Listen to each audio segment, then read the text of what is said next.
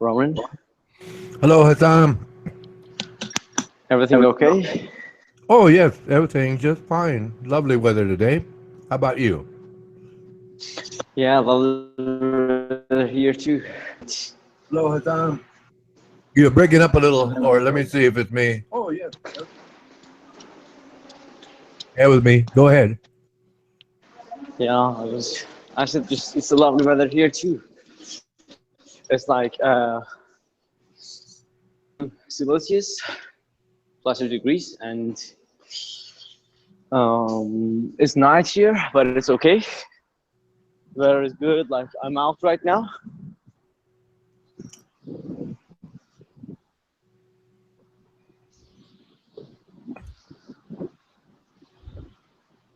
I don't know if you said something after that, Hassan.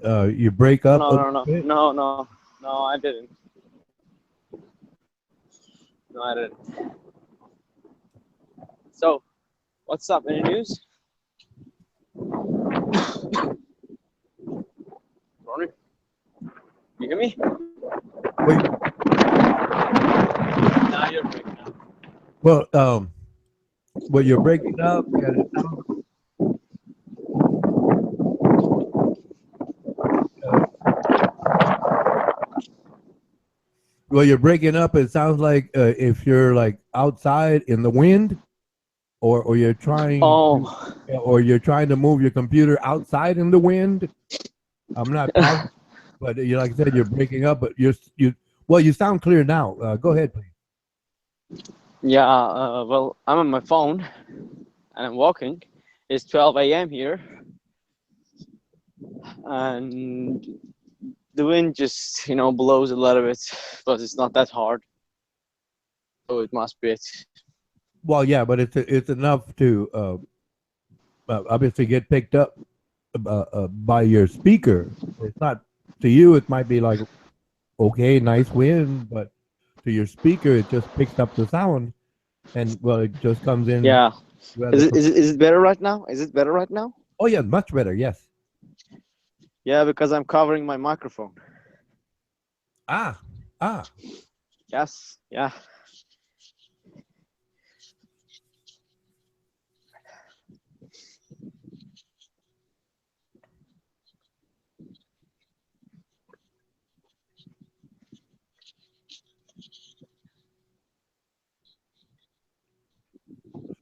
So did you pay your fine for missing school?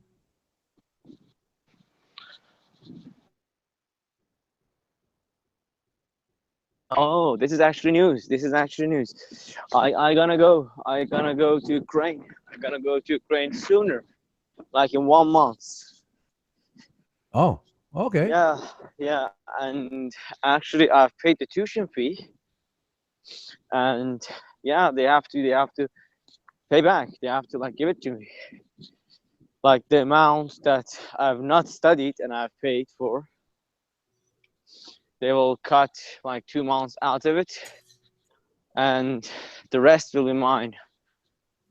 So yeah, but I have to pay those fines. Maybe I'll better wait so they cannot like arrange some new classes for me. And if they don't arrange, if I don't let them arrange new classes for me, and I just waste a little bit of time, then why would I pay? I've received nothing. Why would I pay for it? Yeah, that's true, but I don't know how they set up their policies. Yeah, I just I'll find a way. I think I'll find a way. I ain't gonna pay because of the bug of their system.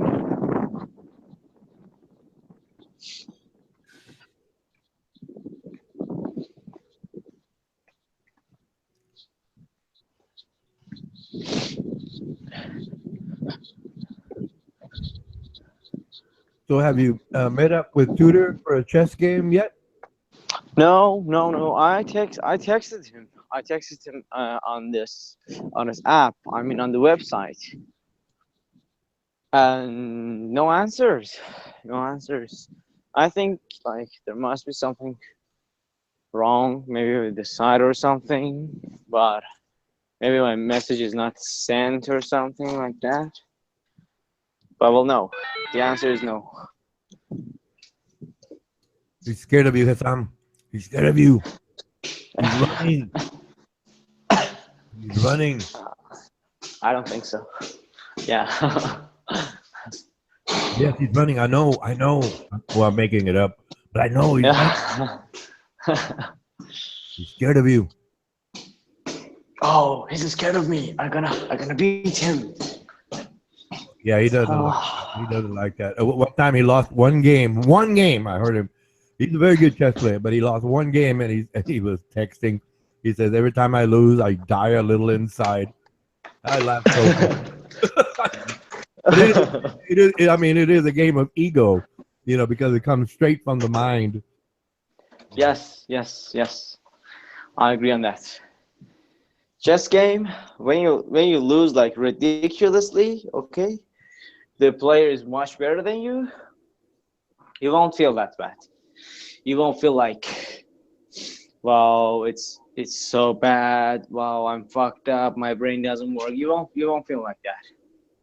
But if the chess player is your level, and you lose, yeah, then you will feel like, what the fuck? What did I do? Why doesn't my mind work? I just lost to this loser.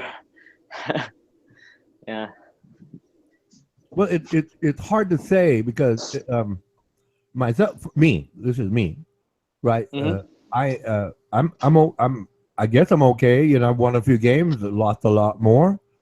Yes, but I've always learned something, right? And if it came down to like if I'm playing and then I make a mistake, I know it's my mistake. I know because I lost because it was my mistake.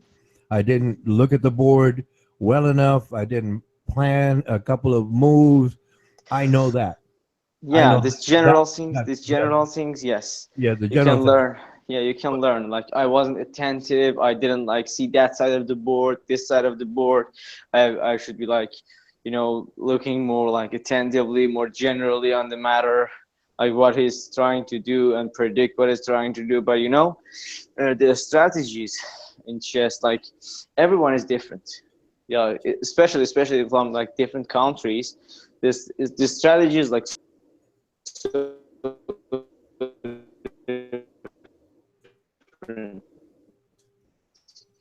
Okay. just Okay. Well, no, go ahead. You broke up right there, so it's okay. Go ahead.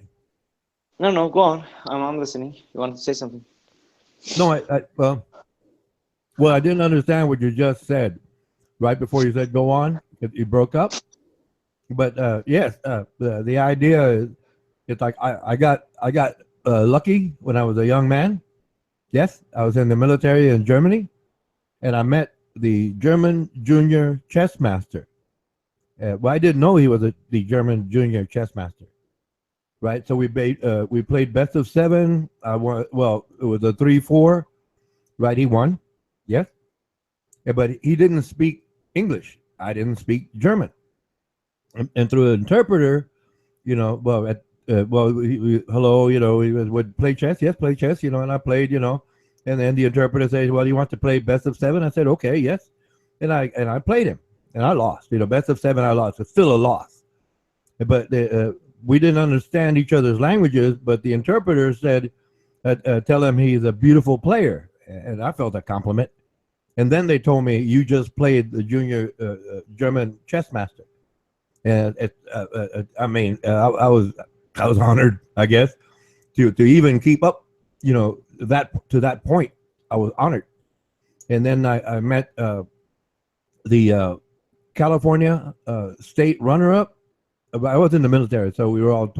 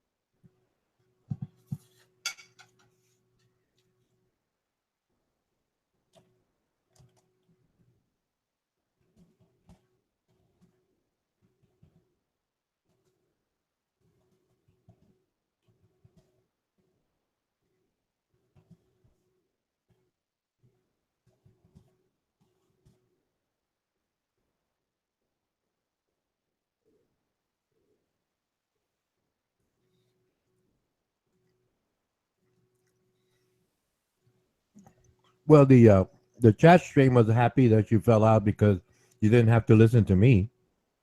So I don't know how do you want to work that out. So that's between you and the chat stream because they're saying myself and that gentleman Richard Garnash that we are a lot alike, and well, I can agree that we both talk, but I mean, I use facts, quotes, and questions.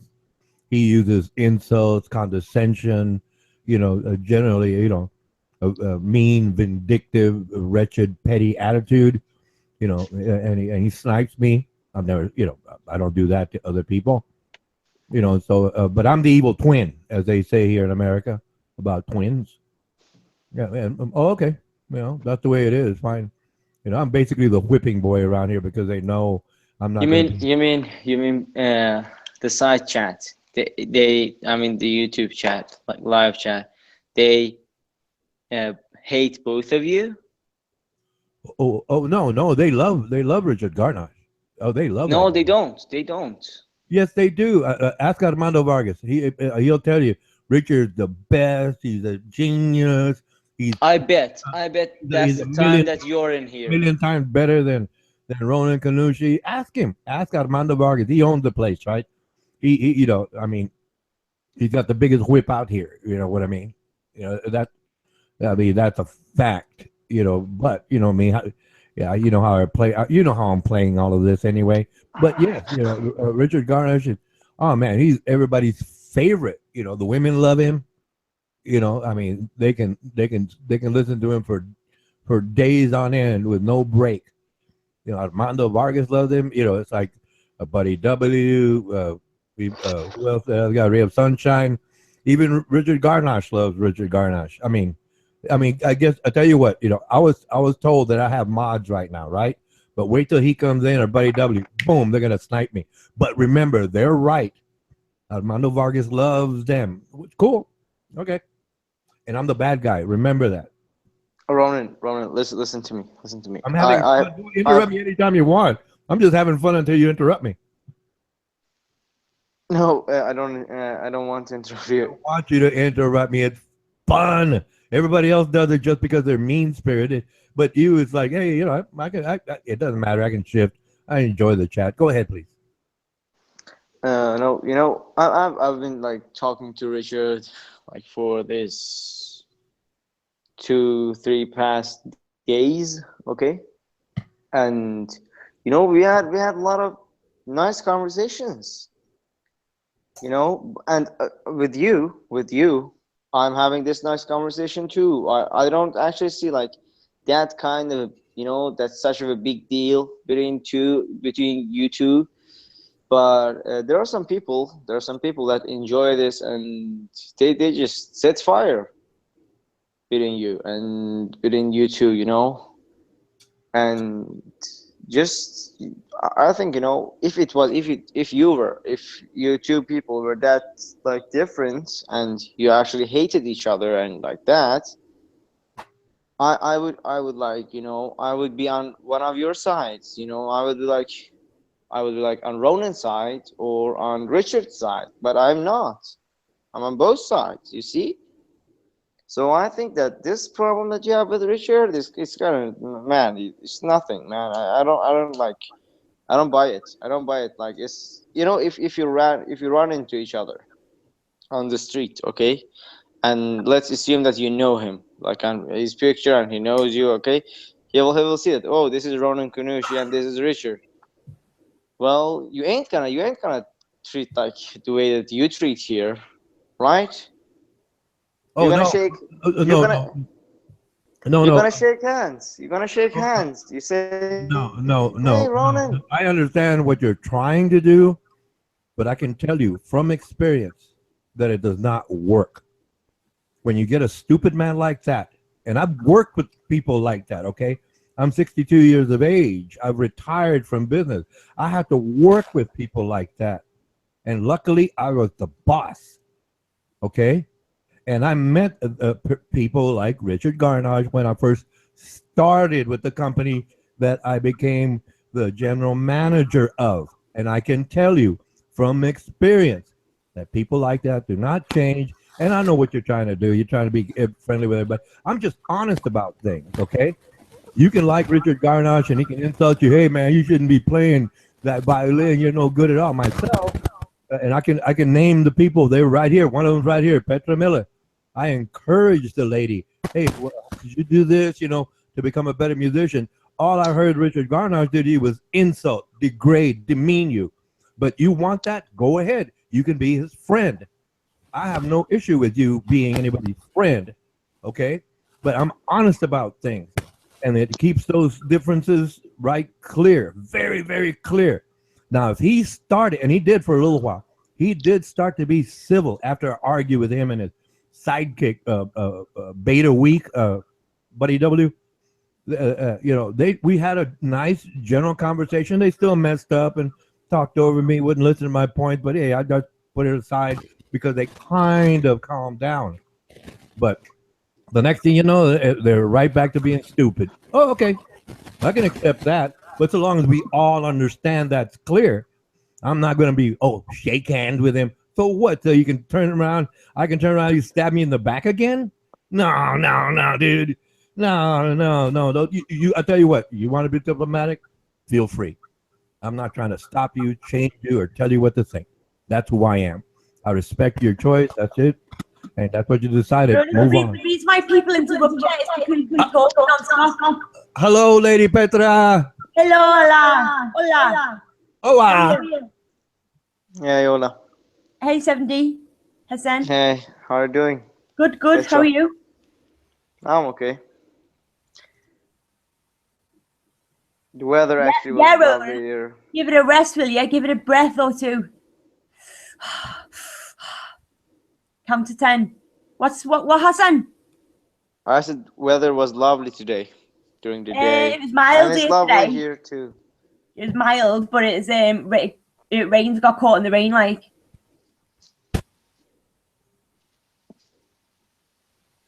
Like, I'll go outside when I think it's cold, and I looked outside and it feels cold.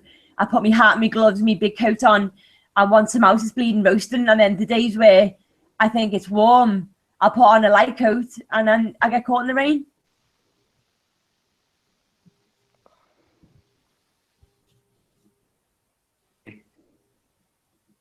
Oh no. Okay, cool. You're back. Are you there, Petra? Oh yeah, you are. Can you play some melodies on guitar? Yeah, I'll go and get it. I was just thinking that before you broke me thought. I don't know whether you wanted to listen to it though, because I'll bring it down now. Yeah.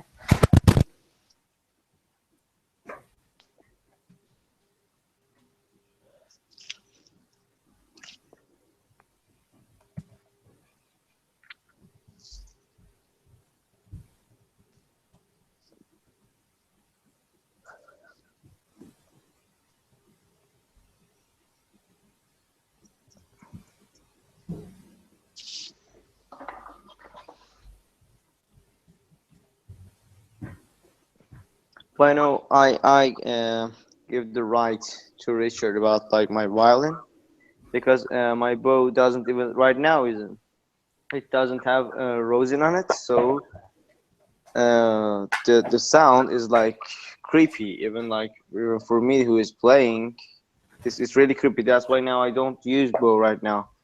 And Rosen here is like I have to go and buy, and it's like too far. I'm so lazy, so I don't buy it. I've not bought it till now. I had one, but I lost it. So I give him the right to not want to, like, he doesn't want to hear my violin. I'm not defending him. I'm not defending him. He could be more nice, but, well, that's the way he is. Oh yeah, only when you bow down to what he says. He can't take. I didn't. Yes, you did. I stood up. Yes, you. I stood up. I said, I don't care what you think. Take that back. I listened for the little bit, that I could tolerate it, and I know better. I can figure it out. It's like playing chess. I can think. In that particular instance, the profiling people, I can think that many moves ahead, and figure it out from their first move. That's what I can do in reality. What I used to do, I used to have to hire people, right? And I have to figure out where best to put them in the corporation because of their attitudes. The skill I could figure out easy enough. Test here, test there, hand-eye coordination test, easy enough. But that profile, that character profile, man, not too many guys are as good as I am at it. But there's a lot of guys like me. But okay, fine. I see you're being diplomatic. I appreciate that. We can move ahead. But I'm going to prove it to you. I've proven it to everyone else constantly. Bro, Peter, you hit us. All right, we're going to rock. No, rock. I'm going to tune it off. 1, 2, rock.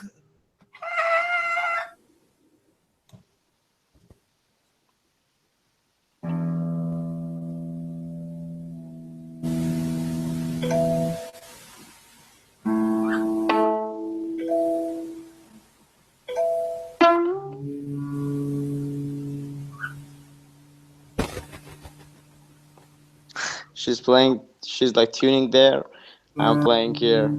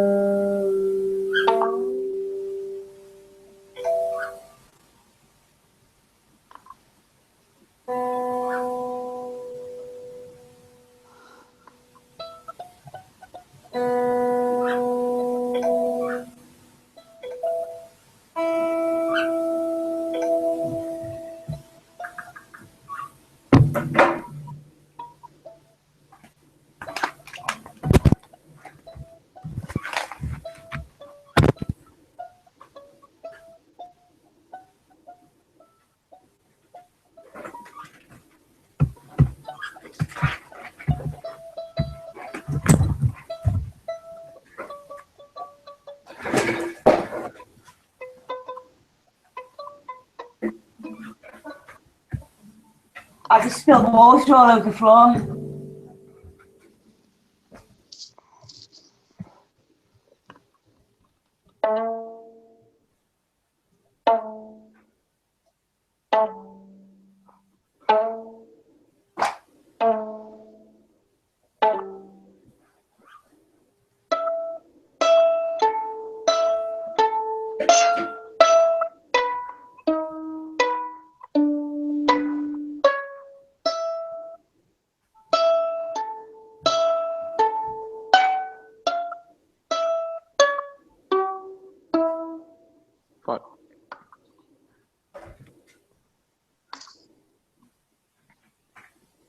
Hello, Hank.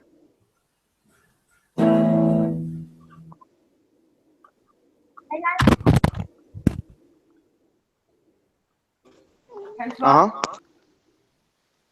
me see what it is. I think you'll like it. I think you'll like it, Petra. Okay. It's on YouTube chat or? Oh no, yeah, I see it.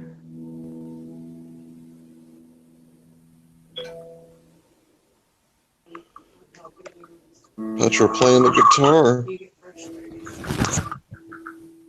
It sounds out of tune when I play it sometimes when it isn't tune.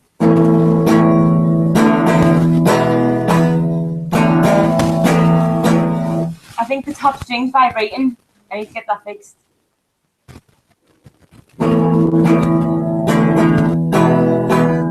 It sounds a little low, Petra. What?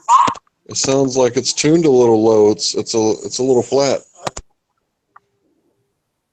It's tuned right on my tuner. I've got my tuner, the one I had. I went to the shop. I didn't know how to use it at first, and I got it wrong. So he tuned it, and then I thought it was something wrong with the tuner.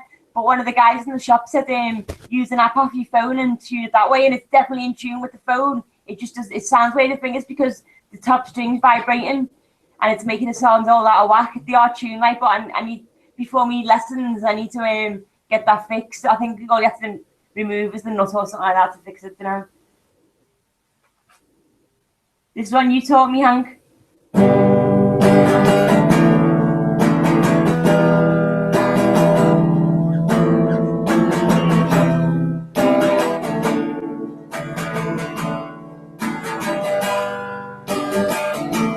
Sounds horrible, doesn't it? Excellent. No, it sounds out of tune. Sounds horrible. Well, I mean, your timing is getting good. I hope Hassan didn't leave because he thought I was ignoring him. Ronan, what's up, man? Oh, heck yeah. How's it going?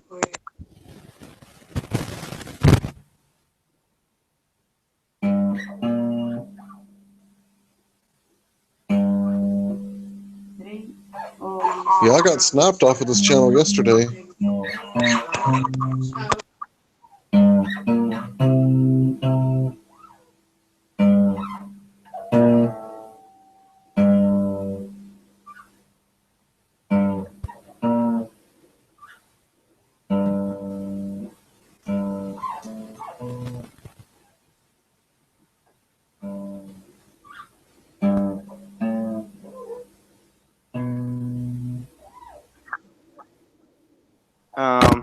Yes, sir. I went and saw a little of this video, like some parts, like for maybe every part for like 30 seconds. And so it proves that If I play, can you still hear each other talk? just I want to say this, and you can play, okay, Petra? I'm sorry. It says that the curvature is not a proof of curvature, and the missing part of the buildings is what? Is a mirage or something? Just yes or no, sir. I'm not sure. There's kind of a lot going on here. I'm sorry. I'm not trying to be rude. Okay, Petra, here you go.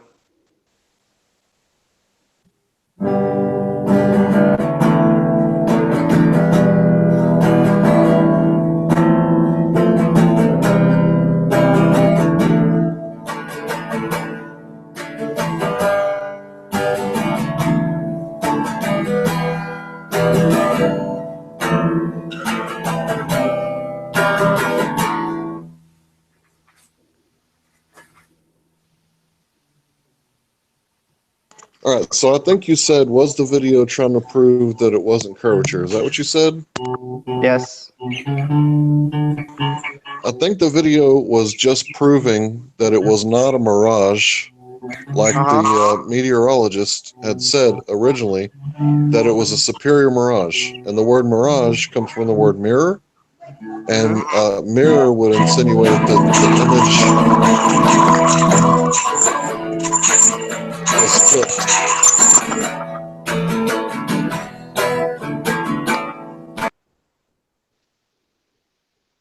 Someone muted Petra? Or she muted herself?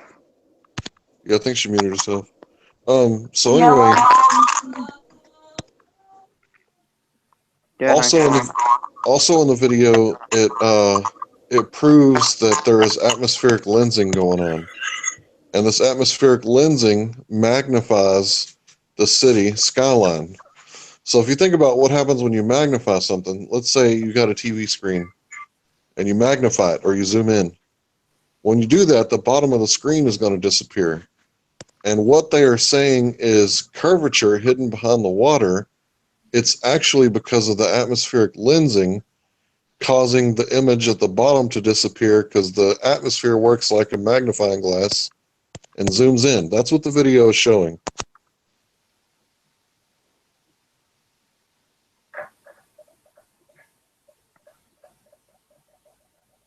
So I guess everybody can watch it for themselves and, make up their own mind. But he has an expert on there that's, showing that the atmospheric lensing is magnifying the buildings. Because if you think about it, they're like 40-something miles away, and they can see the buildings from the shoreline. Think about how small a building would be at 40-something miles away, even if it's a really big building, 1,500 feet tall.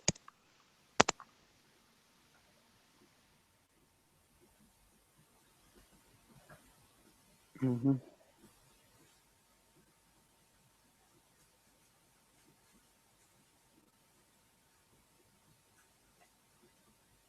So anyway, it's just a video that I thought Petra would enjoy. Oh, go on. Yeah. No, when is it? The Chicago Standard Reflection. Why would I want to watch that? You don't want to watch it? Not really, no. I don't want to low attention span. But Hank, I wanna mention something too. It's that the science, okay, the science that is supporting Earth is a globe, okay, is the science that you're using right now to communicate with me. If the basics of the science has something wrong with them, okay, then you couldn't use your phone to communicate with me right now, or your computer, or whatever this technology is, okay? So if it's not like that, then you see.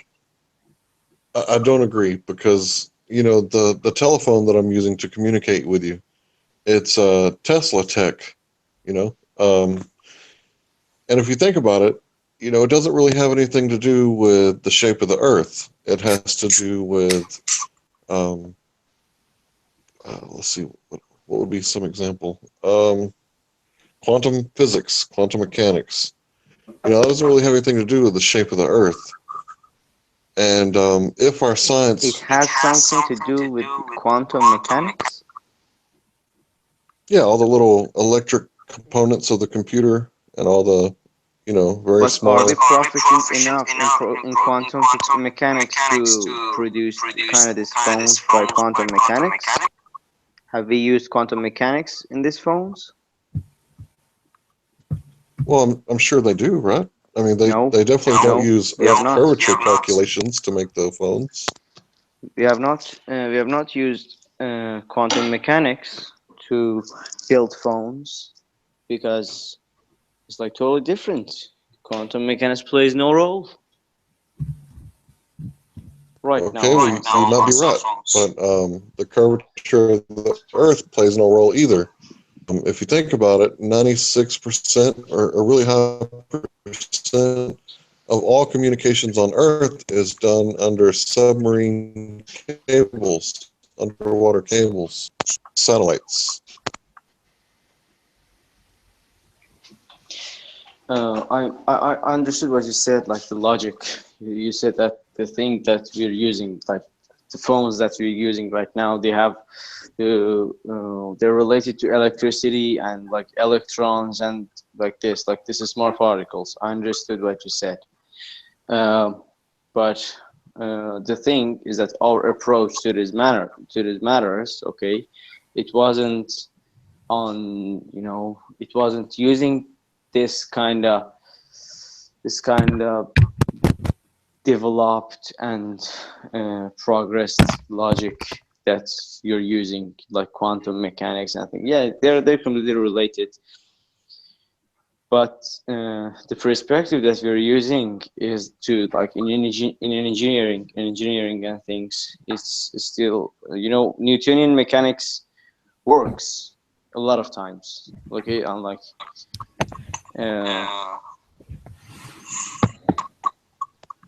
At the solar system level, you're right. I hear my echo.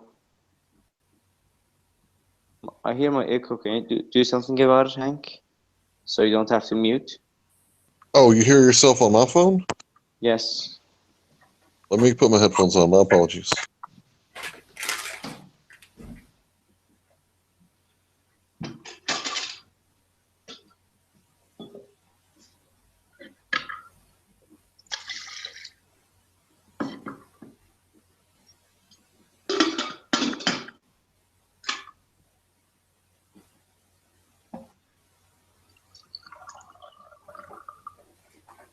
All right, headphones are on.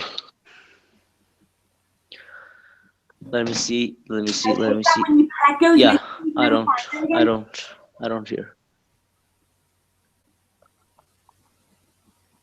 Where the fuck's that from?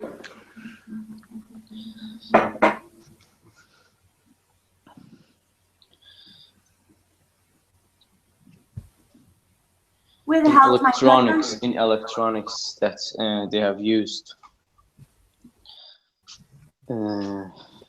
Let's go back to Alan Turing. So just real quick, you understand how the second law of thermodynamics works, entropy, right? Mm-hmm. And you do understand that Earth's atmosphere is sitting next to a lower pressure system, the vacuum of space, in the standard model.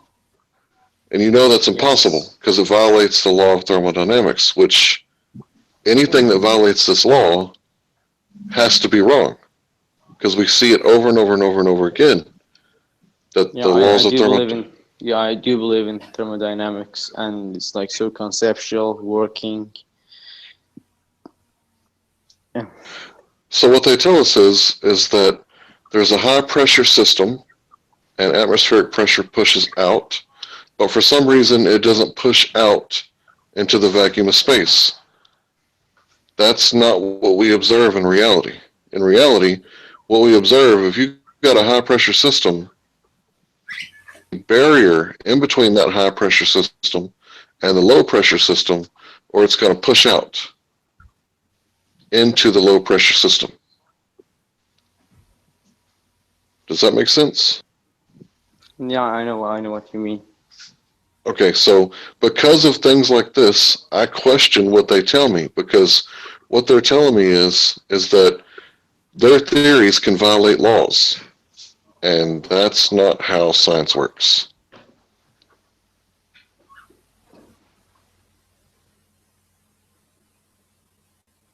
I'm still like processing.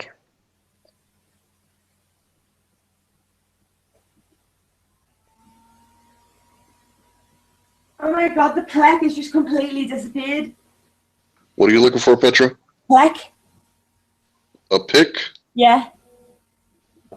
You always lose them, don't you? You can't find them fucking anywhere.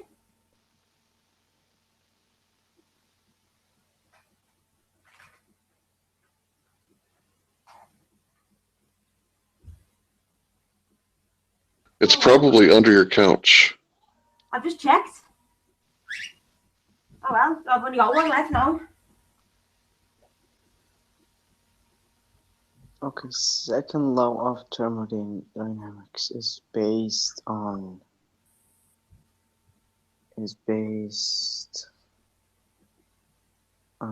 entropy,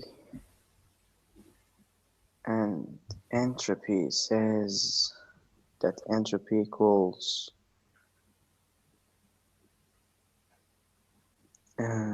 what was the formula?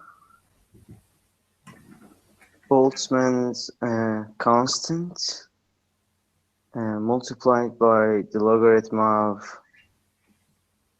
omega. Yes. So on this basis, we need like some calculations, but if we're going to like approach this by the concepts.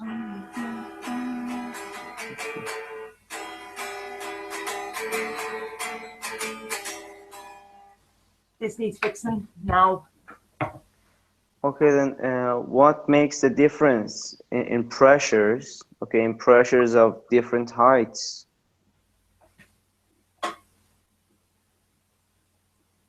Hank, Sorry, say it again. what makes the difference? Okay, between the pressure of different heights. Oh, I put it the wrong way. Why is the pressure in different heights different? Well, it's just like the ocean, you know. If all the ocean is stacked up on top, you know, at the bottom there's going to be more pressure, right? But that doesn't keep the water from evaporating into the lower pressure system when there's heat added by the sun, right? In order to keep the water out of the atmosphere, there would have to be a barrier over the oceans, lakes, and rivers to keep this from happening. Because there's not a barrier, the sun pulls through evaporation, pulls the Energy top to of the Earth. water off, right? It pulls it into the atmosphere. So what keeps the sun from pulling the atmosphere into space the same way? Or what keeps the atmospheric pressure? I can put your question this way: that sun has been shining for a long time, okay, and if that much of energy was exerted to Earth, okay, and then the energy would energy means temperature, it means warmth. If it's going to be like we have more heat, then the pressure of atmosphere will change and atmosphere will start to expand, right? And Yes. yeah, atmosphere starts to expand. So then, but we do not see it happening, right? So we can have two approaches. We have two possibilities to check. One is Earth is not described, is not the way that they describe it. This is the first possibility, that you think that you're like more eager to this one, you're more willingly study this one. And the other one is that Earth is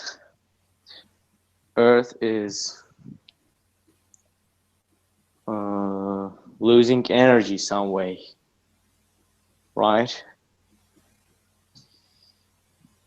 Yeah, So, losing energy would be one way to put it. I would say atmosphere, you can call it energy if you like. no, I mean, energy and atmosphere are different. Well, matter is energy and atmosphere is matter. So No. in a way, they're not. Let's not make it complicated. Okay. Okay, keep going. Because if we want to like if we want to approach this thing like that, it would be like so complicated, because then we have to deal with like, is there like, you know, it would be like so complicated. Let's just make it simple. Okay, Because continue. we didn't prove that Earth is globe by relativity. We usually prove it by Newtonian mechanics. So if we approach it, it must work. Okay, so if some way Earth is losing energy, okay, then what way can it be? First is reflection, okay. First is reflection, and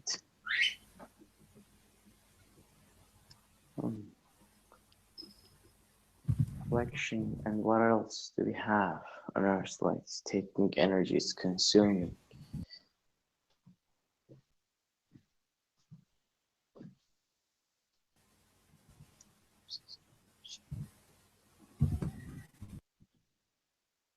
Oh, yes. So we're dealing with the concentration of energy on Earth. Okay, like Say that word again. Concentration. What was that? concentration. I think this is the right word. Like Compression, we can say it, compression. Conservation of energy. No, not conversation. No, not conservation. Spell it. Condense. What does condense mean? Condensation.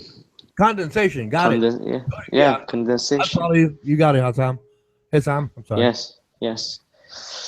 So I'll put it this way: we have nights. Let's like assume that Earth is a globe, because I'm not approaching this matter on flat Earth and things. I put that possibility away and work on this. So we have when it's like when something is hot, okay, it radiates, right? It radiates heat, energy. So when it's night, it radiates energy to space in different ways, okay? And when it's day, it's gaining energy. It's like having more and more energy being exerted on it, being given to it. So, you know, these things that I'm talking about, like they need precise, not precise, but they need calculations. And You're right. They need calculations. I'm not very good at math. But I wanted to point out that you said that the Earth gains energy during the day, and at night it loses energy. I think what you're talking about, what's it called? A thermal, like a radiator, dispensation. Is that the right word?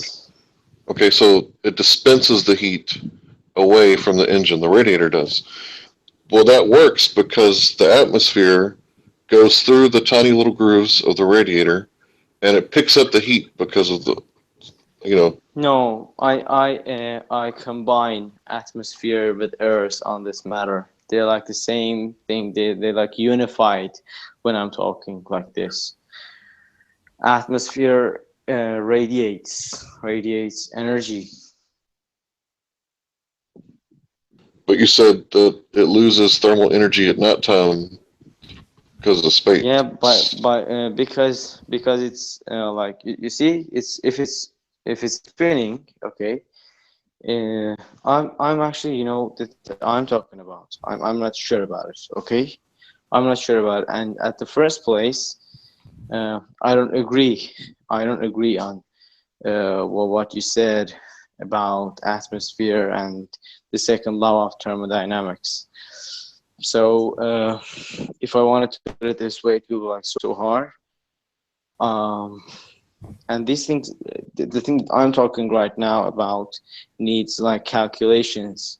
I know, like it's not that hard. It's not that hard, those calculations. But if you have enough information and like this, all the factors you have, it's not hard. But I'm not going to like put time on it and do the calculations. Okay, fair enough. I'm not going to either because I can't.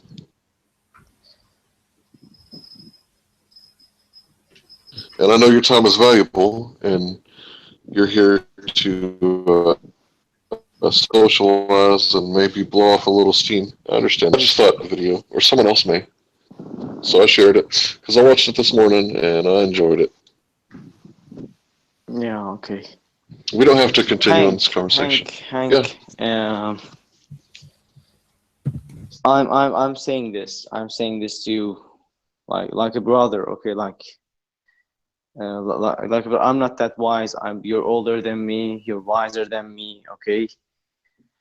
I'm not saying like this is the right thing, but you know, if you're going to do this, okay, the thing that you're doing, okay, do it right. Do it right. Learn all the things. I agree. Learn all the things. And I see like how eager you are. I see how keen you are. Okay, then you have the motivation. Okay, just, you know, study. And by the motivation that you have, I bet like in 5 years, in 4 years, you will make a great physicist. Okay. don't waste your times on documentaries and things. We can like, you know, I'm here like I'm actually kind of addicted to hangouts, okay, but I've developed some friendships here, so yeah, I enjoy it kind of. And you're there, you know, I can call like anytime I want though, so I'm kind of addicted. I should quit a little bit. I will make it less and be more focused on the things that are my personal life and matters a lot. And I enjoy this conversation, so I just come here. I'm talking a lot, I know. Excuse me. But start like, you know, I had this.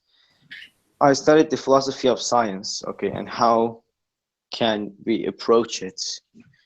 Okay, I'm not going to like flatter myself, admire myself, and say good things about myself. Okay, I'm not that kind of man. Okay, and I'm going to say something, but if you just take it that way, please don't. And if you take it that way, I'm sorry. I didn't mean this. Go ahead, man. Spit it out. You know, I had this paper. On philosophy of science and how we should approach science. That basically convinced me that studying physics academically is not a good approach to science. Okay, and I wrote this paper and sent to. You can search this man, this professor, this famous physics professor in my city and all around the world. You can search his name on Wikipedia. Professor Sobuti, okay, in Iran. And he read it. He read it. He read my. He wasn't like answering my emails and things. And you know, I was like, so that was a pain in the ass. Okay. And when he did it, he was like, you didn't write this yourself. You're lying. I said, well, thank you so much, sir. Thank you so much. I didn't even try to like convince him that I wrote this one.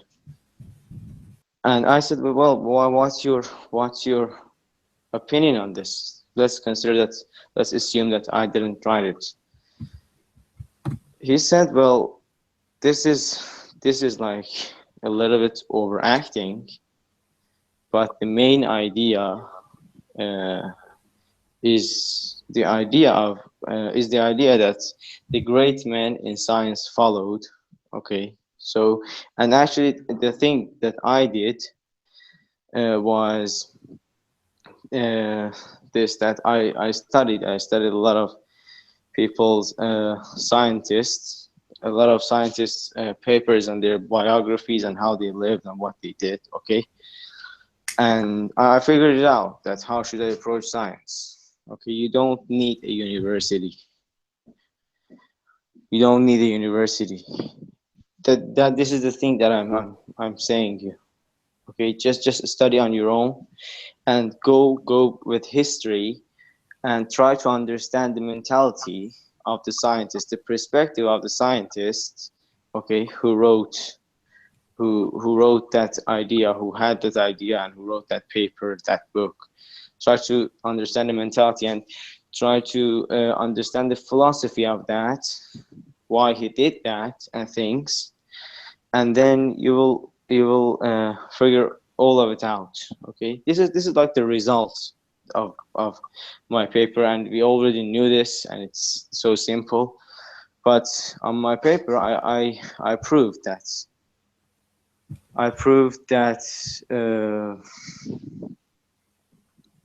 This is the way, and how should we think, and what this thing does to our mind, so it can approach the matter more powerfully.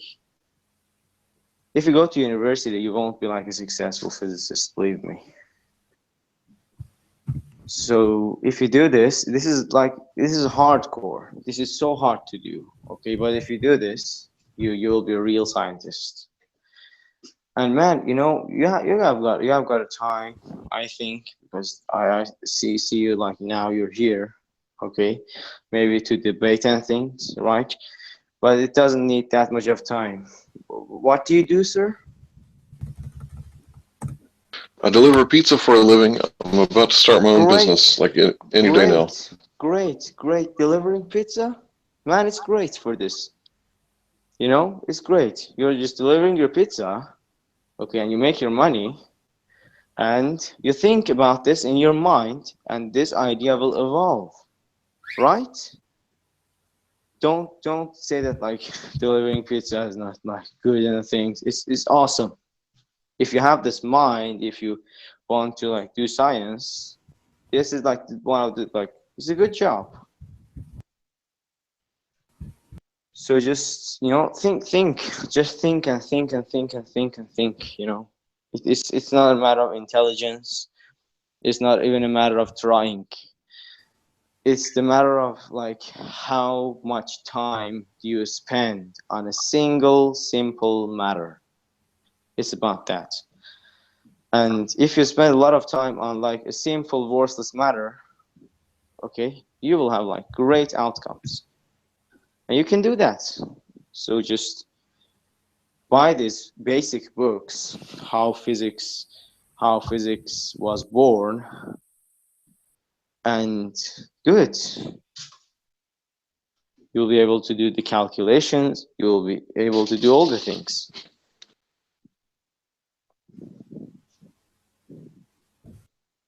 Why people go to universities, or why people started going to universities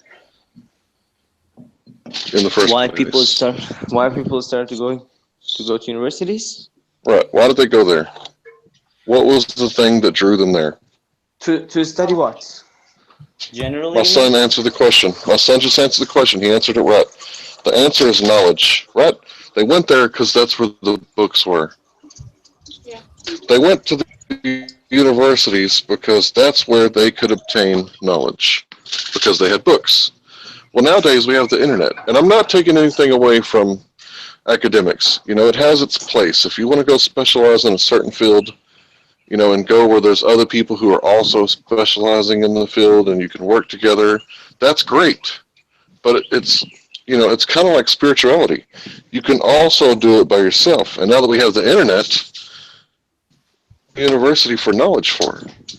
You know, everybody can write their book, post it on YouTube in video format. Thing. If you make a YouTube video, The thing is, though, is that you have to get people to watch that video, which is pretty hard. Yeah, it is pretty hard to get people to watch your videos. It doesn't matter. It doesn't matter if people watch it or not. It Doesn't matter. You know, I'm 18, yes. Like I was born in this age that internet existed and we had like computers. I remember I was like 5 or 6 that my father bought our first computer and I was playing video games on it. It was great. Okay, so I was born in this generation. Okay, in this new freaky fucking technological generation. Okay, we're like completely dependent and we have developed like a freaking so vast dependency on technology, and it's pretty sufficient. It's pretty sufficient. But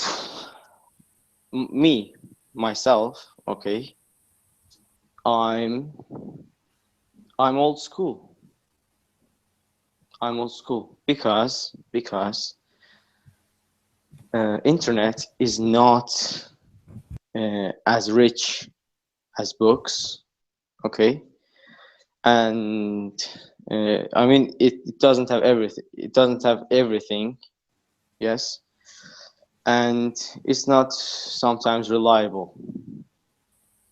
You know why? Because there are some people who has written these things on internet, right? I might read a book and say that, well, this part is not important, and I don't even think about it, right? And then the other man comes and says that, well, this is not even important. He develops his theory, his idea, on some specific aspects of this book, okay? And he writes it on the internet, and he gives the information on the internet, okay? The internet comes from these books. Books are original, okay? You know, when you're like basically approaching, when you're approaching like to basic things, okay, on basis manner, then you have to read books. You cannot find the book of Sir Isaac Newton on internet. I've searched a lot because I was in Iran. I couldn't buy this book by Amazon. I had to find it on the internet. I had to find it on the internet. There was no other choice. Okay. But you know, I didn't find it. I found some parts, okay, a book with corrupt translation from Latin, and it didn't work. So I called my father's cousin in Liverpool and said, could you please just buy it for me and send it to Iran? It will be great, please. And he said yes, and he did it, and now I have this book. Okay, I couldn't find this on the internet. If you search like Isaac Newton on this matter, on this matter, on this matter, internet isn't reliable. You're wrong, I think, about this. Not that wrong that I exaggerated, but you're wrong a little bit, I think. What do you think about it?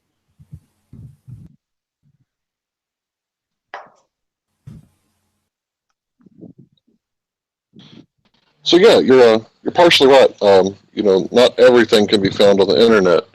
Like I have a really old book at my house that is probably not on the internet, and it may be, you know, one of the last hard copies available.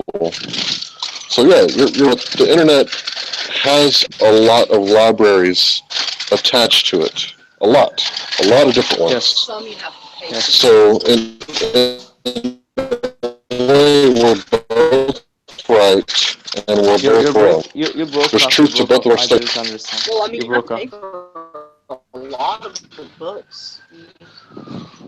Switch back. Hold on. I'm on the Wi-Fi. Now I hear you. Go on.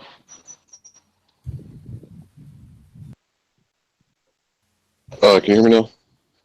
Yes. Okay. So in a way, we're both right. There's stuff that's missing from the internet that's not on books, and there's stuff that's missing from books that's on the internet.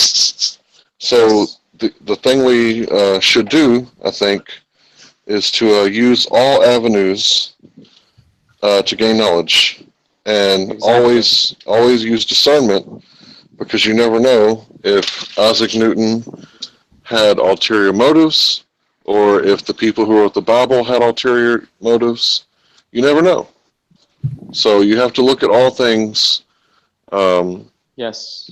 and doubt the validity of everything everybody shows you until you can substantiate some evidence to validate it. You know, my method on this is I've developed my own method, like how to like have a conclusion, okay, on a specific matter. I first understand.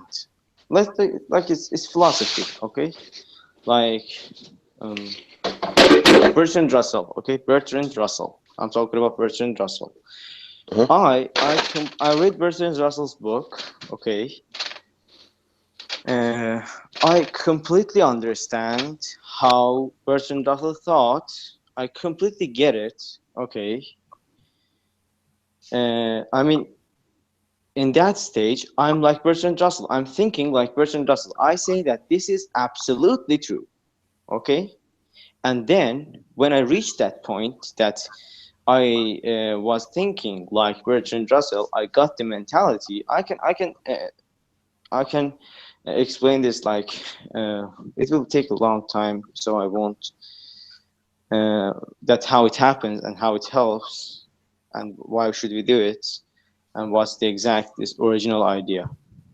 But then I understand Bertrand Russell like completely, that if someone asked a question on this matter from like Bertrand Russell or me, we would share ideas, you know, like that.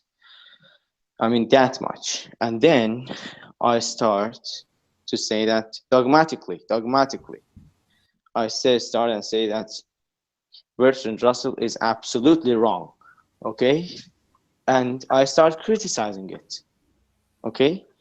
There are some parts that my my criticism is successful, okay? And that time, I hear my echo. That makes me like talk so slowly. That time I I know that this thing that I criticized, well, I'm successful here. I achieved something, and here I didn't on another matter. Okay, that's he was mentioning is a part of a theory, and then I start my own theory. Okay, combining these unsuccessful and successful approaches to criticizing Bertrand Russell's idea about God, like about God, you know, and comes out my theory, and my theory is better than Russell's. You see, that's how it works. But to reach that point that you can understand that completely, and you can criticize it, and you can like invent a new idea, you can come up with a new idea.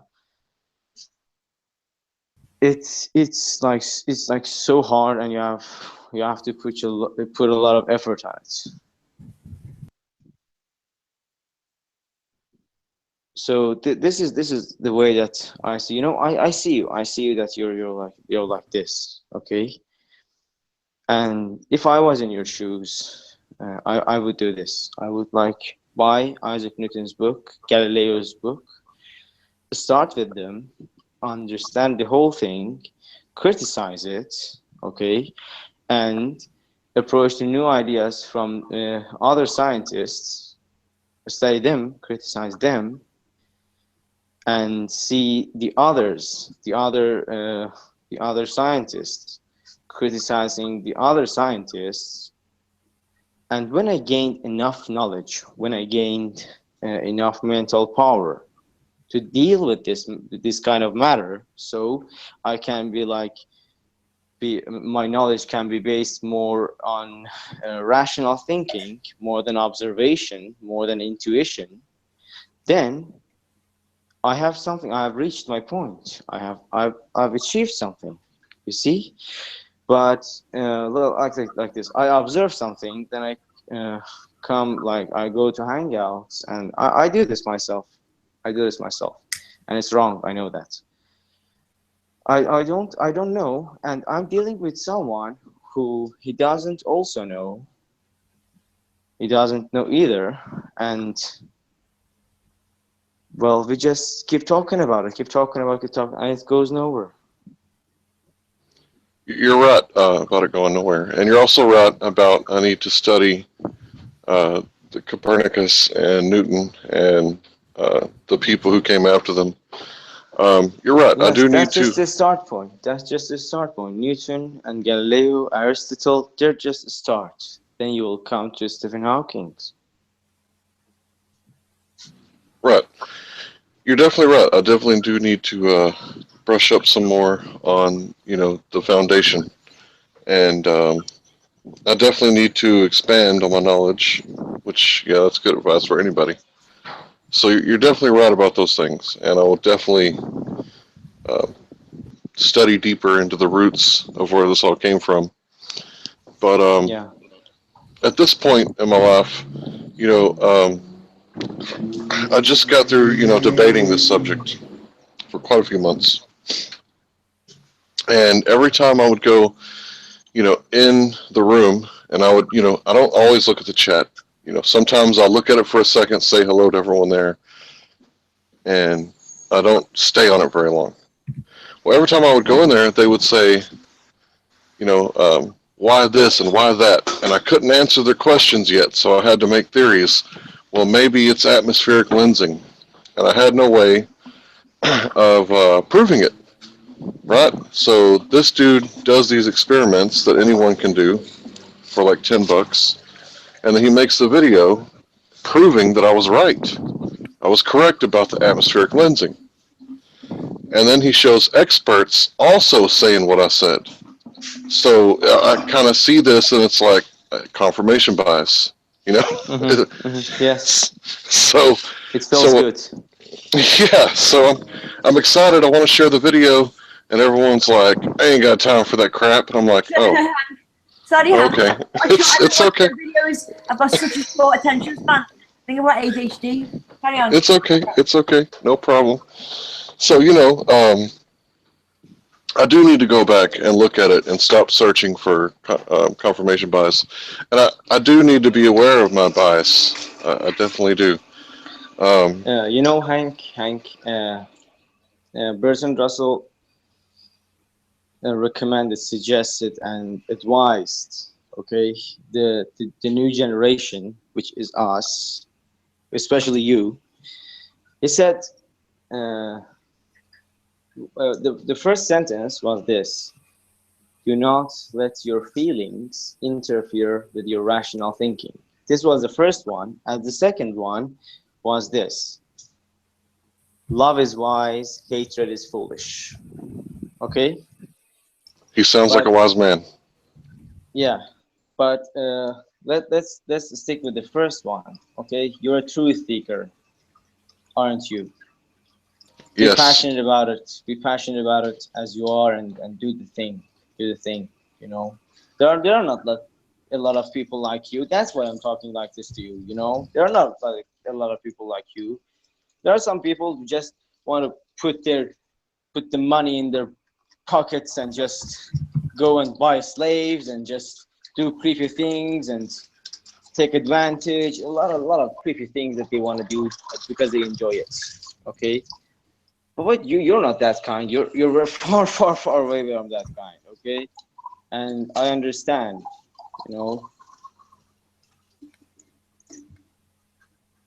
We can do this together. I'm studying the same thing. We can like literally like we can debate. We can debate each other, and like I said in this line, I just says this and it means this, it means that. We connect these things, and it will work. You see, this is the thing that I mean. You can do this, and this will be like very better, I think. I'm not saying like do this with me, because maybe I won't like, I'm not saying that because of myself and things. I'm saying that there are these people that you can have debate and do the same thing, get the same feeling. Right. I kind of got addicted to debating when I was at work, and come across this guy, Kent Hovind, and he was debating evolutionists, and he was kicking ass and taking names. I'm talking college professors. He was fucking them up. And one of the things that he questioned was, due to the law of the conservation of angular momentum, why are some of the planets spinning backwards? Because if everything came from a Big Bang... Dad! Hold on, son. There's something stuck in my shoe. It's stabbing me from the inside. Take your shoe off, then. I can't. Go and help your son, Hank. Yeah, he said he slipped on a nail or something.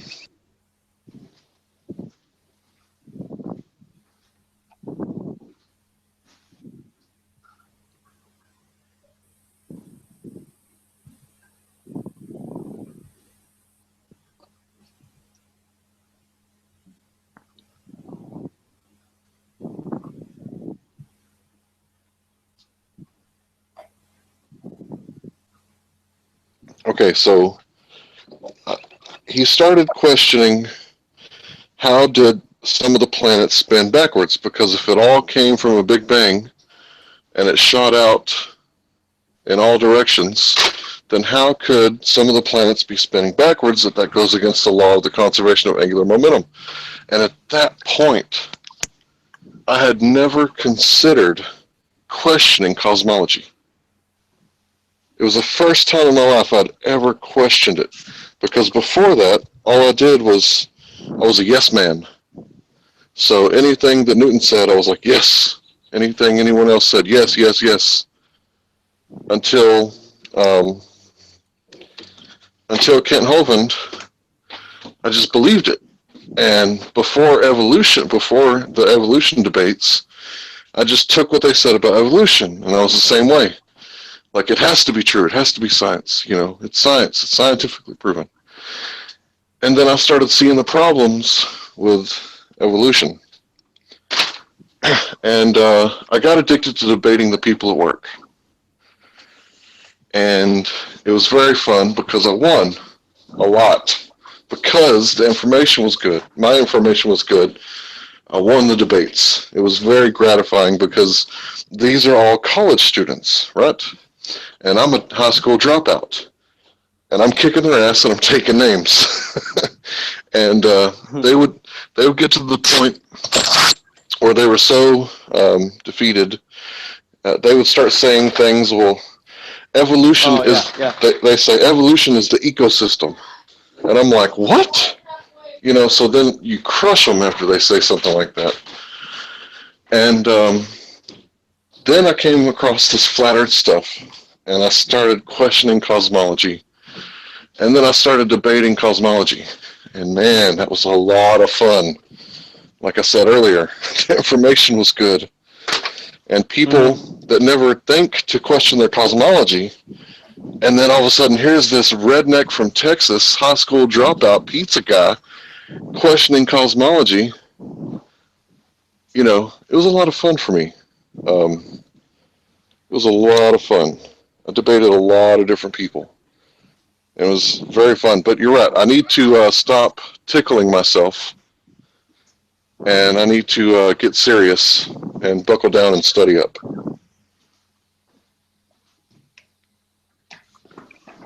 It's actually good what happened to you, because you will do this, and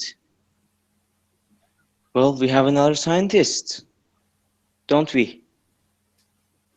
Yeah, I do like the scientific method. Yeah.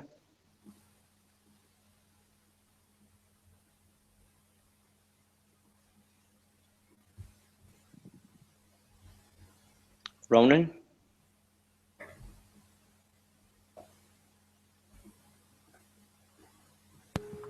Yes, Hassan. You're there? Oh yeah, I've been listening. Nothing wrong with that, I think. So patient you are, so patient. Oh no, I enjoy listening to civil conversation. You know. So patient you are, man.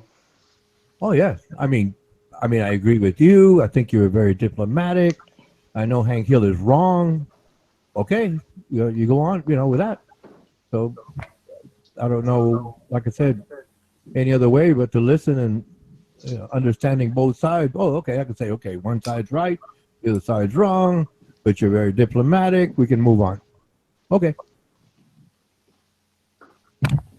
I'm Hank. Like you I might be wrong. I might be totally wrong.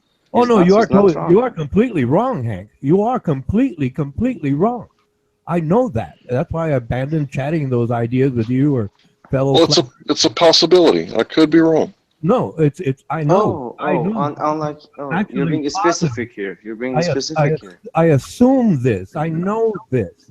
I've studied enough science to accept that fact. And anybody else, like I've asked you, what is your calculus? Give me your own I just use the word calculus because, well, it was invented by Sir Isaac Newton. That's the only analogy I'm trying to. What is your calculus? All I hear you and flat earthers saying is, well, because this is this in science, well, that's got to be wrong because this and that. Well, no. I want your model, your calculus, and an independent test that I can actually conduct and share with others that are in science, and we can prove, disprove. But like I said, I'm just at one of the easiest hurdles because I'm at the starting line. It gets tougher, much tougher. And well, I just noticed that when you were chatting with Hassam, right? Yeah, I sensed, well, it was obvious that you got upset, and Hassam wisely just calmed it down. Okay. And then you had to No, I revert to didn't. something I else. didn't. Okay. No, I'm complimenting you, Hassam. You're very No, I know it doesn't matter. It doesn't matter if you're complimenting me. It yes, didn't happen, sir. It didn't happen. but you're very diplomatic. Like I said, I'm very direct. I have no sense of diplomacy when it comes down to yes, this is the answer, and you can't provide any evidence. Like my line goes, without evidence, you are wrong. That's it. So that's all I've asked them, and I've just abandoned chatting flat Earth with them. We could chat science all day long. I really enjoy that. No, Right, but- I abandoned that kind of chat too. Okay, sometimes like with Hank or like someone, I abandoned those chats too. It's not like I'm into those chats or something. Well, like I said, you're being quite diplomatic. Go ahead. Go ahead. I'm not saying you're wrong. I'm not saying you're wrong at all. No, but I didn't like. I wasn't like hurting like Hank's feelings and then apologizing. No, I didn't do that. No, I didn't say you were being rude. I am saying that Hank took issue, became upset, and you wisely just smoothed everything over, and then you went on to something else. I don't remember getting upset. Hank, did you get upset? Did you get upset, sir? Well, yes, you did. I bet he didn't. I bet he didn't. I think like privately, we have like our private conversations. I admire you for that. That's it. We have our like we usually do not hang out like on Mondays hang out. We like call each other directly, and we like have chats for like 2 hours, 1 hour, and I don't think Hank got upset with me. When I get upset, I do two things. I get really quiet, or I get really talk really fast. So if I'm upset, here's what I'll do. I'll be quiet and I won't say anything, and I might back off and just leave and calm down and cool down. If I don't choose to calm down, if I choose to pursue my emotions, then I'll start getting louder and talking really fast, and I'll do stuff like this, and I'll start saying, but you said this and you said that, and I'll start doing that. So if I don't do that, then I pursue to calm down, and I hit the brakes, and I woo-saw, and I get quiet. I didn't get quiet, and I didn't get loud, so I don't think I got upset. Oh, your words, not mine. I was just a neutral observer. I was listening to both of you. So, okay. I mean, whatever you say, I disagree, but fine, you can say that.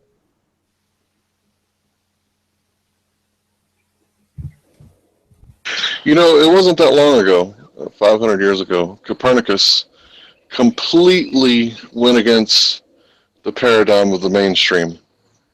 And he proposed the motion of the Earth. At this time, not too many people were thinking about, the Earth being in motion, And when he proposed this, the motion of the Earth and the sun being in the center, there was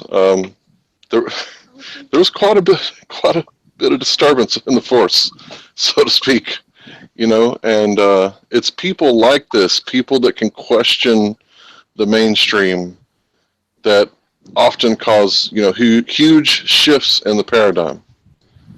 But what has happened is that he's done this, and people have added on to it. Newton said he stands on the shoulder of giants, and the pendulum has swung all the way this way, and now the pendulum is starting to swing back. It's even in the mainstream now. People are talking about this.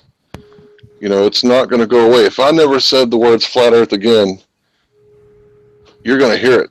I mean, even if you just turn on TV and you listen to what the basketball players are saying, you're going to hear it. And I don't even really promote flat earth. I used to, but there's problems with the model that was presented to me, so I abandoned the model. I'm now a geocentrist. And until somebody can show me how that doesn't work, I'm going to stay right here for a little while. because I let go of flat Earth because the model was wrong. Now, I'm not saying that I know the Earth is a globe. I don't know shit. I'm too small. I'm a tiny little ant on the Empire State Building. I have no idea what the shape of the building is, but I can see that it's not moving. Well, yes, but I do recall one of our chats, yes, where you pointed out Sosthenes, and you actually linked the video, Carl Sagan, right? And I looked at that, and you said, well, that proves can also prove a flat Earth, and well, no, it just doesn't work. And then the following video, which I pointed out to you, and I recall linking it also, it was the original video you showed, and then there was another MIT professor who did an experiment at night proving a globe Earth. Okay, and like I said, that's science enough for me, and well, other things, because independent of my perspective, being like you said, just one human being, a parasite, if you will, on this Earth. Well, obviously, I can't see beyond the horizon. I can't do that. But if we were to go into outer space, which we have, and film things from outer space, which has been done, it can show an actual image of globe Earth. So it's like the evidence is overwhelming, and I can't. I mean, like I said, that's why I asked for your calculus way back then. Yes. Now you're saying you're agreeing with the geocentric model, okay, but you still say it's not a globe. Well, there we go again. You gave me the video, and it's like prove that the Earth was round, and then like I said, I shared the subsequent link, the same video plus the science experiment at night, and I said, well, that's just overwhelming to me. So, like I said, that's one of the main. Well, not main. It was many reasons I abandoned the whole concept or idea, should I say, of chatting with people who believe in flat Earth, and I know they're going to go back to the Bible. That's it. I know that. So okay, fine, but we can go from there. I don't mind listening to you, Hank. I mean, you've given us some. Remember that presentation you gave us about Jesuits to Jose de Mello and myself? I thought that most interesting. Like I said, you have plenty of very good ideas. I'm not saying all of my ideas are right. I'm not saying that. No, not by any means. Go ahead, please. Yeah, it's pretty obvious when you look at the Jesuit order. They are a military branch directly to the Pope. It's like they're his personal knights, right? So they serve him. And this Pope is the Jesuit Pope. So this guy is actually the head of the Jesuits. He's the Black Pope, and he's actually in the seat of the Pope, which has never happened before. So it's actually very interesting to look at what's going on from the beginning of the Jesuits to what's going on now, where they've completely taken over the Catholic Church, and how they were formed by Ignatius Loyola to counter the Reformation, the Reformationists, should I say. And yeah, you can't really deny that. I mean, you can't study these guys and say what I just said is wrong. It's pretty obvious that the Jesuit order is hijacked the Catholic Church, and they're against people like myself. They call us fundamentalists, and they don't like it when I read the Bible and go, if that's what it says, then it must be true, right? They want me to say, oh, well, they just didn't understand what they were talking about. And of course, the earth moves, even though the Bible says that it doesn't. And of course, the sun doesn't move, even though the Bible talks about the sun moving over 60 times. That's what they want me to do. But when I read it, I take it, at face value. And they don't like that.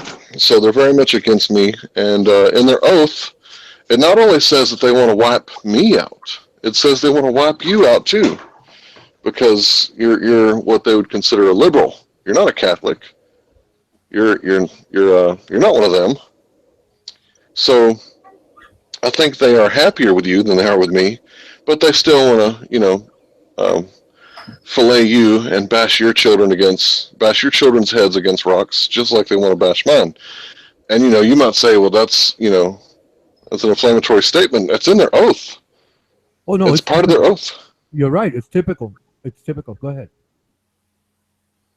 So yeah, these people are against people like me for a reason. It's because I'm not going to conform to their Catholic Church. I'm not going to be under the Pope. If I know that the Pope has more power than me, right? But he's just a man. If I kick him on the balls, he's going to go, oh, just like everyone else.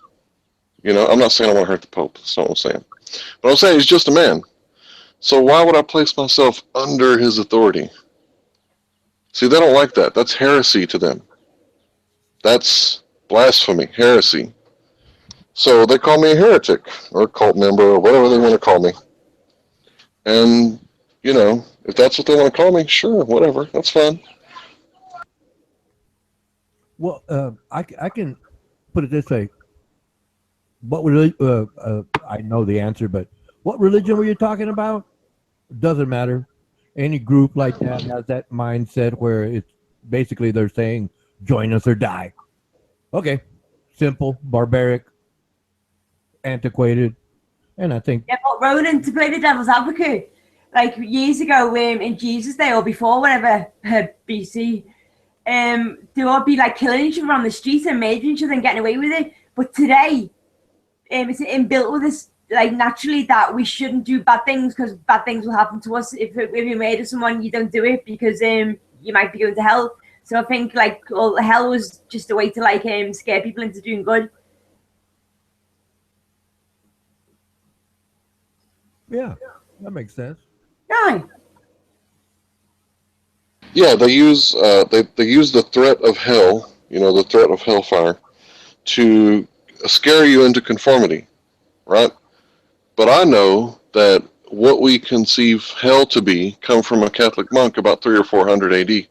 I think Earth is hell, like heaven and hell on Earth, like all the bad places and all that, and then you can have the best time of your life or not. Wait, you're right.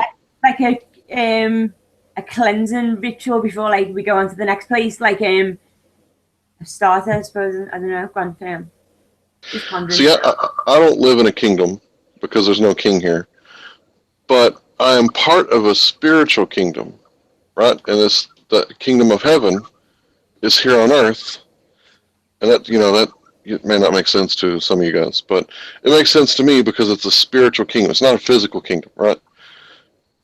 So what they have is a physical kingdom, and they want me to be a part of it, but I'm separate. I'm separate because I'm part of the spiritual kingdom.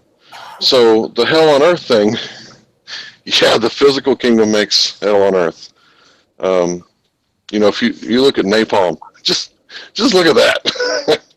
And when they drop napalm like they did on Vietnam, that's hell on earth. Like, we can't go to somewhere great straight away as soon as we're created, go to the best place ever, because you wouldn't appreciate it. You got to go through suffering before. But I believe every human will be saved. Like, they're blameless. No one's going to blame them for anything because there's dark forces going on. That's probably the blame, not humans. When they're fault, when we're dumb, we don't know what we're doing. We're just doing what we get told. And it's wrong what we're getting told to do. Working, studying, fuck that. Freedom!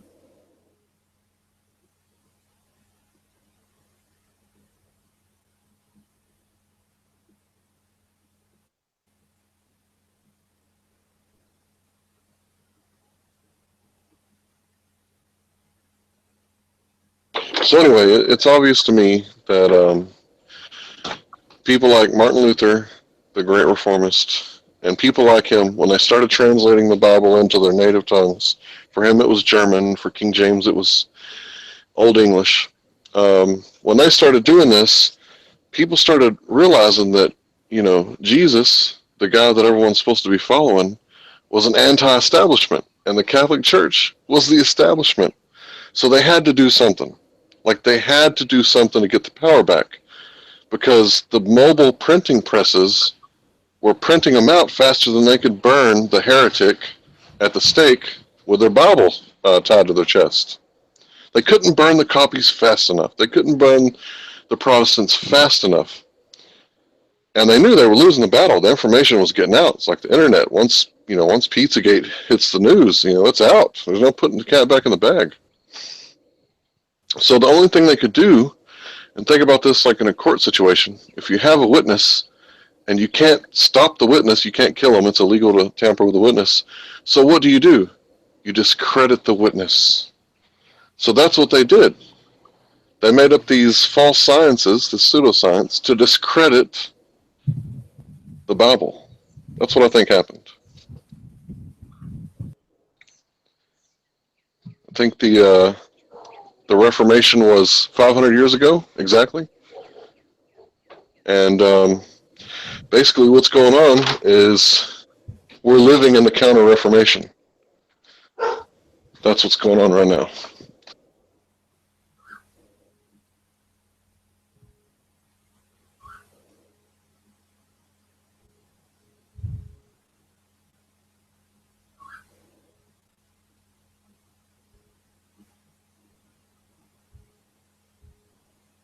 So, what year did Copernicus print his book? Was it like 1540 or something like that? 1550? I can't remember. I guess I could Google it. Yeah. Are you gonna Google it? Okay. I was gonna Google it. Oh, go ahead. You're at a computer. I'm walking around cooking outside. Okay. Thanks, man. I appreciate that. Oh, no problem. I enjoy this stuff. 1543. Thank you. So that was, about 20 years after the Reformation started, 20 to 40 years, something like that. So, I know it sounds crazy, the first time you hear it, but he didn't want to publish his book until after he was dead, but they made him publish it anyway. And I kind of feel like he didn't want to take the heat that was going to come along with the book. That's why he wanted to publish it after he was dead. And if you look at the title of his book, it's pretty telling. And when you actually read his book, it talks about how it's philosophy, and the way they teach it in schools, from the very young age of 5 years old, you don't really have the ability to question it. Like I said, I never thought to question it until I was already 30 years old. I'd never even once thought, what they're telling me could be bullshit. I was just like, this is true, this is true, this is true. And when it conflicted with the Bible, I chose science. All the way up until I was like 30-something. Like 31 or 32, I think. Maybe 30-something. 30, I can't tell when. But, so at this point in my life, I'm starting to realize, like, hey, wait a minute. If this is conflicting against the Bible, maybe I need to look at both sides. Because I spent the first part of my life looking at the science side. I read the Bible, but when it contradicted with science, I just kind of disregarded it. Like, oh, okay, they just didn't understand that. But once I became a fundamentalist and I started looking at things that way, I started seeing the other evidence that I never saw before because I had goggles on. Like I used to tell my friend, he would say, that girl is so hot. And I'd be like, dude, take your beer goggles off. Look again, because he was drunk when he said it. And he would take his beer goggles off and, look again. And he was like, oh, my God, you're right. You're so right. But under a certain lens, you can't see the truth. If you have a certain filter, you can't see. You can't look at the sun without a filter. You can't see it. It's too bright. But once you have a certain filter on it, you can see the images of the sun and, you can see all the details and the sunspots. But until you get that filter or remove your filter, you can't see it.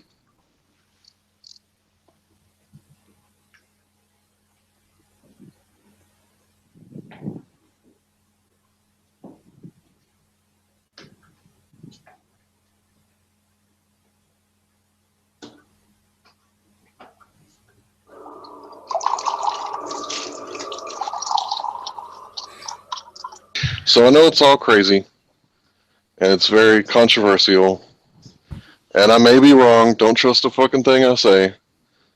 You know, I am human. I do make mistakes.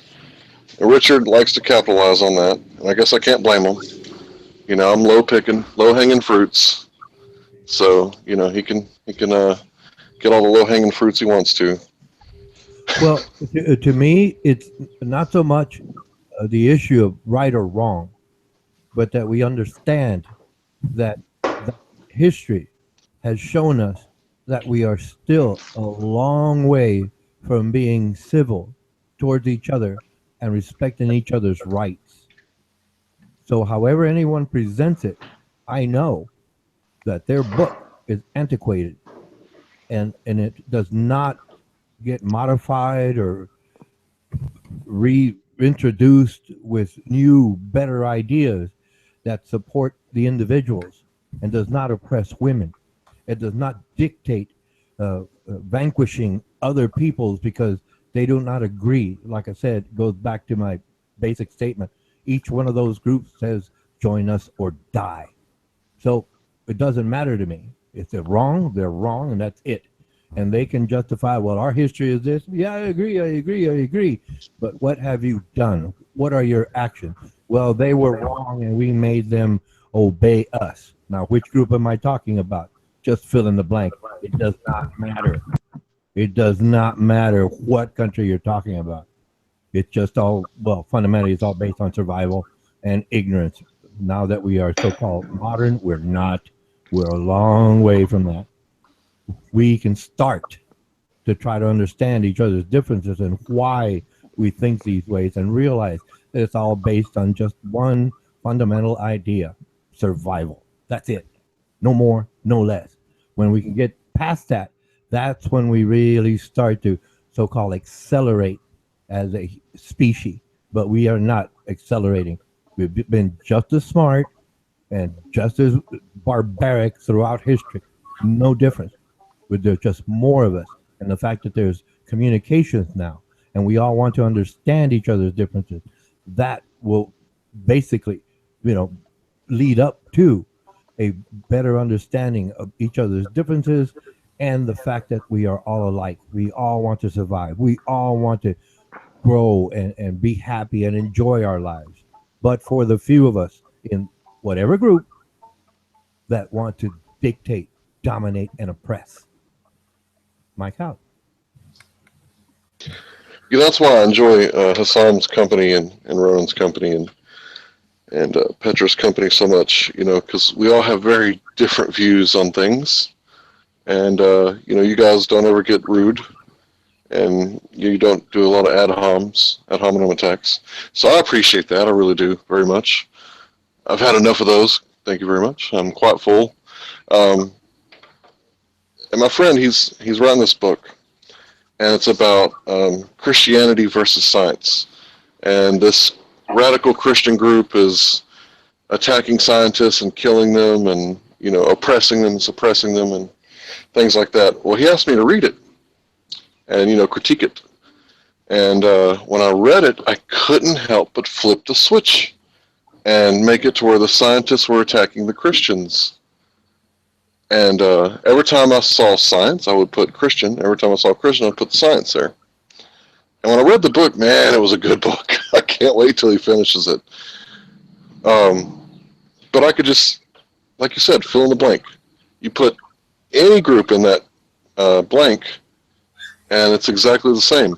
It's the Moors versus the French, or the Autobots and Decepticons, or the Crips or the Bloods, or the cops and the drug dealers. It's any group fit in there, and it's I don't know. It's like human nature. Like, we want to have all the power, we want to have all the land, we want to have all the women, and we're definitely under a divide and conquer campaign. The whole media over the past few years, ever since Syria 2011, has been, the Russians are the bad guys and Putin, he's the bad guy. But at the same time, when you look at what Putin is actually doing, he looks like the good guy, but the media says he's the bad guy. Is he a good guy or is he a bad guy? Is he KGB? He'll kill anybody just as soon as look at him? Or is he giving British people free land if they're disassociated with what's going on with Britain? You know, it's like, how do you paint someone a certain color, but when you look at their actions, they're not actually that color? And it's like, whose side do you choose? You know, do you choose the winning side just because they're winning? Or do you go with your morals? And why do we have to pick sides? Like, why does Ronan have to choose the side of Last Surge just because they have similar beliefs? Why does Ronan have to choose? But they want you to choose sides, because without sides, there's no war, and they want war. You know, they want to call the herd, I believe. Well, that's to a degree, that's partially true, to a degree. But like I said, it really comes back to the fundamentals, which is survival. You know, if certain groups, you know, they get together, they want to control everything, and then what they use is violence. It's like an example I used some time ago. Imagine a gathering. Doesn't matter for what reason. Just a gathering. You know, it's a social gathering, right? And the majority of the people there, you know, they want to exchange ideas, be friendly. Obviously, romance is in there, partying is in there. You know, drinking, or music is there. All of these wonderful things that people just really enjoy. And then you get these few that come in and want to start trouble. They want to dominate, and everybody else is. If you've ever watched it in different scenarios, movies, whatever you imagine, you'll see that the people who are hostile, right, come in and make their noise, so to speak, and everybody else like pauses and they're in shock. They're asking, why is this? But subconsciously, hey, we're trying to have a good time. We're trying to be friendly. We're trying to meet people. We're trying to enjoy the day. But these other people say, no, you can't enjoy the day. You have to submit to our authority, right? And that happens in any group. It doesn't matter. It's just part of nature. Like, again, survival. But the peaceful people are least apt to become hostile. So they usually submit. I don't want to get hurt. Yeah, I'll agree with you. We'll be friends. I call no one friend, but that's another story. And it's like, well, you pointed out Lyserge. He was in chat once, and he was talking along, and I agreed with Grizz London. He's a theist. And then Lyserge said, I thought you were on my side. Same mentality. No, I'm not on his side. I'm going for what's best for everyone. And if he wants to be so-called hostile, autocratic, well, I disagree. Hey, we're trying to have, you know, civil discourse here. We're not trying to fight each other. We disagree. Okay, fine. If I'm proven wrong, great. I'm going to change my perspective. But I'm not so prideful that I'm going to say, no, you all are wrong because you don't agree with me. And he's atheist, I'm atheist. But I just disagree with him. But he thought I was his friend. I'm not your friend. I call no one friend. And that's one of the reasons I call no one friend, because I think we should all be aware of our surroundings and who we are and what other people do. And once we agree with each other, we can move along versus allowing, you know, tyranny to continue, which happens today. North Korea, Russia, US of A, different countries. Fill in the blank. It's all about survival. Mike out. You know, Ronan, I never understood that at first when you said I call no one friend. I was like, what is this guy's problem? And I realized you don't have a problem. You have experience. Right. And I I figured it out as a teenager. Right. I was aware. Right. I was aware to that, like I am now. From my understanding, a person's awareness did not change. Well, I mean, after 16, well, 25 is when the brain actually matures. But 16, you basically have the basic character for life. If they're going to be mean-spirited, that's who they're going to be. If they're happy-go-lucky, that's who I am. And it goes on. But people don't understand that because that information has not been conveyed, right? They keep people ignorant, right? Like, well, the oligarchs, they don't want to let the masses know what's going on. They want to hold that power, enrich themselves, and then put the money away. For what? Where they could have reinvested it into infrastructure? Sudan right now, Millions of people are dying from starvation, but the government itself, man, is rich in oil money. Well, we'll go back to survival. But like I said, yeah, what is that guy's problem calling no one friend? Mike over, Mike over, Hank. You know, I had to experience some things on these hangouts to grasp that concept that no one is friend. And in a way, it's a protective wall, and in a way, it's diplomatic, but in a way, it's a reaction from people. And when you say that no one is friend, it sounds harsh, but once you experience that no one is your friend, it's reality. And that's don't misinterpret what I'm saying here. All right, so if me and Hassam, we spend the next 5 years going through these subjects and talking about science, we could very well become very close friends after spending some time together, talking on the internet about stuff like this. But friend doesn't mean what everybody thinks it means. Um, like me and Ronan, right? We're acquaintances. Oh, my wife is calling. Yeah, my wife is my friend. She's my little buddy.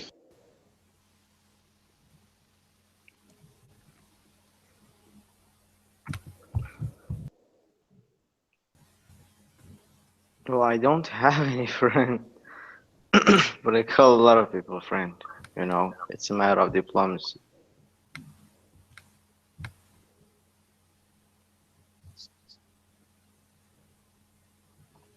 Can I play something? I'm waiting for the answer. You have the mic, Hassam, but Hank fell out. I guess he lost his connection. Go ahead, please. No, his wife called him. Oh, okay. I have hearing loss. Can I play? Are you okay if I play? Well, please. Oh, are you gonna pray in Persian or Farsi? I think the language is Farsi. Play, not pray. Play. Oh, play. Oh, Play. please. Well, I'm not going to say. Well, you should really practice and be like that. No. I know. I can improvise, and I'm I going to will give you just some use my constructive fingers. criticism. You going to use your bow? Are you going to use your bow? No, I'm not gonna use my bow because my bow is broke. Oh, The okay. rosin, it doesn't have rosin, so I cannot use it. It will sound really harsh. Okay, please. After you, Mike out.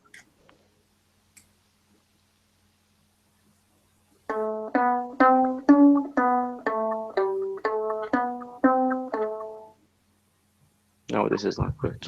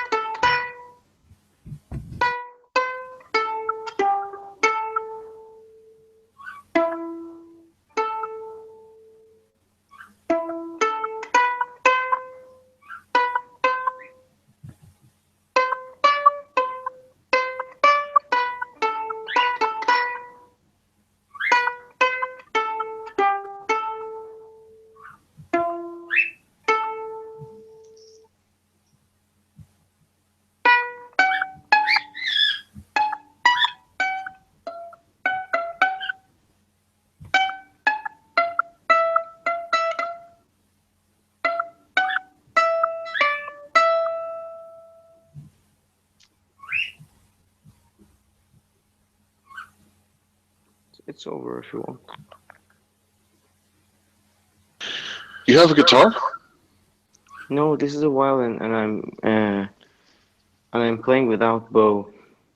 You did that on a violin? Holy shit, dude, that's good. Yeah, check this one out.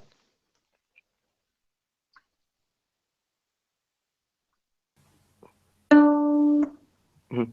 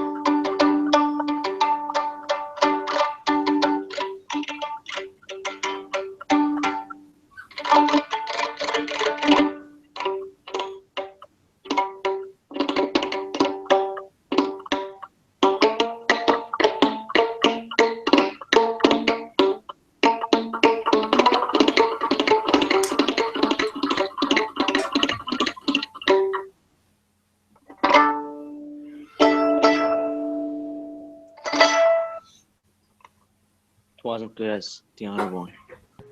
What could you tell me like the name of the song and the country of origin, please?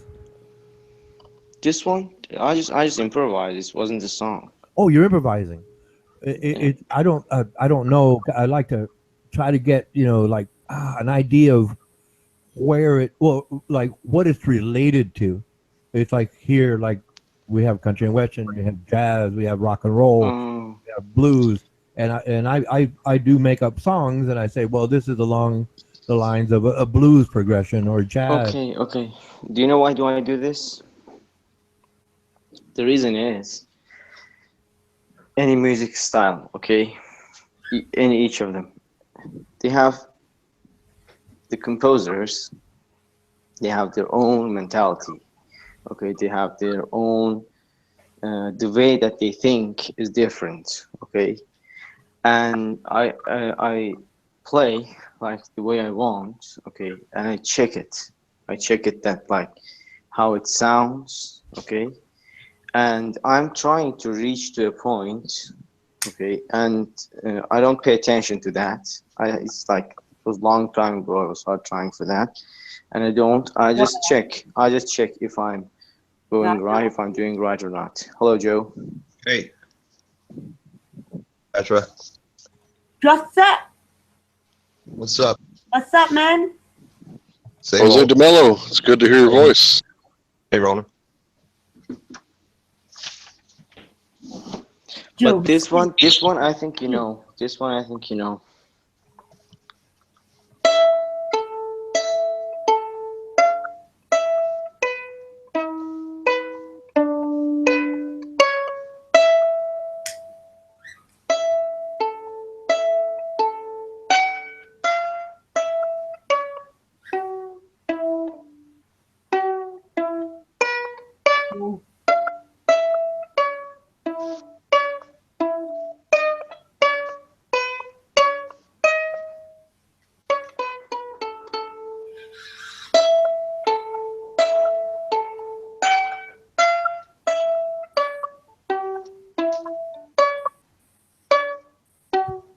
Oh, I lost it. I lost the second part. Well, yeah, this is on violin. I got to tell you, man, that's pretty impressive. I have a violin, and I've tried with the bow, which is very difficult, and then I tried picking it, which is even harder. No, I actually play very nice with the bow. Like I can have a very very nice sound. Okay, but I cannot perform like a lot of techniques like legato and things. But I can produce that sound. And but when my bow is healthy, I can even show you the color of the bow hair. the tail of the horse is it has been like so yellow. It must be white, right? It's so yellow, so I cannot play. Yeah, my bow is in pretty bad condition as well. Yeah, I had a rosin, but I lost it. So here comes the trouble. I got lots of resin, but there's not much horsehair left. Oh, well, buy a new bow. Not difficult. Yeah, I need I'm to not get it playing my repaired guitar. or restrung. I'm gonna fix my guitar before I play because that's not impressing me. That noise it's making. It's meant to be in tune and it sounds out of whack. I've still got the receipt, so it shouldn't cost me any money. Take that back before I go to my guitar lessons. And I'm not going to sing either until I get my singing lessons because I want to sing on my diaphragm, not my throat. If that's a myth or not, I don't know. But I played guitar for 2 years, but I gave up. I realized that that's not my instrument, you know. I love it.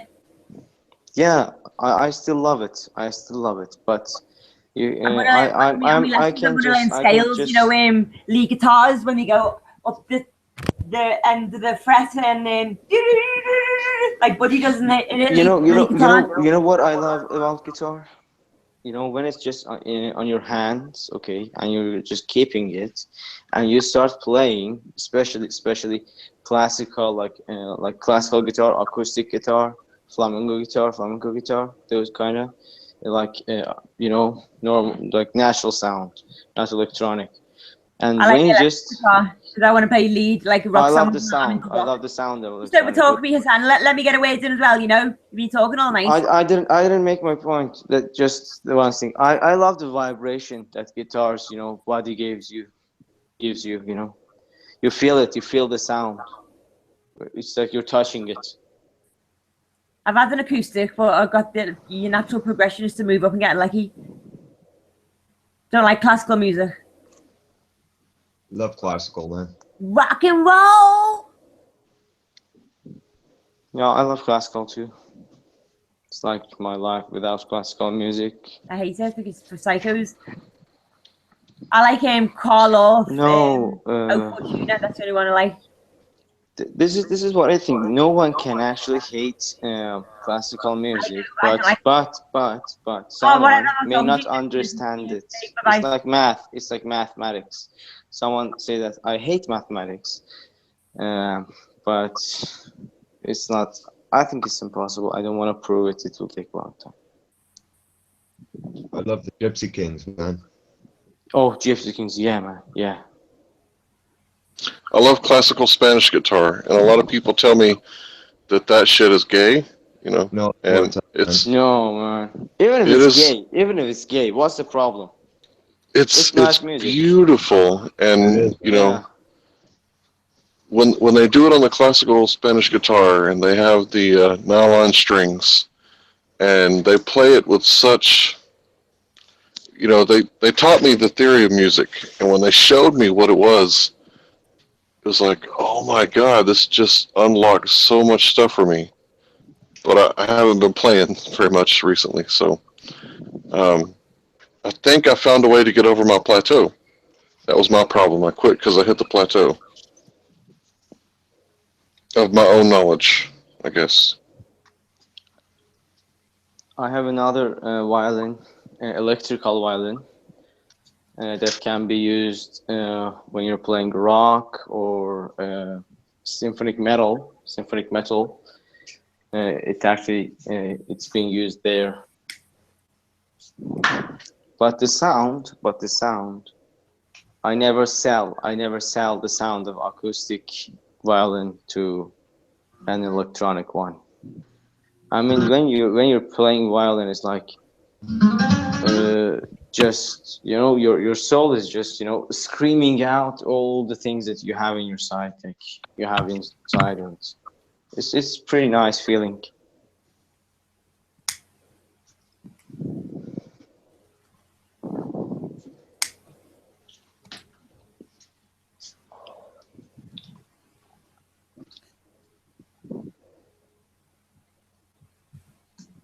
for me, it's very therapeutic.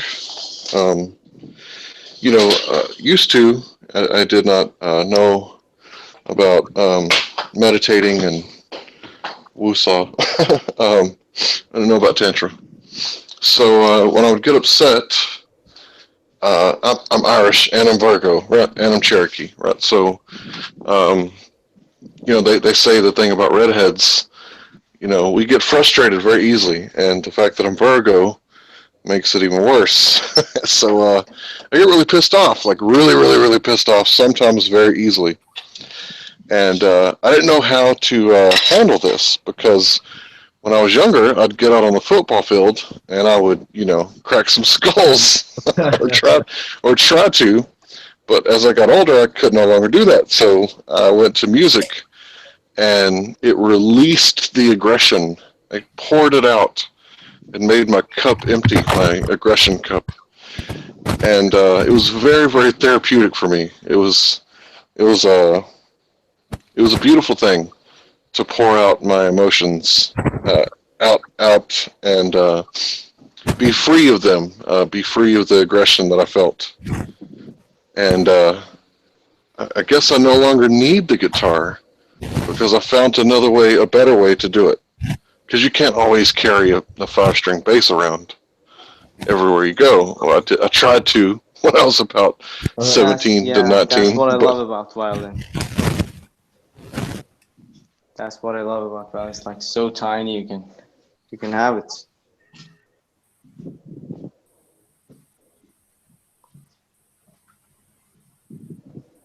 But yeah, music is a beautiful thing. Being able to pour yourself out like that, it's a gift. It was 3 years ago that I started violin, and at first it was like frustrating for like 3 months, and after that it was my tutor was kind of harsh. He was saying that just play this, just play, as all music players are. I think all music teachers are. And then I went on my own. I said, no, that this will kill my something like my eagerness, my creativity, and it will force. It's not good. So I just started doing it with videos and things, and go for the teacher to check me. If I'm making any kind of mistakes, if my style has problems. Bad habits. And bad habits, exactly. And when you're playing any musical instrument, when you gain bad habits, it's really hard to give them up. So I visited this teacher and like once a month to check me if there's a problem or not.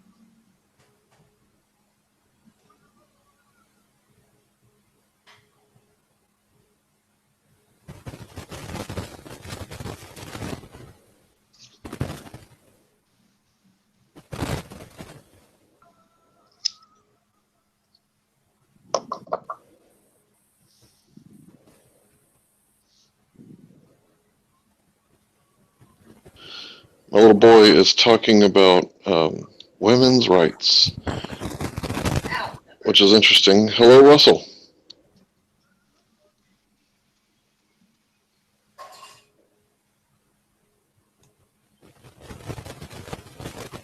Welcome to the show, Russell.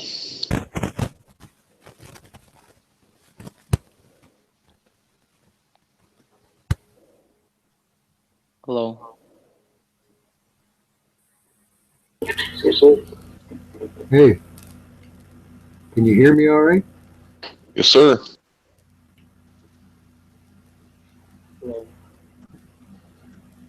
Russell, have we spoke before?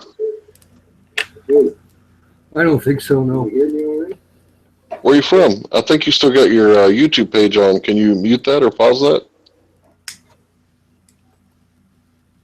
Sorry. It's all good. Where are you from? Canada, All right, huh? in the west, BC, Okanagan. Oh,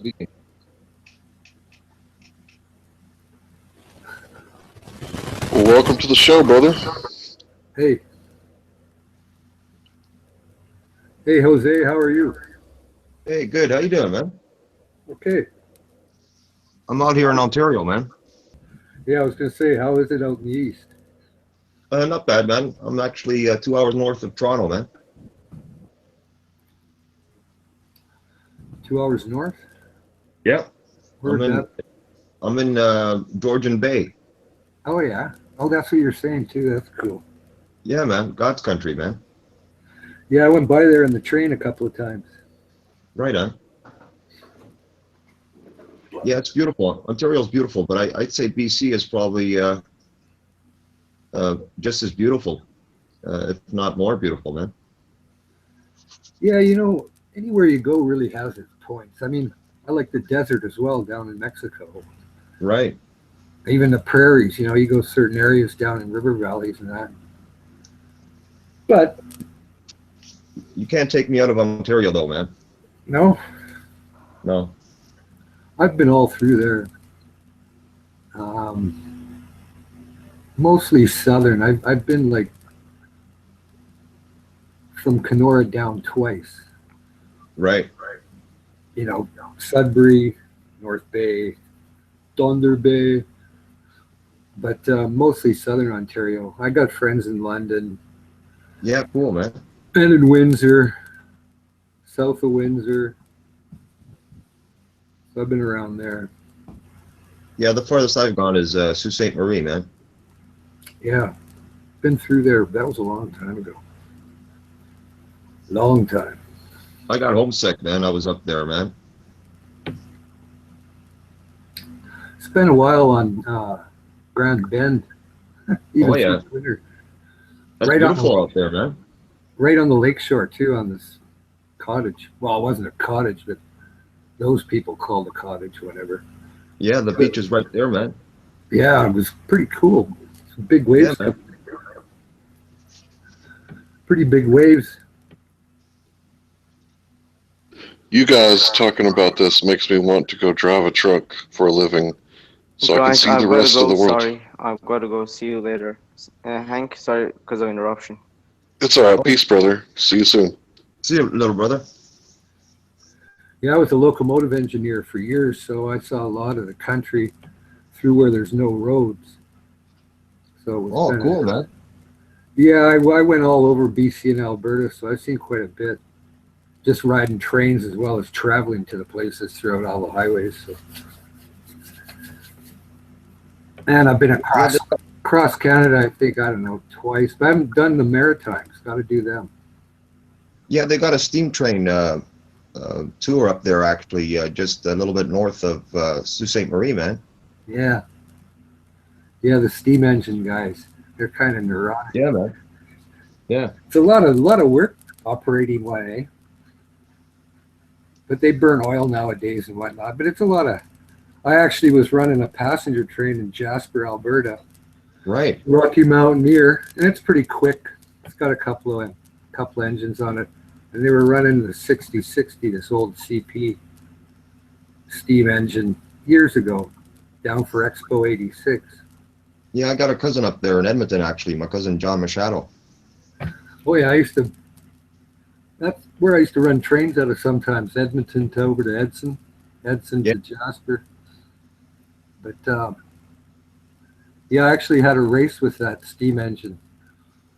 But the RTC dispatcher weren't on my back, they're on his back, telling him, Harry, you can't do 90 miles an hour in a 60 zone. But I was doing 85 because they never said nothing to me. I was on the other track. You're just another crazy Canuck, eh?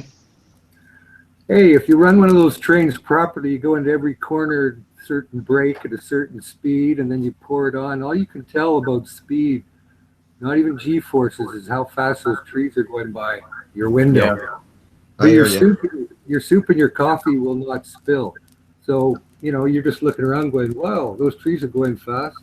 Right. Wow, That's those Tim trees are Hortons going coffee, slow. Huh? Tim Hortons coffee? Pardon? Tim Hortons coffee, I take it. What do you do out in Ontario? I'm retired, man. Yeah, same here, but. I was in the steel business. Oh, yeah. Steel roll forming. Steel mill. Oh, yeah. Well, around a lot of steel when you're on the railroad. Oh, yeah. DeFasco. Yeah, man. That's out in Hamilton, man. Yeah. It's funny. They bought Chinese rail.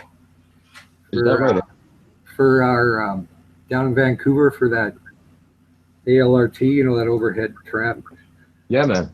And they got a good deal on it. They thought. Well, they had to take a rail grinder out there about every week to grind the heads because the steel was so soft and deteriorating. So they had to replace the rail within 2 years. So it cost them about 3 times the amount of money. Because every time you go for grinding the head of the rail, it takes that much steel off, right? Yeah, I read about that in the paper, man. I just had to laugh. I thought, you.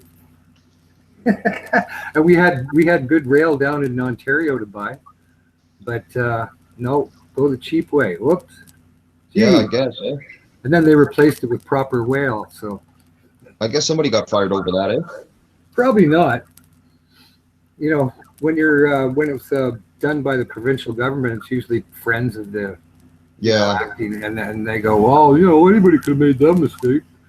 Yeah, the same shit goes on over here, man. Hey. The same shit goes on over here in Ontario with the government. Well, it happens in business all the way, a Chinese company can give you a throwback, or any company for that matter.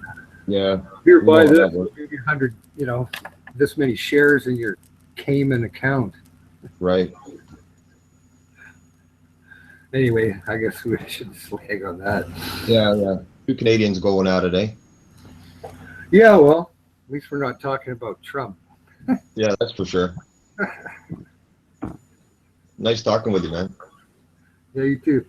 You off? Yeah, I'm gonna take a break, man. I'll talk to you after. See you later, Hank. See ya. Petra. Bye, Jose.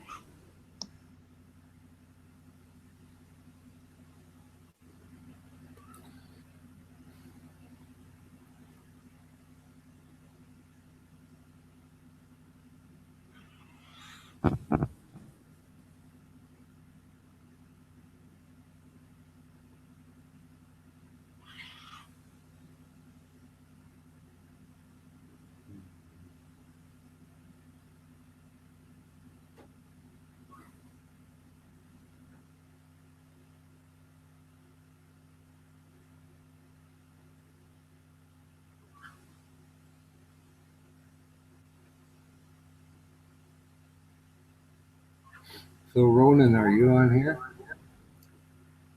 Where's your mic? Yeah, I'm here, Russell. So, what's up in your life? Oh, I'm enjoying the moment. Oh, good.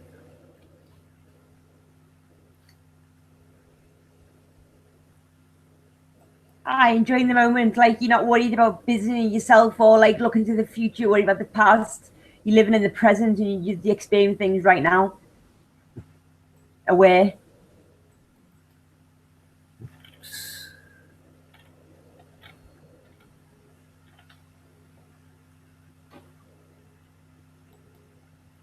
So they've been attacking you? Oh, I've got it.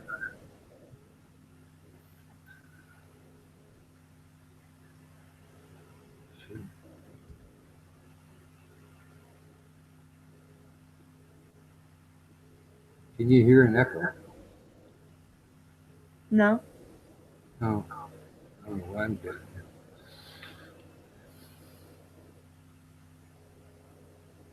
So, Ronan, are they leaving you alone now?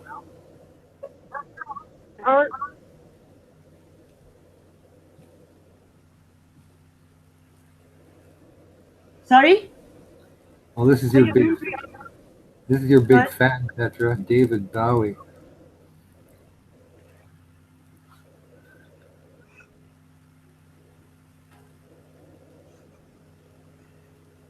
David Bowie, you're so weird.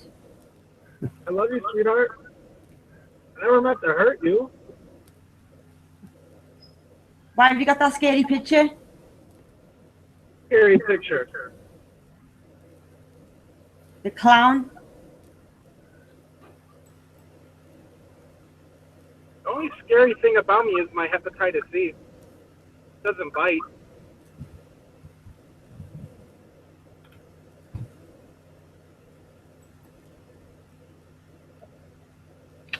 There's an intro.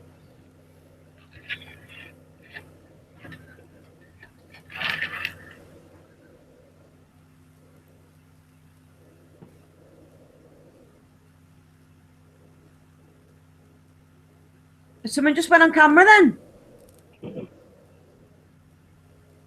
Was that you, Russell, or David? No, it's that David. He's in a car or something. Wait, You how alright, did you know David? that? Are you fucking spying on me, man? How do you know I'm in a car, man? Because your camera's on. Just went on. Can you see me? No, before, yeah, but only a little bit, but you can't now. Can you see me now? No. Only that clown. The Joker. How about now? No. Yeah, his head's there. The Joker, aye? He doesn't play no games, he's not in the pack. Exempt. Can you see me now? I'm fucking confused, man. Yeah, your head's on there now. All right, great. Great. Making sure. Not now.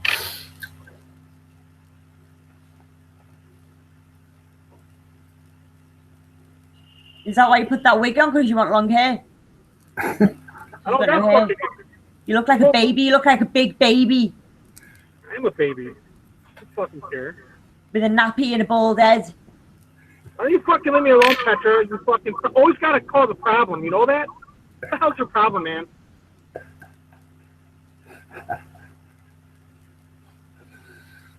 I've got no problem, man. Men. Address me properly, please.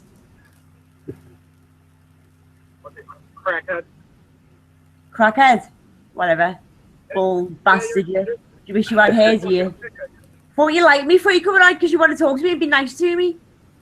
I was being nice to you. You started making fun of me like a bitch. Yeah, because that's what you've been doing all night, so you expect me to swap and change when you're ready, do you? Fucking hell, I'm not a fucking, I'm not like that, like. You're witnessing drugs and how it affects the mind. I try to lay off the fucking drugs, alright? Why, what am I doing that's out of my mind? What am I doing that's wrong, like?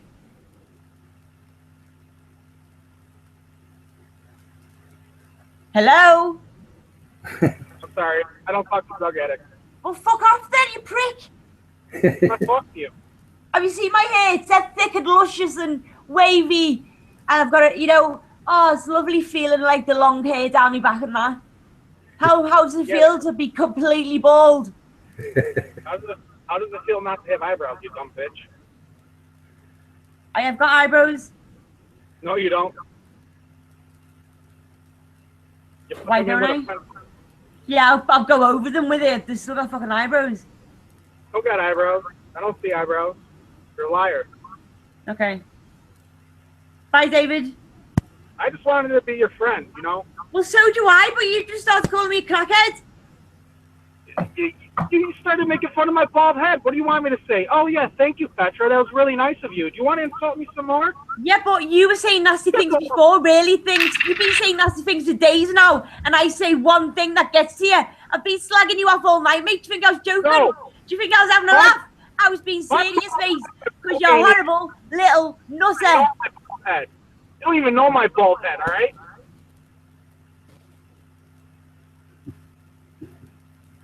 I go on dating websites for girls looking for baldies, okay? Hey, my best mate's bald, and he looks cool as fuck. I was just having a laugh with you. I don't know, man. Petra, I thought we were friends, and then you started making fun of me.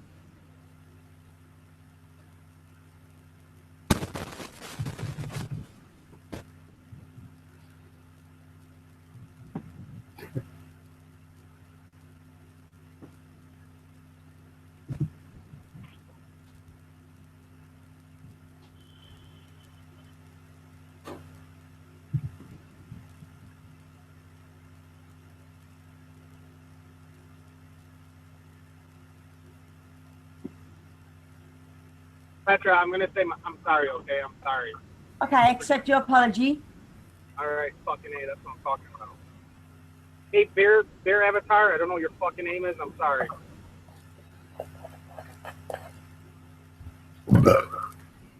Bear Boy, I'm sorry. What's that? I said I'm sorry, buddy. For what? I don't fucking know, but today's my day where I say sorry to everybody. I was just Hey, Lister, laughing. I'm not sorry to you because you're a fucking clown, though, Lister. You're still in chat, you're a fucking clown.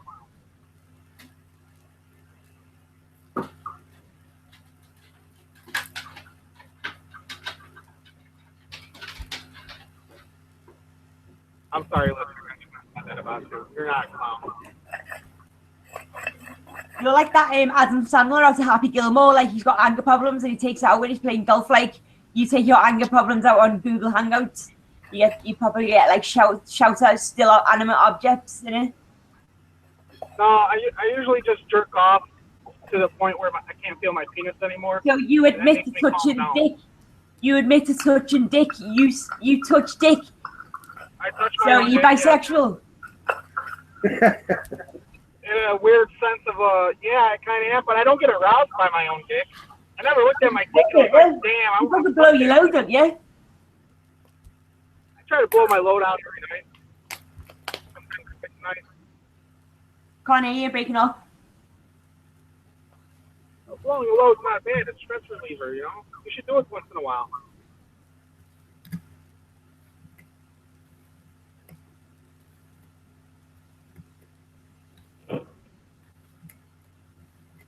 Fucking shitty, yeah. Looking for some action in it. Come on, Dave Bowie, start calling me names again. I'm not calling you names. Come on, call me a name. Oh, okay, you're a meth head?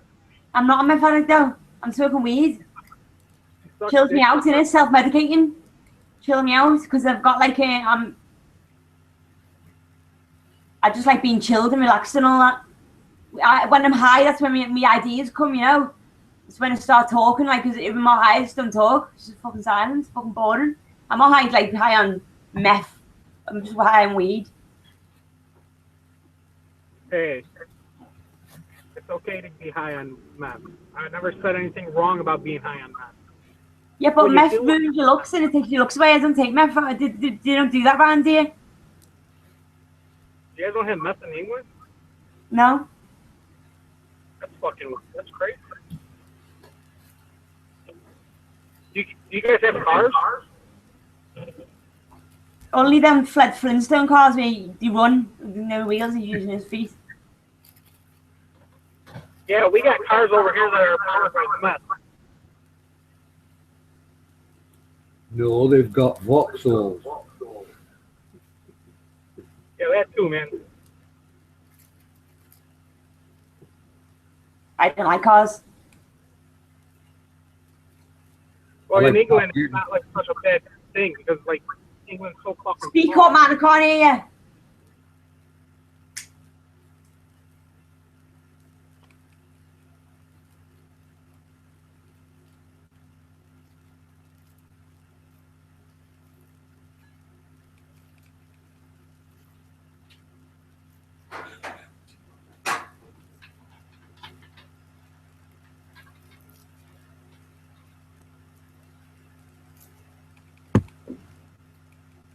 You know, it's really hard right now. I'm trying to drive, trying to chat with you, and I'm trying to masturbate all at the same time.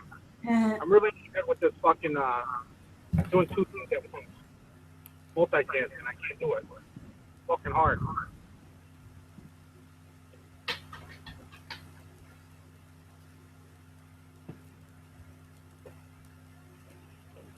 I gotta keep one hand on my dick. I can't find another place to put the phone. Hey, Bowie, why don't you try sticking that dick in your mouth while you drive? Maybe that'll help you out a little bit. Hey, why don't you go fuck your cousin, you hillbilly? Hey, why don't you just take that dick and try to ram it up in your mouth and cut out a fucking rib like fucking Manson or something like that, Bubba? Yeah, what do you make to do it? Because I'm sure you've thought about them that way before. I wonder what it's like to get your cocks up by a man. I bet he can do it better than a girl. That's a sick son of a bitch sitting right here on the fucking hangout talking about the shit he's saying. That's a sick fucker right there. I'm sick. He's been fucking slating me for days, fucking calling me all kinds. He's just a gimp. You guys just relax. You ever get a little too fucking worked up over this shit? Hey, I'll tell you what. Let me check out if I got some mod controls. I'm gonna fucking kick your goddamn ass out of here, and I'm gonna ban your motherfucking ass as soon as your goddamn wrench is gone, motherfucker. You ain't gonna do shit, you fucking hillbilly. Why don't You'll you see. down, relax, and pick up the fucking mic? You're getting ready to find out, you clown lipstick motherfucker. Get him, buddy. Alright, don't fuck your cousin, buddy. We all know what goes on with Yeah, other fuck people. you and your goddamn twisted sister shit, dude. He's just a skin flute. Hey, are you into your, like, your... Thanks, buddy. That motherfucker sitting there talking about jacking off going down the road while he's fucking talking to Petra in a goddamn live stream. That's a twisted motherfucker right there. Yeah, He just took my fucking perv title, and I'm pissed off about that too. No, I'm just kidding. He's a sick motherfucker. He's been like that's the most obvious. Just like the past days, he's been like saying stuff like about demons and like I'm dark and I'm in pain and I've got a bad life and all that fucking a load of nonsense. Like he's wasted all that time saying all them things and they're not true. And now he wants to come on and apologize. Hey, Ronan, do you have any mods in here? Kick that motherfucker out of here, man. Kick that motherfucker out of here, that fucking piece of shit. Fuck you, you clown. Hey, Ronan, kick that motherfucker. I'll tell Armando. Armando's my fucking Jesus, man. I don't give a fuck. I don't give a fuck. You fucking clown Goddamn ass. twisted sister motherfucker. Don't get up here talking to a lady like that. I'll talk to whoever I want. How about that, buddy? No, you're not. No, you're not. Watch and see. After this day forward, I'm going to take it on as my personal responsibility to fuck your world up. Oh, you scared me over the internet, buddy. I'm terrified. Right. Yeah, that's right. On the internet. I'm so terrified of you, buddy. I'm shivering in my shoes. Oh, I don't want you to be scared. I just want to fucking ban your fucking ass. Well, you both say questionable things, so I don't see the problem if both sides are just as guilty. Okay, Ronan, I'm not I tell you what, guilty. Ronan, hey, that's just saying you support that sick shit he's just said. I don't. So you're just I you're don't, just as fucked up as he is, Ronan. I don't support what You you talk say about the way people talk to women all the time, and you're going to sit here and let a guy talk about jacking his dick while he's talking to Petra, then you're more fucked up than he is. Fuck you, too. Excuse me. Man, I think Do you you read? got Fucking ass. Watch what I do. Mic out. Watch what I do. Mic out. You'll see. Excuse you, ass. Can Fuck you you, read your Ronan. Fuck you, too, Ronan. You ain't nothing but a fucking two-faced piece of shit. Excuse me. Can you read your own avatar for us, please? You brag about fapping, which is quite rude, I know, but you brag about that. Hey, How a can joke it is be? a joke, you How can goddamn it be- German Nazi How can piece it of be shit. any worse if you're Goddamn doing, fuckwad. Fuck you. you're doing the same Fuck thing? you. Fuck you. Well, no, I was asking. What are you gonna how, do? Fuck you. how can You you wait till I get him out. I'll ban your goddamn ass too, you piece how of can you shit. justify Any your goddamn body who lets anybody talk to a woman like that, How I'd can you- goddamn take your goddamn What is false up, teeth Phil? and ram them up your goddamn eye socket. Excuse me. How can you Goddamn Woody's justify? not respectful. Fuck you, Unlike Mike David out. fucking Bowie. How can Woody you knows justify? me and he's proper sound. Him and Crystal are brilliant. Like they're like me mum and dad, aren't they? So and he's just sticking up for me. Wait, can we all slow down? I don't know why it's normal for me to masturbate while I'm driving. You're making a big deal out of nothing, man. It's just respect. You don't say that. You know you go from one extreme to another. 1 minute you're trolling me, the next minute you want to apologize, the next minute you're talking about your dick. You've got absolutely no respect for me at all. Petra, I love you dearly. Well, you don't show it. You don't speak like you do. Maybe engage your brain with your mouth, not your dick. See, she brings up dick, and I can't mention my own dick, but she can mention my dick. I'm throwing it back in your face. It's a fucked up world, hillbilly. When you let other people talk about my dick, I can't talk about my own dick.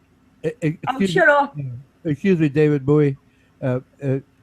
You're no better than Buddy W. So if you would please, if the lady asks that you stop, please just respect her request. That's all I'm asking you to. Okay, Ronan. I don't feel guilty about saying anything I have ever said. I'm not talking about guilt or innocence here. I'm don't saying care what no. Excuse me, David Bowie. What I'm saying is Buddy W is no better than you are, and vice versa. So if the lady does not, excuse me, please let me finish. Please let me finish. If the lady says I'm uncomfortable with that, please stop that. I ask you respect her request. That's all I'm saying. Okay. Well, I would like. Okay, that's all I'm saying. Keeping my dick out of her mouth. No. I'm not here to reject you or anyone else. You have a right to say what you want to say, but if the lady asks you stop, I ask you respect her request. But between you and her, if she decides that she's uncomfortable with what you're saying, I'm going to have to ask you to please stop. Okay? But the problem is, she mentions my dick from her mouth. Well, no, that's just it. That's just it. You apologize. She accepted your apology. We can leave it right there and we can move on. But if she, again, asks you to please stop that, and you must understand that, yes, she might make that mistake of being so-called rude, but you can politely ask her, please, do you understand that you're doing the same thing I was doing, just out of simple courtesy? That's all I'm asking you to do. Please. Patrick, can you please stop talking about my penis? Well, put it this way. It's either here or there, because most guys have penises, and if it's something for you to enjoy like that, I'm sure there's plenty of websites out there that enjoy that conversation, banter, whatever you like to call it. But if the lady, like I said, if she feels uncomfortable with it and she's very quick, the lady is incredibly quick. You say something, one thing wrong, she turns on you, and then you're surprised and you wonder why. I've just told you, she's very quick and most aware. So however you phrase it, she's going to figure it out immediately. My apologies, instantaneously. So like I said, if she turns on you, so to speak, it's not because you were innocent. You said something wrong. You did. So like I said, she's quite aware. The lady is very smart, as most of the ladies that join this hangout. They're very smart. So please, like I said, she asked you to stop. We can go on to something else, please. Go ahead. I want Thanks, Ronan. You're welcome, I don't Lady believe Petra. women are the same race as men, so I can say what Excuse me, David, you're breaking up. I'm not trying to interrupt you or anything, but you're breaking up quite a bit, though. all I'm saying is I don't feel like women have the same rights as me. I am a man. I created this earth. I can talk to whoever I Well, want. that's not. No, It's facts. Men are better than women. if we're talking science, well, you really don't understand. You No, really what don't you- understand. What you don't understand, there's no women Females. Have you said men are better than women? Yeah, maybe. Are you right there? I think you're right, but not this one. Not me. Fuck off. Okay, she's. In other words, she's asked you in her own words to just change the subject, move on. We can talk anything else you'd like, please. After you.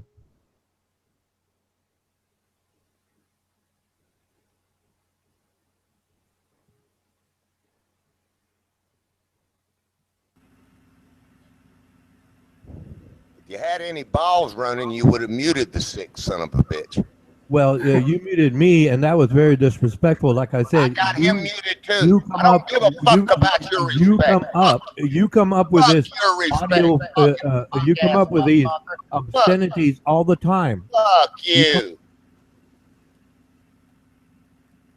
You insist on coming up. Yeah, You insist on coming. yeah, You insist on with. yeah, You insist on coming up with these obscenities. yeah, I don't see where you're better. yeah. If you were like that, why? We can play this. I don't appreciate it. I have mods. I could easily kick you.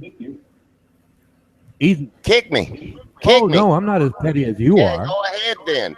You sick son of a bitch. Anybody that would defend that To keep sick you here shit, as an example your head of what busted. not to be, Fuck you.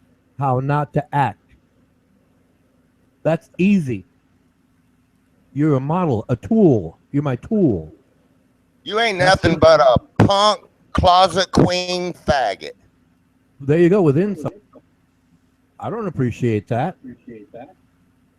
If you want to do that, I don't give a fuck what you you're appreciate. just as What do you think about that? you're just as bad Uh-huh. as anyone you child. Yeah. It doesn't matter. Uh-huh. Why don't you show the example? Yeah. Why are you being? Go ahead. Well, go ahead. Be Yeah, yeah. fun. Uh-huh. Doesn't matter. Yeah. I can click also. Uh-huh. Very weak of you. Yeah. Very weak of Uh-huh. you. It's just sad almost. Booty, booty, booty. So if you're going to Yeah. say rude things, everyone else has the same right. I'll see you in the chat, punk. Oh, anyway. After you, Lady Petra, gentlemen. Yes. Okay, is that over? Hey, Russell, you were going to ask me, and then, well, David Bowie came in and everything happened, but you were going to ask me something. Might you remember, or we can chat about something else, please? Like? um,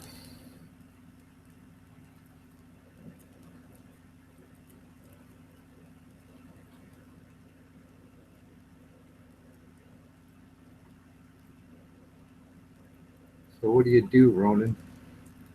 What was that, please? What do you do for a living? Oh, I'm a retired businessman. Okay.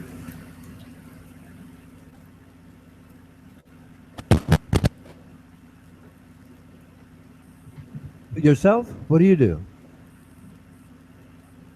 I'm a retired railroad person.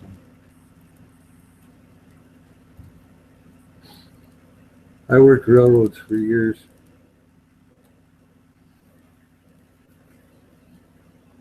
operating trains and directing them, coordinating them. Oh, train. Yeah, choo-choo. Yeah. Oh, the choo-choo. Yeah. Well, I don't know how old you are. So, did you have experience with the early locomotives and so-called modern diesel? Oh yeah. Didn't run any steam engines. Oh, steam. No, nothing like that. The amazing mechanism, steam engine. Yeah, actually, they're quite complicated. Oh yeah. Oh yeah. I saw. Well, here we have PBS, public broadcasting, and they did it's an hour-long show about them, and they were showing how they were working on them. And it's, oh man, that's complex mechanism. It is. All the way down to the superheaters for the steam and the inserts. But in the day, that was the way to haul. Well, yeah. But no, I worked with early locomotives because they kept them online for quite a few years. So, you'd be working with 1950s equipment that was upgraded throughout the cab and whatnot like that, but still basically the same design. Right. But different braking systems and whatnot like that. But yeah, it's all changed now, but probably for the better.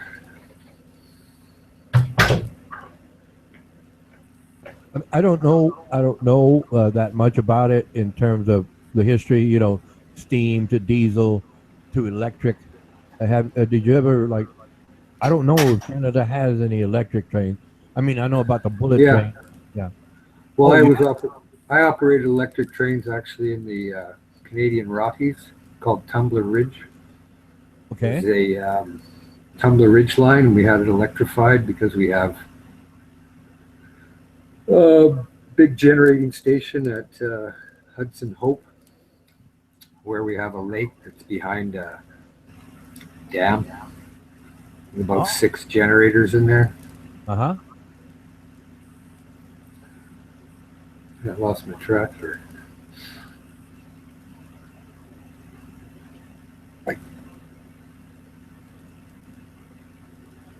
So, okay, so it's hydroelectric in terms of... Yeah, okay, I lost my train of thought. It's too much dope.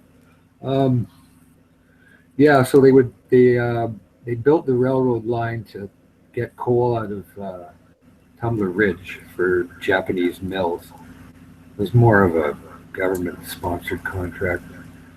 And they decided, because they had this power, the BC Hydro, that they would operate an electric system from a point up to the coal mines and back.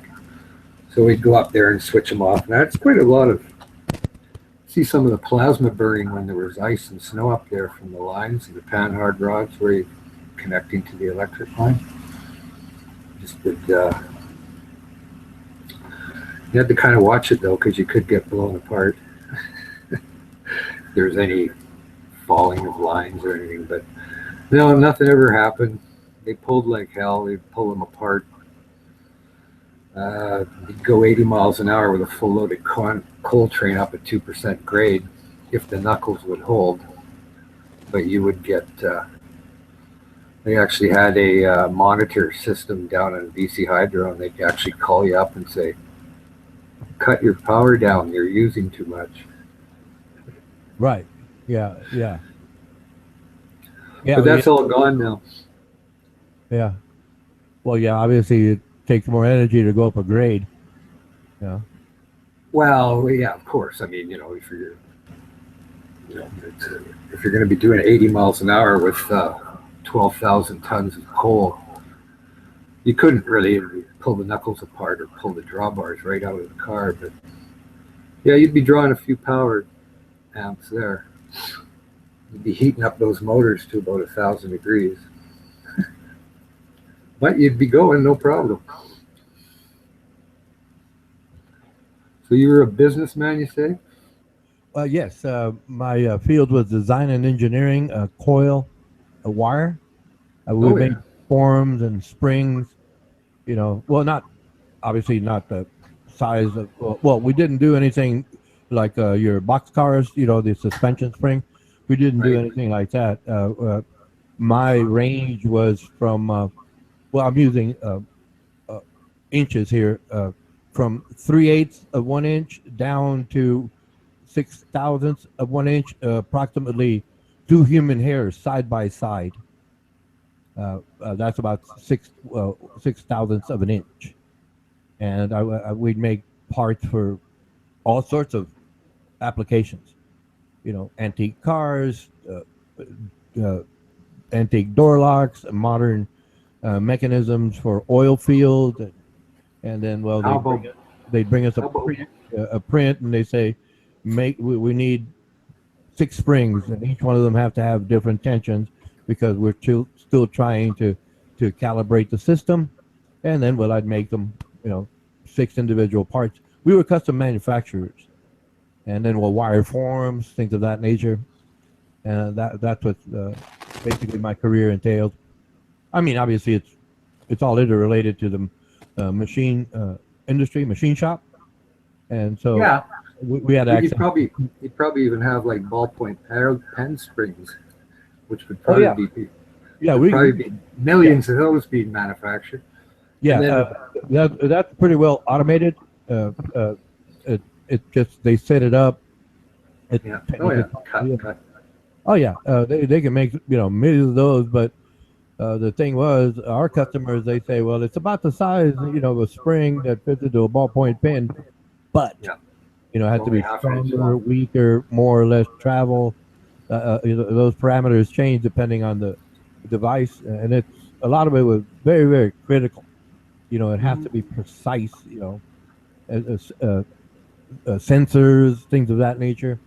Like solenoid return springs would be a common one that you'd be making constantly, right? Yes, yes.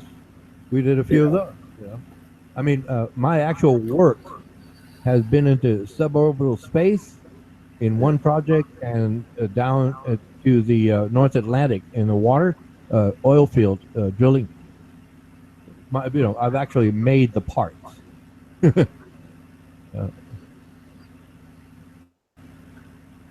Yeah, I was thinking about, because I'm a heavy duty mechanic as well. Also, I'm ticketed. That's when I first started out in railroad. Uh-huh. And I was always into racing cars since I was 16 and building them. And my kid does it now, and he's pretty good at it. 20 years old. 20 years old. He probably knows as much as I did it. Well, I don't know. 35. Well, yeah, I mean, that's just it. You might have had 40+ years experience, but then all of a sudden, you know, you put it into a book, give it to your son. Right? Here you go. Here's all the information you need because I've already made all the mistakes. Well, no, he used to sit there and watch all the time, eh? And I didn't know he was listening, and I'd be always talking, and I'd be explaining everything like I do, and as we're doing things, and I didn't really know if he was listening or not. But you know, by the time he got about 14 or 16, I thought, oh shit, he must have listened, or he's just good. But yeah, he's really good now. He's probably better than I am, but he's interested, so he does it hands on and does everything. So, Oh, you proud papa. well, I like that part because then I don't have to do it. See, I always had to do it, right? Because I'm not going to trust anybody else. They break your car. Right. So I'd always be doing it and getting the parts. Well, now he knows, and he's better, more calm, because I have no tolerance for things breaking or not coming off. And I can just watch him do it and pay him or whatever, or do him a favor, and I go, great. I get good work, and I don't have to do it. Yeah. Yeah. Yeah. Well, I mean, that's No, it's not. I wouldn't. It's not taking advantage. It's just he's good at it. He likes doing it. You know? Yeah. There's an old saying: the father starts the bridge, the son ends the bridge. And he's an electrician too. He does, you know, he does wiring of houses and whatnot like that. So residential wirer. But yeah, so that's basically that. Yeah, I had to deal with that. But I had to build actual machines to make certain parts. Yeah. Like I said, design and engineering. So most of the stuff, yeah, I can figure it out in house. Give me 24 hours to draft something out. Okay, here we go, and just build it. And boom, we're gone. That basically was my field. So, Well, I always wanted to do that. That was one field I never did was machining, but I always wanted to because I was always dealing with machinists doing parts for me for my engines and whatever else fabrications needed because you can't get that part anymore. And the design that you want to make that rear end will not take the original part, so you have to make this part. Or when, and I mean, I had a farm that I owned up in northeastern BC for 12 years. And you're not going to be running in 25 miles to town to do some basic, fixes on your equipment or your machinery, right? So you do it in your shop. Well, yeah. And you were, but I didn't. I always wanted more machines, like the ability. But I mean, I'm not going to have $100,000 shop set up. And that's basically when you're talking about machinery like that. Either you go to a nice auction where a guy's your friend and he slows them down and gives you a deal, or you're paying them through the nose for busted equipment. But no, I did a lot of fabrications in the farm. You got to, you got a tractor. You're not going to run in and, oh, geez, I need a clamp for my fuel filter bowl. No, just make it out of coat hanger. Well, hey, it works. Oh, but well. I was like that fabrication. My brother builds cars, from rust heaps. He's a pretty good fabricator with all the equipment. It's always nice to be able to use it.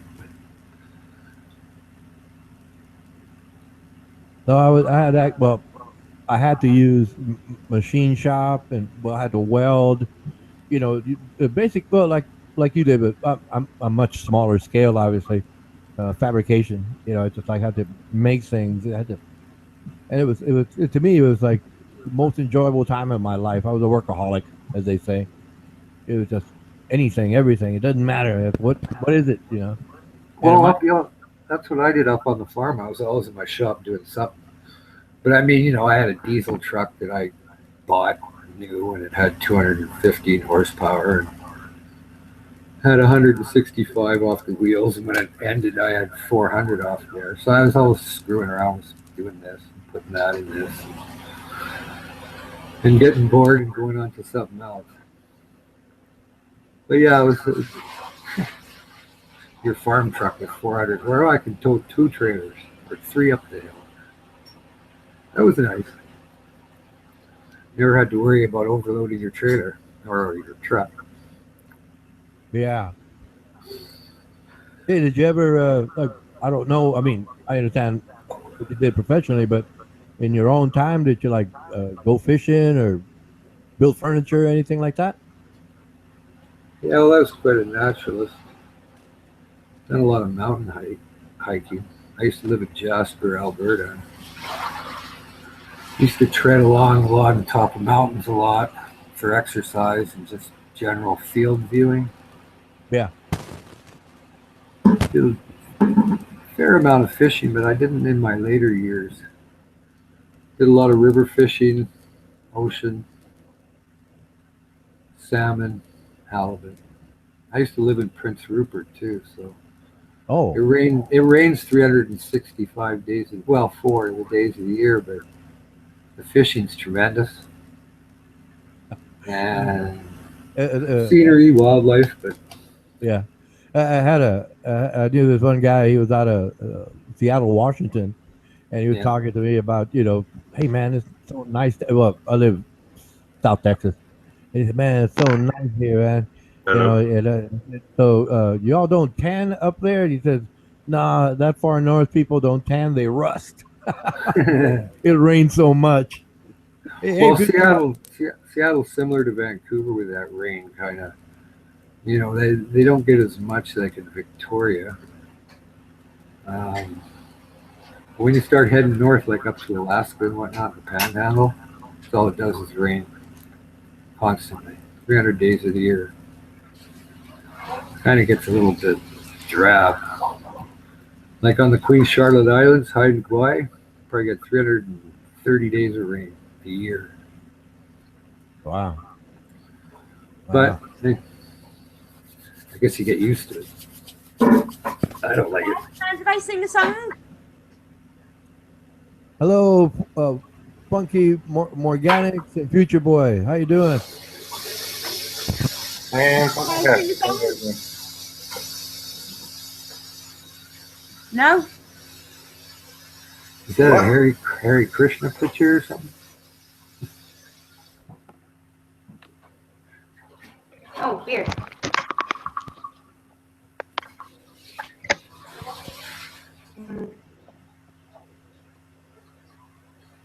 Oh, okay. Hello, Funky Morganics. Are you on?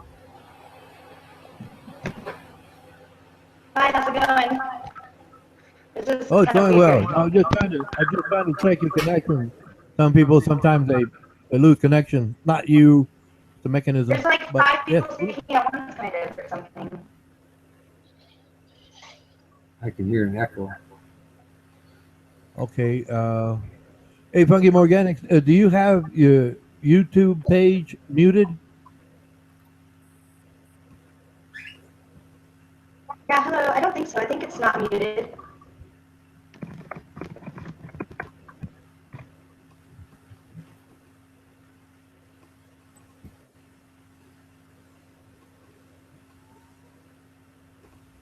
Oh, we lost it. You there, Future Boy? yeah, I'm here. Okay, man, go ahead. I'll mic out here. I got nothing. Do you know Russell? I don't know, Russell. How you doing, Russell? Good, how are you? Fantastic. Somebody's bitching about echo there on the chat line. Sounds like you just flushed the toilet.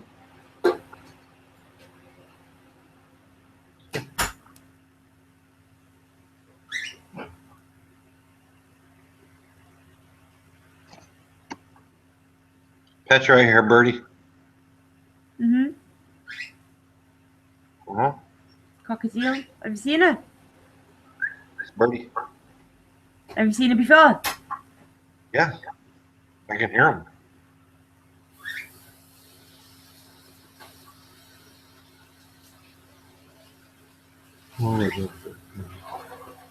Can I sing a song? Someone's requested for me to sing a song. Do you mind while it's quiet to sing it? Guys. What are you singing? Who's echoing? Is that me or you? Train.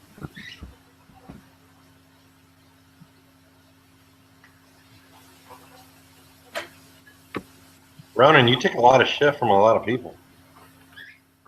I'm proud of you for still being here. Oh, yes, but it's a lot of fun because it makes me look good. You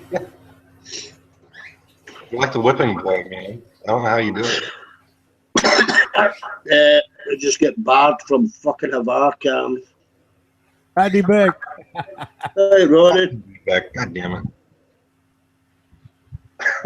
Oh, God damn it. God damn it. Here we go, ladies and gentlemen. Who's Russell? You got the gay album. Cool. I'll put my face on. Mike's looking at me. Hey, what the fuck is that? Oh, it's Future Boy. What do you want, dog boy? Hey, Russell. Hey, back. Russell. Hey, Yeah, Petra. what are you calling me? Is that you with the Hey, dog head on there? right. That you're doing a Scottish accent there, boy. You what? I'm not talking to a dog. What? I'm going to sing in a couple of seconds. I'm warning you. Don't have my on to mute me because you start talking when I'm singing. I can do what you want. We always got, Yeah, you know. That she's back in the atmosphere with drops of Jupiter in her hair. Yeah.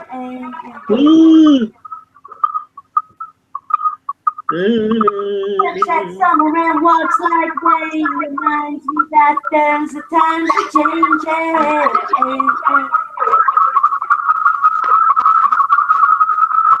Since the return of a stay on the moon, she listens like spring and she talks like June. Hey, hey, hey, hey. Hey, hey, hey, hey. Tell me, did you sail across the sun? Did you make it to the Milky Way to see the light so faded and that heaven is overrated? Tell me, did you fall from a shooting star? One without a permanent scar, and did you miss me while you were looking for yourself? No, didn't.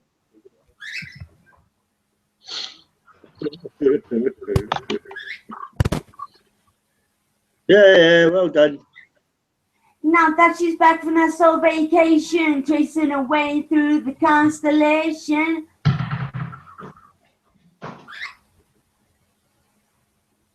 She checks out motor while she does typo. Reminds me that there's a room to grow.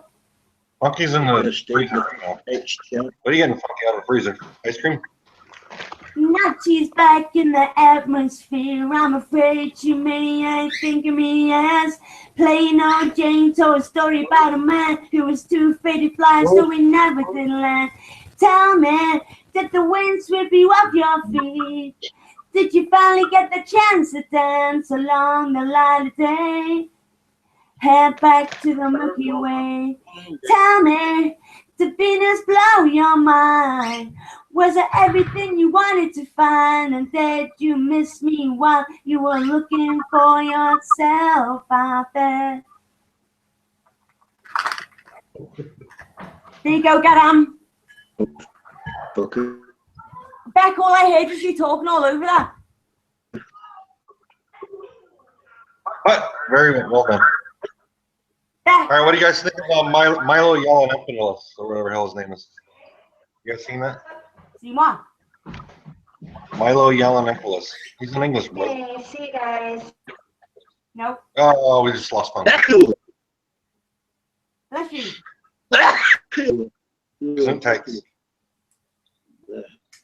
Oh, you see German? What?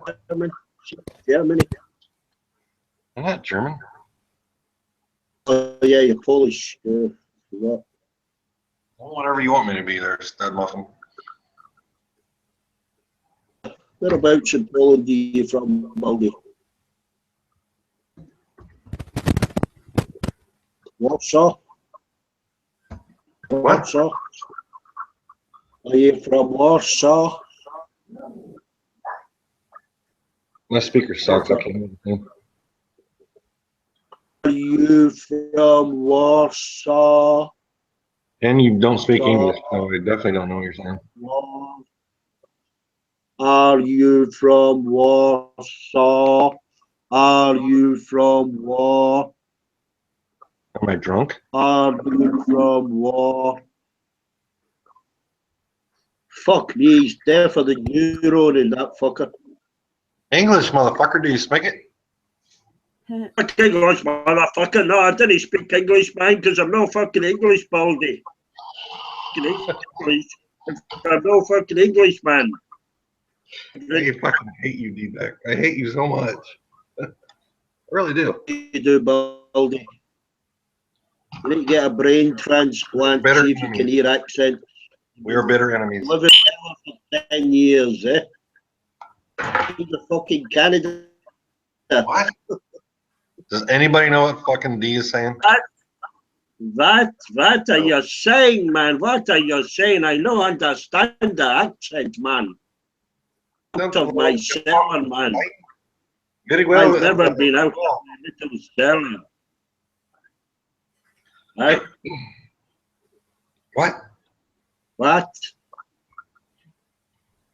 Been out of the cellar that you live in? Between your shitty accent and your terrible fucking internet connection, I have no idea what you're... Shitty accent, you racist Polish person, you. I'm a racist Polish. I'm a racist Polak. Yes, I am. Yeah, you're a racist Polak. Well, racist Pollock. Don't you know? Can you Are believe you Canadian? Can you believe how fucking stupid this fucker is? He's like a fucking talking vegetable. I'm not going to disagree with that, so I'll give you that one. Oh, well, you can you? You need to you get your brain to work to disagree with that, mate. Hey, Petra, you ever met anybody who's fucking stupid? I'm not getting involved. Or is fucking, well... Petra has to defend Debek because he's from fucking Wales. All right, she knows he's a douchebag. What? Calm down. Calm down. It's hard for her to Calm decide. down, Polak. Give a squirt of turpentine. What? Yeah, I haven't been able to get on much. Yeah. Fucking muting us or fucking kicking us or we don't unhide us, you know. Playing games, old Richard.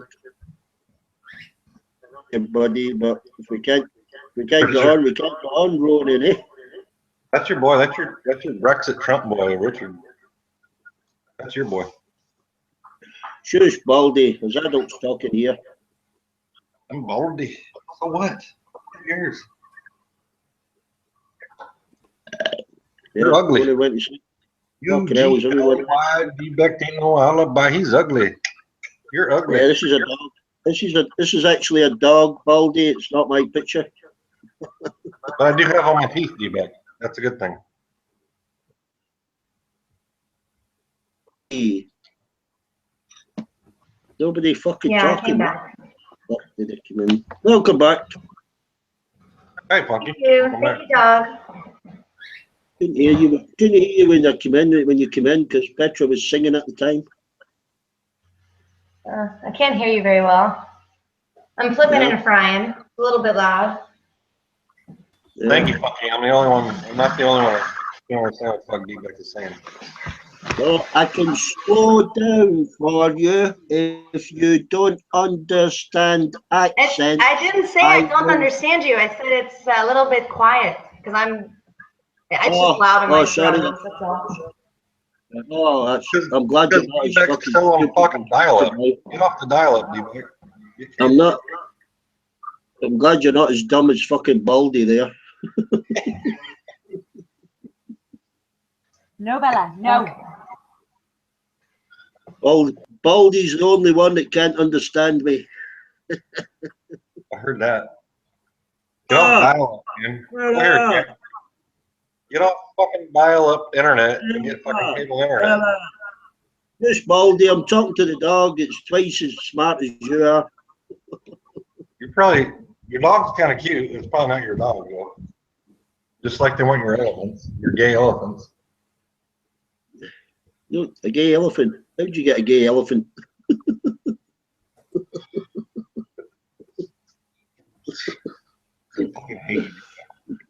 Is it the way they swing their trunk? Is it the way they swing the trunk? Is that what makes them gay? Yeah, I know you. I hate you. I've seen those elephants. I've seen those elephants with that gay walk. Now you got a gay dog up. That dog is the gayest dog I've ever seen in my life. You're talking about those pink elephants, aren't you? Those pink elephants, yeah. Now you got the queerest dog I've ever seen in my life. Is your a fucking icon? Oh, my dog's queer now. Fucking hell. They didn't show a picture of my hamster. That's the boy dog who hunts on the boy dogs. This queer dog doesn't fall asleep and start snoring and fall off his fucking chair on camera. Hey, that was a good night. I gotta say, that was a good night. Yeah. That was my weekend. You sounded like one of those fucking big beach walruses snoring, you know, to blow up their nose.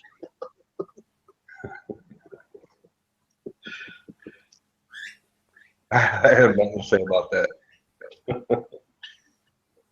Fucker. Did you watch it? Did you watch the playback? I probably should, but no, I haven't. Clearly, I was sleeping really fucking good. Well, you were the Because only we one all fucking need that. enjoying himself.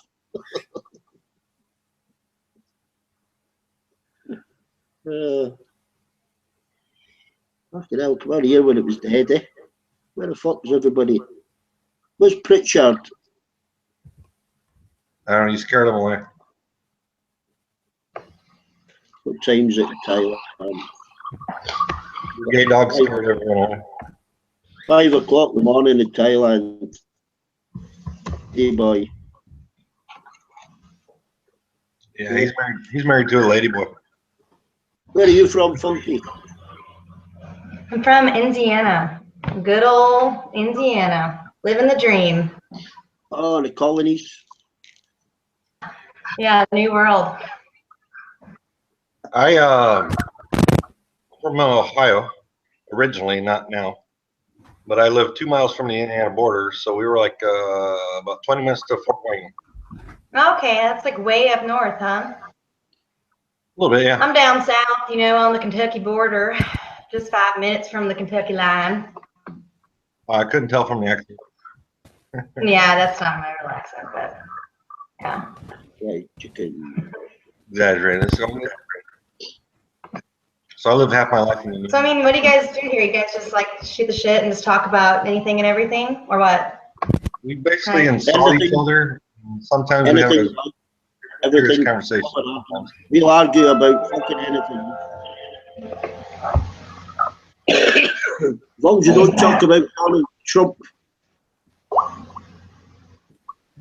You're such a cute dog. I didn't know dogs had Scottish accents. No, it's got a Scottish bark. Scottish dog. Likes lager. It likes lager in its cornflakes.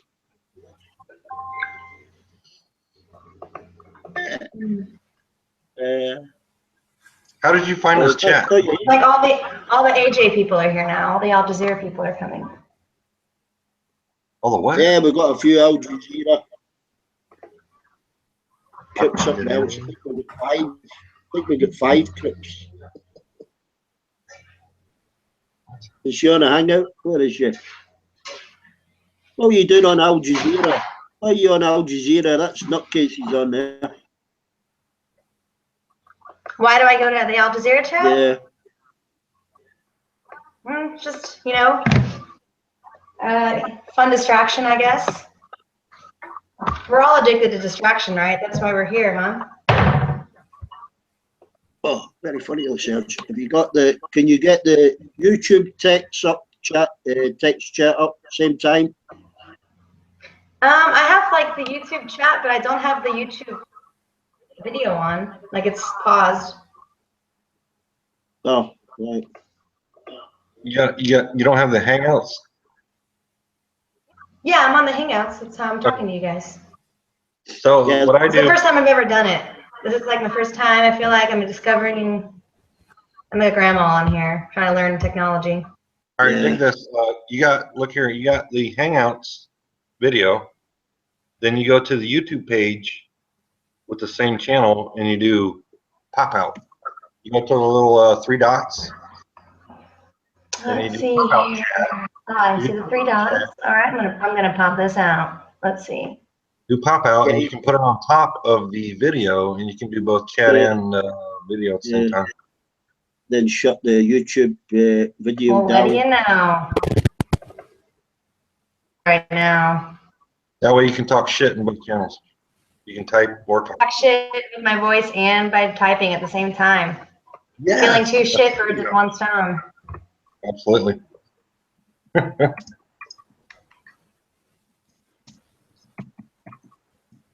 Crypto steam, you're boring me.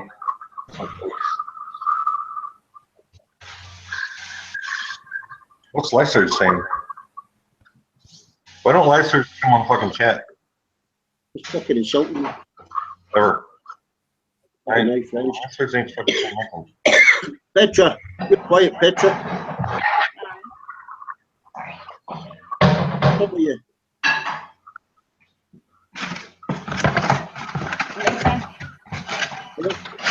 fed up with the trolls, Petra? Sorry? Are you fed up with the trolls, are you? Trolls, no.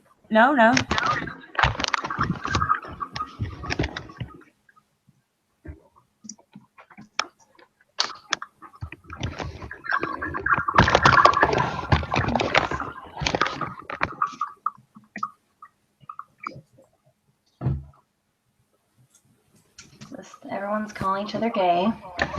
That's the news. It is news. Fucking pick on me, Nick, because I'm the oldest bunch of bastards. You're an old fucking queer, is what you are. Get up, Napoleon, you baldy fucker. I'm fucking 6 foot tall. How are you gonna call me Napoleon? 5'11". I ain't got a big fat pot belly like you. What's wrong with my fat pot belly? That's success. That's what that is. It's pregnancy. It's success. That means I'm successful in life because I got a big pot. Too many cheeseburgers. Hey, Mando, we got a new guest. Mando. Mando's not even in the fucking chat. Nick, I'm right here, Nick. I was going to say hi to Morgan. There's Armando. Oh, you scared her off, Mando. I know. Scared her off. She's lost connection. I'm going to try to get her back. Give me a minute. She was nice. I met her in Al Jazeera, and she came over here. I was going to tell her thank you. Yeah, she seems normal. She seems normal. I don't know what she's doing here. She seems quite normal. That was soon change.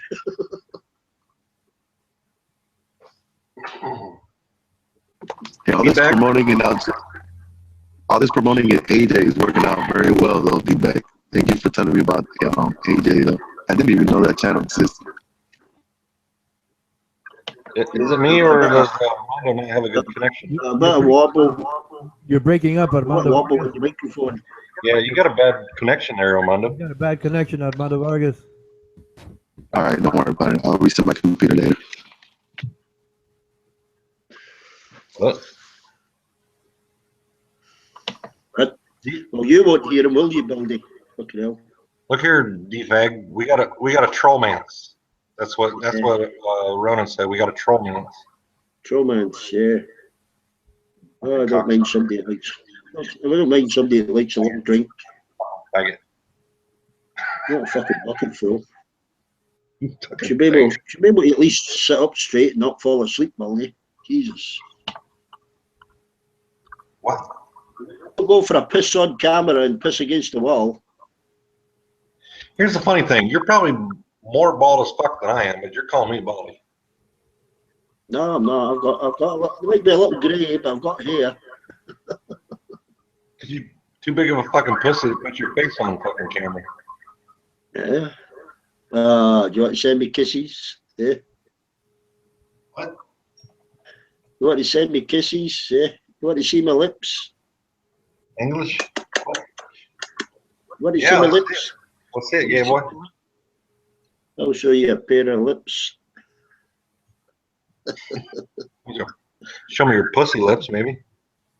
What? Well, I wax my anus. I wax my anus. Do you want to see my anus? I have that waxed. You wax your vagina? Petra, that's gross. Yuck. Why would you say something like that?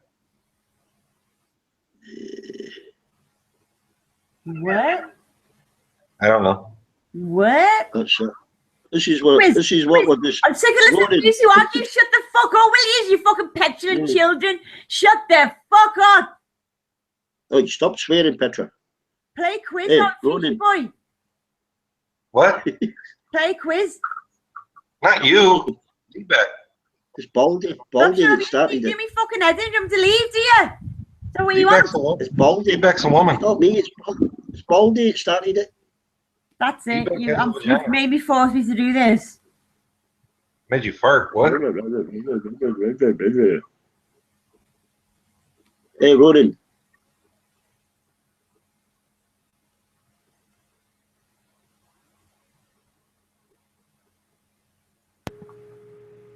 So now the mute wars have started. Is that it? good kick in the backside you need, Miller.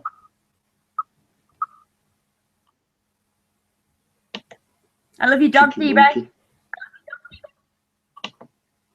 It's her dog, it's not my dog.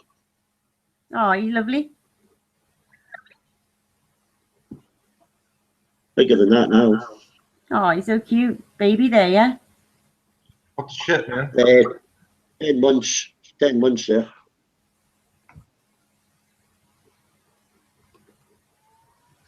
Right, now that's finally calmer, isn't it? Only because Baldy's shut up.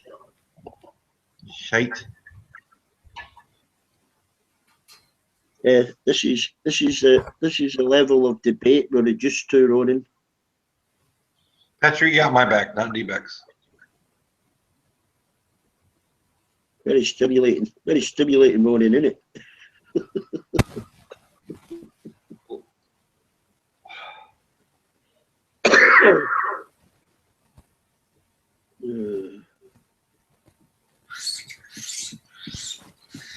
There's your only chance to have a religious debate with Armando. Oh, Funky's back.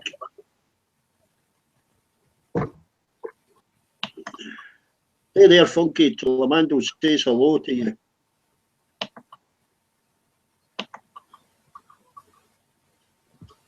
Connection, Funky?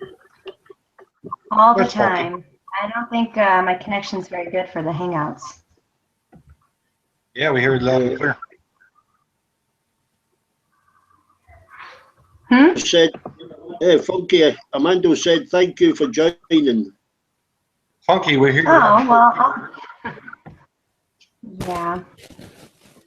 Oh, I see it now. Tell her I said thank you for coming. Cool. Most of us are normal. All right, so you got chat and video up at the same time, right, Funky? Yeah, but I have the chat on like a pop-out. Yeah, see, that's the way to do it. Yeah. Keep your eye on the text.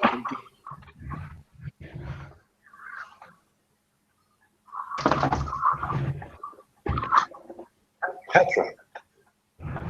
Yeah? Who are you talking to, Petra? Just on that shit, on the YouTube chat.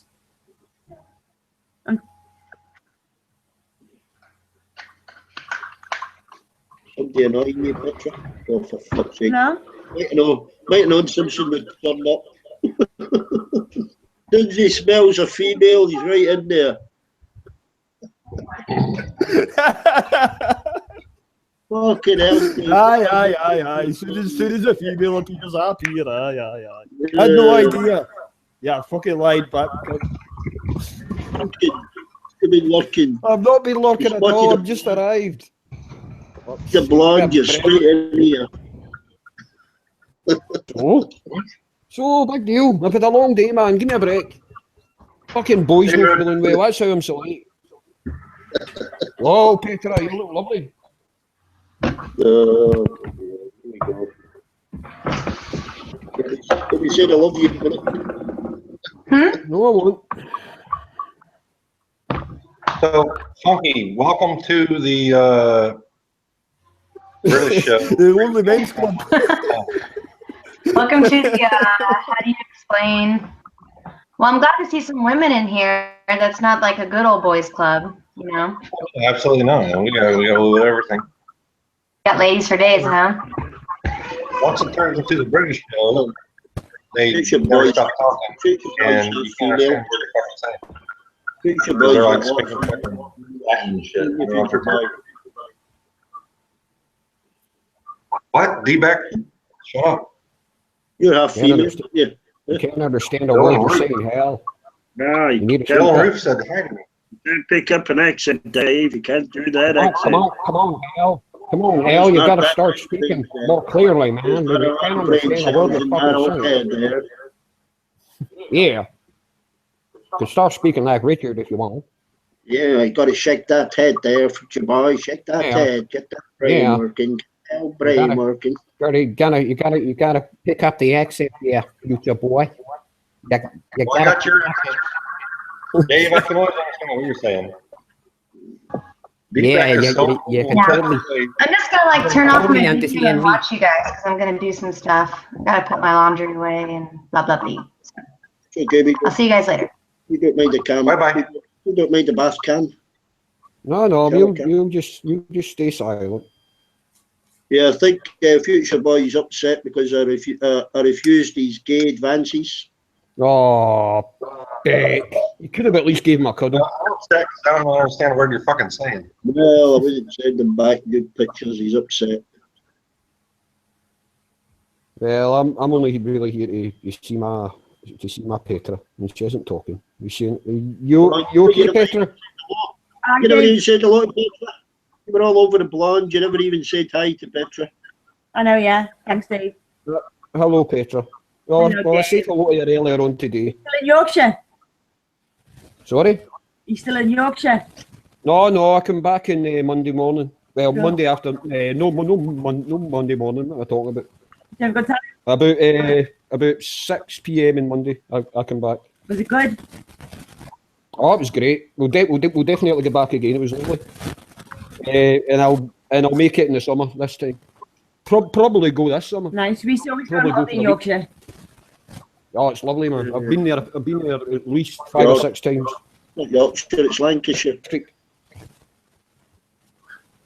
Sorry? They like that street Yorkshire. It's not Lancashire. This again, Yorkshire. It's not Yorkshire, it's Lancashire. I fucking ain't. Oh, here we go. Lake District's Cumbria. For fuck's sake. Isn't Cumbria. Fuck, I should know I was driving Lake in the fucking place. I know it's not fucking Cumbria. Lake Windermere is in Cumbria, for fuck's sake. I wasn't in Lake Windermere, I was at Ullswater. North of Lake Windermere in Ullswater. Oh, South of Cumbria. Oh, I don't really care. Oh, I know, I was in Ullswater and I had a fucking great time, and so did my boy, and that's it.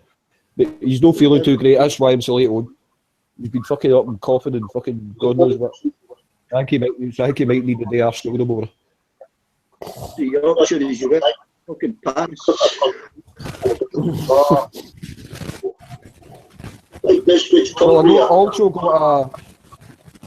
also got a new program put in my computer. Basically, it's an upgraded version of Windows, and it's a lot better now. He's unlike any interference happening anymore. A lot better. Can't hear a fucking word you're saying. Yes, you can. You're just winding me up now. What time it is, Dave? What's that? What time is it, did you say? You're winding me up, Beck. I know when you're winding me up. No, I'm not on satellite. Not on satellite. Baldy bastard's fault. What? What? I have no fucking idea what you guys are saying. Right Yeah. then, D-Beck, start talking like this. Is that better for you, Hal? People that you fucking understand what you're saying. I can spell it for you, you French midget. F-U-C-O-F-F. You fucking wank.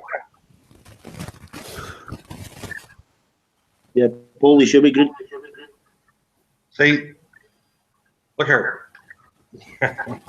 No. Stop winding Petra up. Hey, rum and coke's in the house. Me and him had a good talk last night. He's a good guy. He's from England. He's just outside London. Who the fuck's Rum that and coke. He's on the Who's that teddy bear, Dave? teddy bear. Oh, the bear boy. Frenchman. Yeah. I have no idea. He never speaks. You know who I think he is? I know he's from Gluck. You know who I think he is? He's that fucking hacker that hangs about with that fucking Amy. That's who I think he is. Idea. All I know is he never fucking speaks. Aye, I know. I think I've heard him say about 2 fucking words. Yeah, I think he's that And hacker. that's strange for a guy from Glasgow. This fucker as well. Jack say nothing. I think me and you are the most fucking yakkers in this place, apart from Richard. He has doing a show. Yeah. Yeah. What's Baldy say? can't understand what that baldy fucking says. No, you fucking That's Yanks, all right. man. You can't understand a fucking Meta. what they say. Keep going. Look, stop talking. Can I understand what you're saying? Can I understand it? You'll know what the fucking clue we're talking about. I've seen David. Carry on with David it. Bar. has his face on here. D-Beck hasn't had his face on here, though. I've had my face on here, but it tends to scare away the women, so avoid doing that. Just can't hack it, man, can he? I'm trying to put his ear up to the fucking speakers, that fucker. Over to D-Beck, wait until he does it the next time. Fucking retard. Oh, say, That's can just his you fucking see wonder. by the dawn's early light? Boring. Yeah. Do you realise who won the music quiz last night, Hal? You remember What you quiz? done the music quiz? What quiz? Future boy, Hal, Mister, that you done a quiz last night.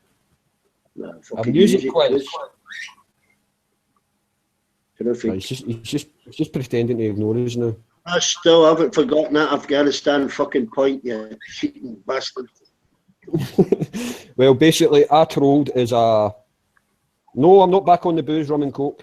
Basically, I trolled as...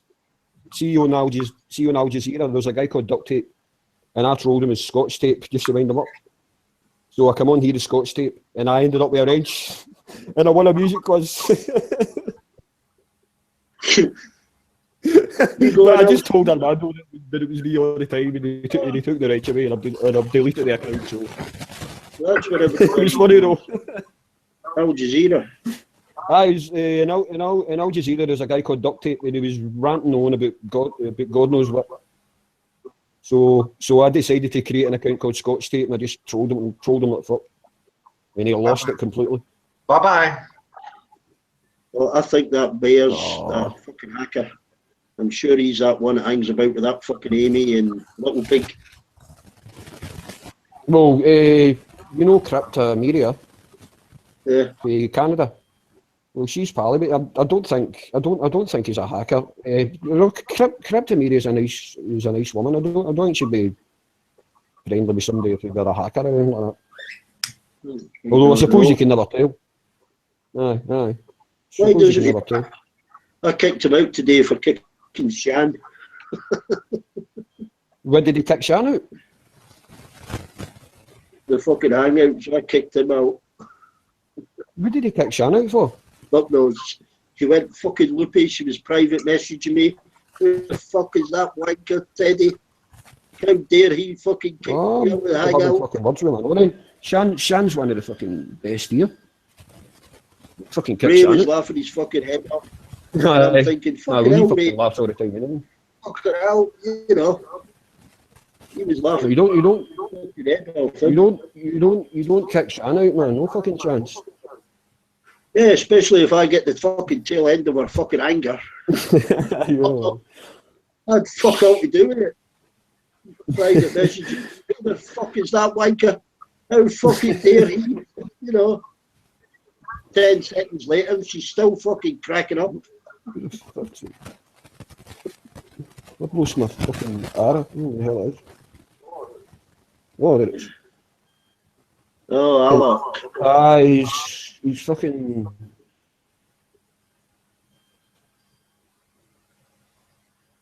Well, it's up to you. You can only fucking talk, innit? Jesus Christ. You okay, Ronan? Are you covered from all the mutants and snipings and...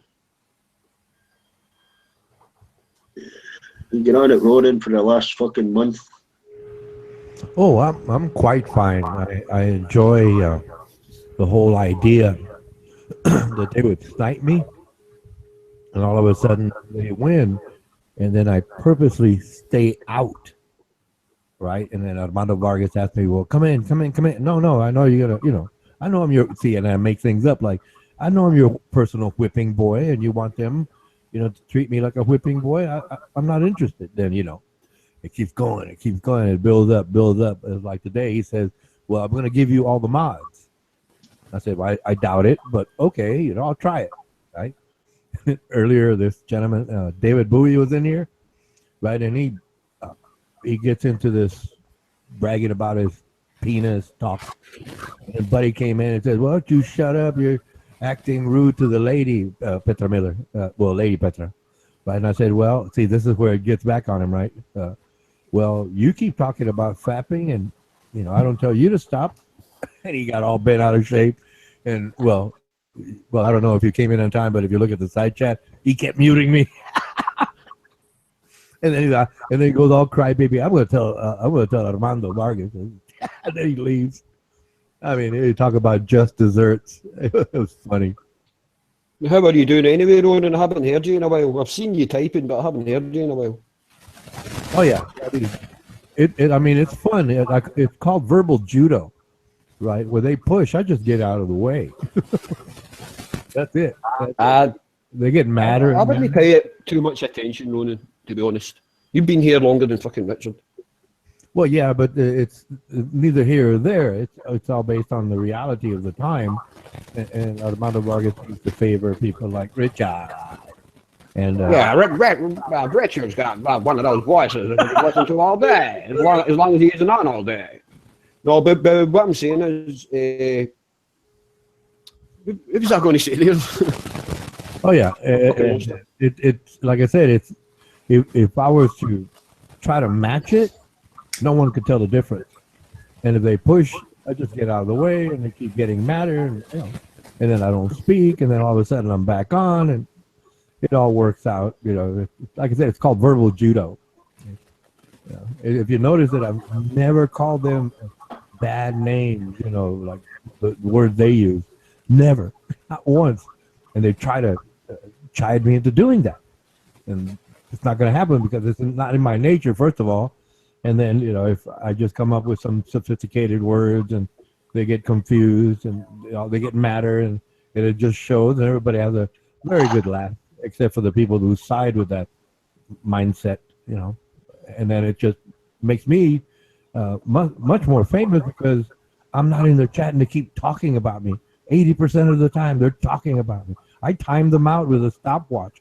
And the shortest amount of time was 34 seconds, right before they got back. That was a digital stopwatch. Go ahead, Jack Rasmussen. I say that was a digital stopwatch. Yes, that's right. Yes, sir. It's a digital stopwatch. The thing is, Ronan, Armando and that enjoy the conflict because it makes the stream more exciting. So if I was you, I would just avoid it. Not leave the stream.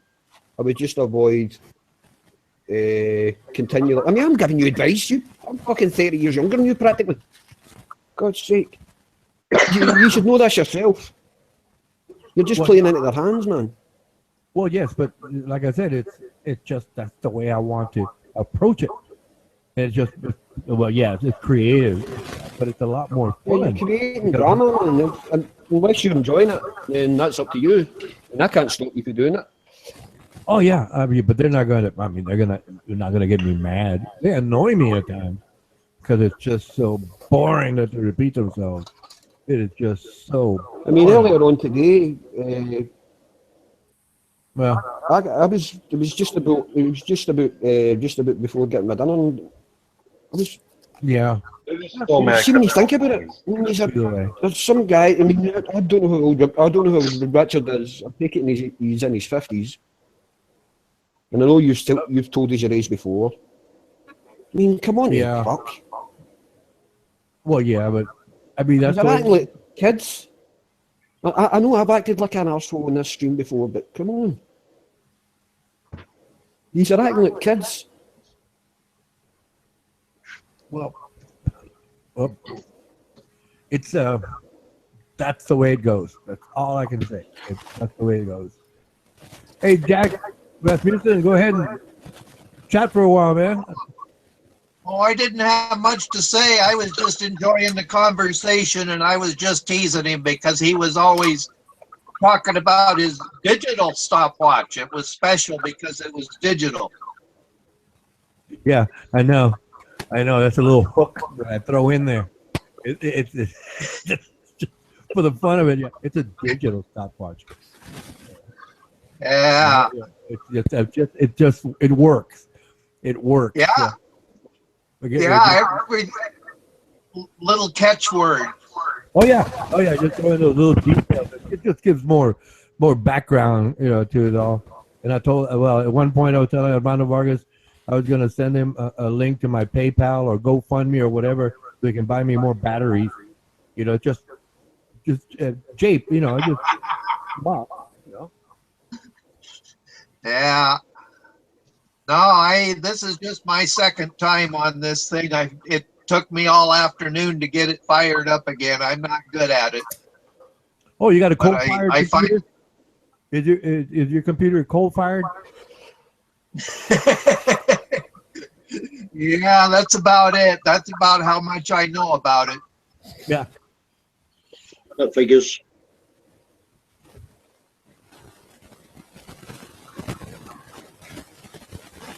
I live in the mountain. I live in the mountains and have a wood stove. That's a pretty simple life. Well, you've certainly got a good selfie there. Is it foggy?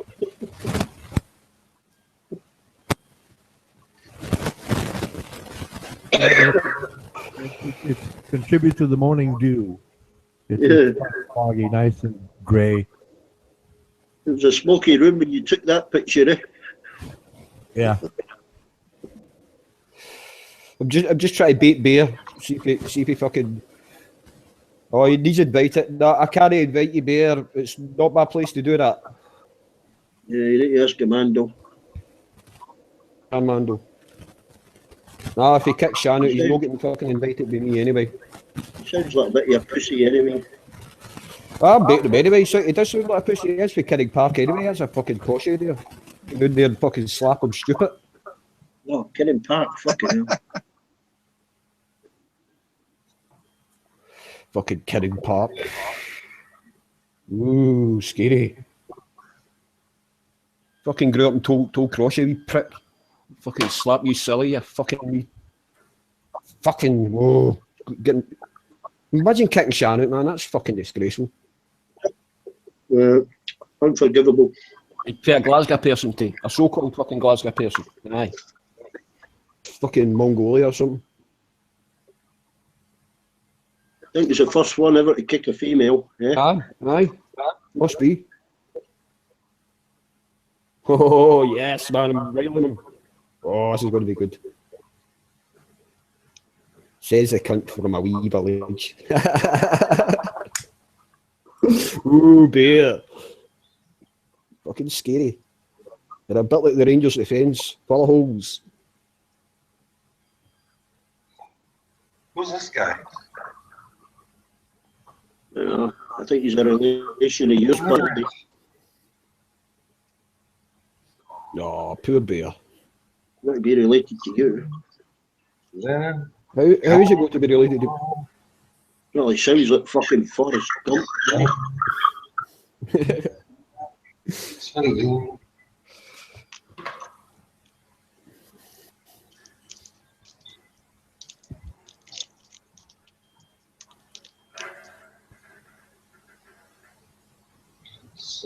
Who the fuck's Leonard Cohen? Sounds Jewish. Leonard Cohen's a Canadian, or well, he was a Canadian singer-songwriter, died earlier on this year, or was it last year? I never heard of him. Was he Jewish? I really don't know, but I would say with the surname Cohen, I would say he was, aye. No, he wrote plenty of songs. In the 60s all the way up to he died. No, you may as well get chatting. You only get 3 hours till fucking Pritchard wakes up everybody again. I was listening a wee bit with the two of you when you were actually getting on okay. No. That ain't gonna fucking happen, is it? That ain't gonna fucking happen. No, I'm not seeing your bodies and all that. But what I'm saying is, you were actually talking to each other instead of fucking fucking yelling at each other. No, little Packy came in. yesterday, yeah. He was spilling out his shite on a fucking text stream. So I said, come into voice, you little bastard. Yeah. So I waited about 20 minutes. He wouldn't come in, I left, and then Richard asked him to come in. Richard was a moderator. This is a fucking game, the prick will play. So I rejoined to have a go at Packy, see if he could explain his shit, and Richard wouldn't unmute me. Then he said he forgot. He's a stirring little bastard there, fucking cunt that. Coward, streaky, snotty nose piece of shit.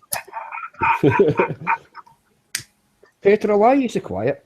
Is something up here? No, I'm all right. You know, I'm just fucking tired. I'm stoned. I'm going to go to bed in a minute. I'm just chilling, mate. I'm totally cool. Thank you for asking. Oh, good. Yeah, a wee bit worried about you there because you're usually the life and soul. Yeah, well, I'll have me off nights, aren't I? Of course. I've been on this chat site every night till like late early hours in the morning chatting. You know, I need a rest, Dave. You know, I can't be on top all the time. You know, on form. Yeah, I know. We all need a rest for this sometimes. Innit? Chilling. Yeah, it does kind of screw with your brain. Unless Beck, did you say you wanted me to sing a song? Yeah, Which song shall I sing? Especially when Baldy talks. Oh, is that why you said you wanted me to sing a song? Because he was talking. You don't really want me to? No, nobody was talking. I just want to hear Dave.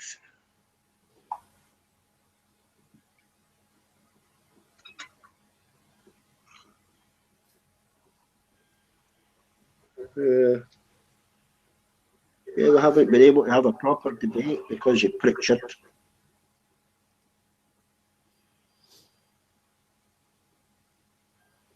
I was going to talk about the spring onions.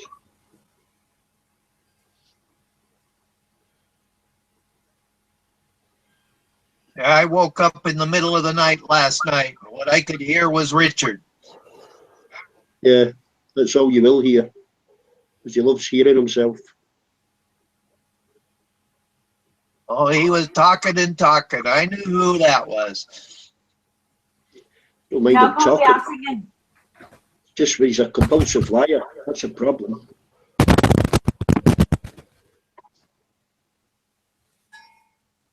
I like the birds he has at his house.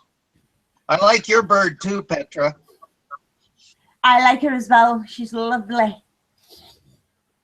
Is a cat out? Is a cat been out? Yeah, she's out. She only stays out for a couple of hours at a time. She'll tell you back and then they go pss, pss, and she comes straight back in. She only stays in the back garden and the front garden. She's so cute. I'll have to let her in a minute when I go to bed. But the other night I left out all night. I thought that'd be okay, but my dad said it wasn't. I left her from like 4 o'clock in the morning to like 12 o'clock the next day.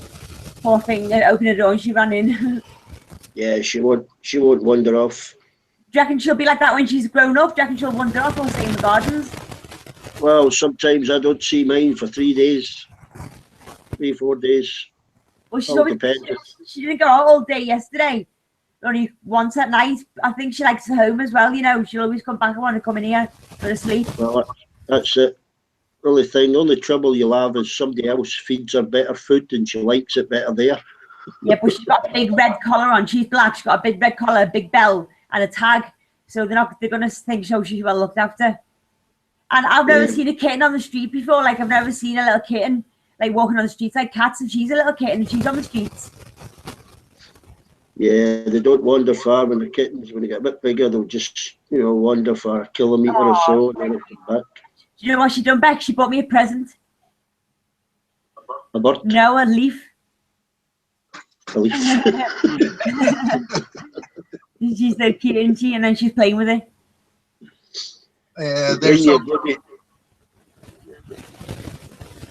She'll bring you a bloody seagull one day.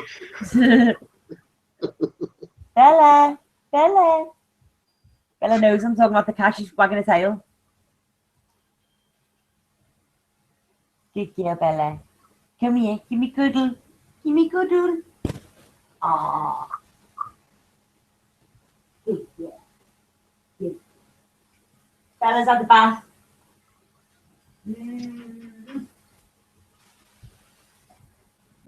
No, you're not getting any more treats. No. Good girl. Yeah, He likes to lay down. Yeah. He's getting old now.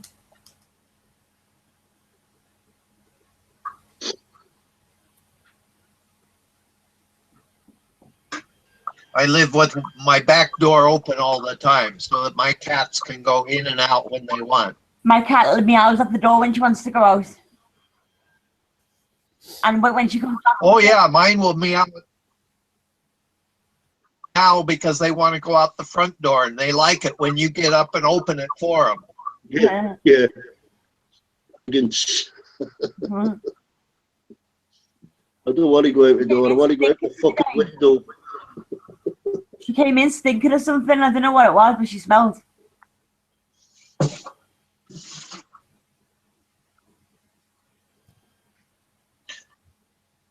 She cuddles up to me in bed at night sometimes. She's that cute. She stopped scratching me. I like it when they cuddle. She used to scratch me when she was a kid, Yeah, like that's nice. all paws around my hand, biting me dead hard, scratching me dead hard. She doesn't do that anymore.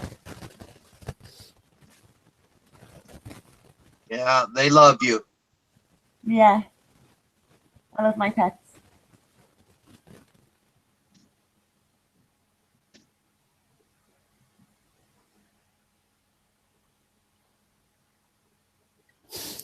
Well, it's evening here. It's 5 o'clock in the evening. I'm going to do my last cup of coffee for the day.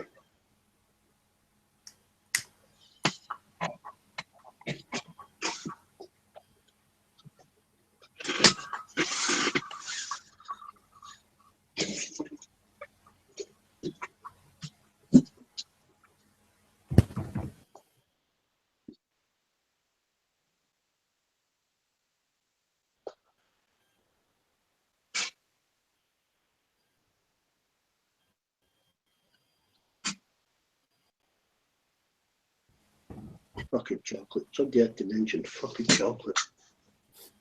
I'm having a biscuit. All of it today is soup, a roll, and 2 packs of What's-Its.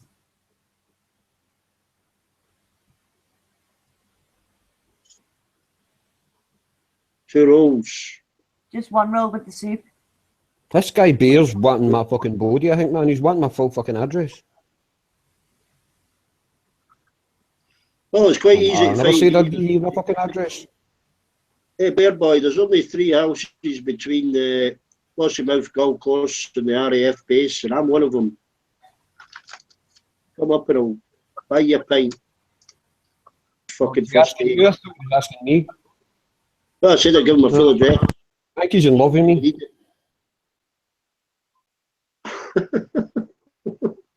Never fucking stops, man. Oh, He's a gonna tough come boy, yeah? inside. Oh, he's tough. He's tough. That's how when he's on the chat, he never fucking talks. Nah, he's tough. He's tough, alright. The basic ending talk. Type in capitals, bold.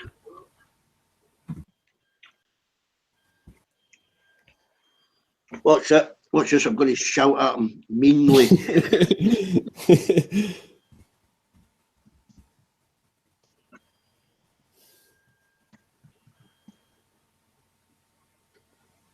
Yeah, I've got all my capitals.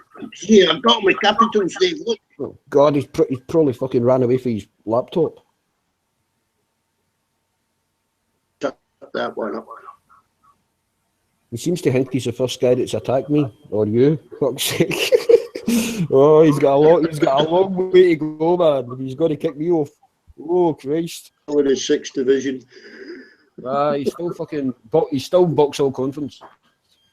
Oh, I forgot he's a Rangers fan. Is he in the Oh, 4th that's division? right. He's a Rangers fan, aye. He has got anger issues, really, because his team's shite. I wish I could throw him a couple of pence. Help them out.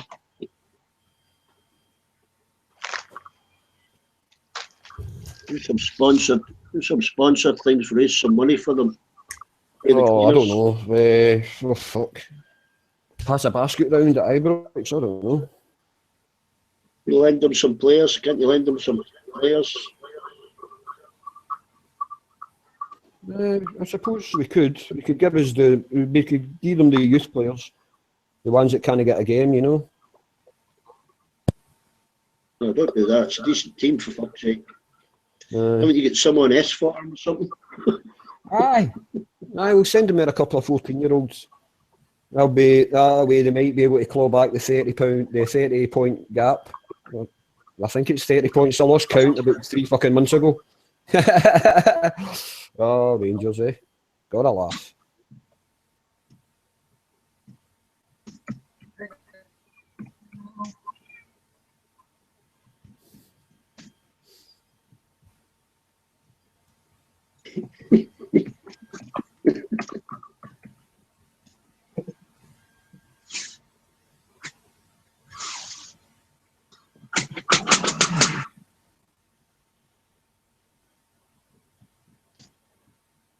Ray of sunshine.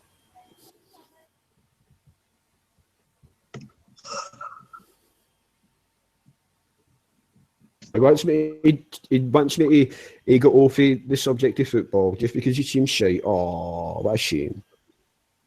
Poor old Bear. And his shitey team.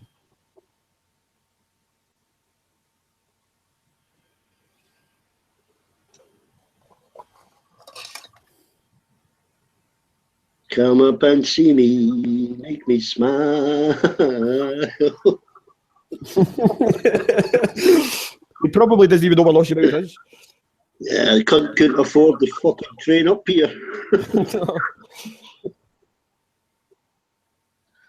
Get national travel bus, it's cheaper. Aye. Then you get a train to Edinburgh.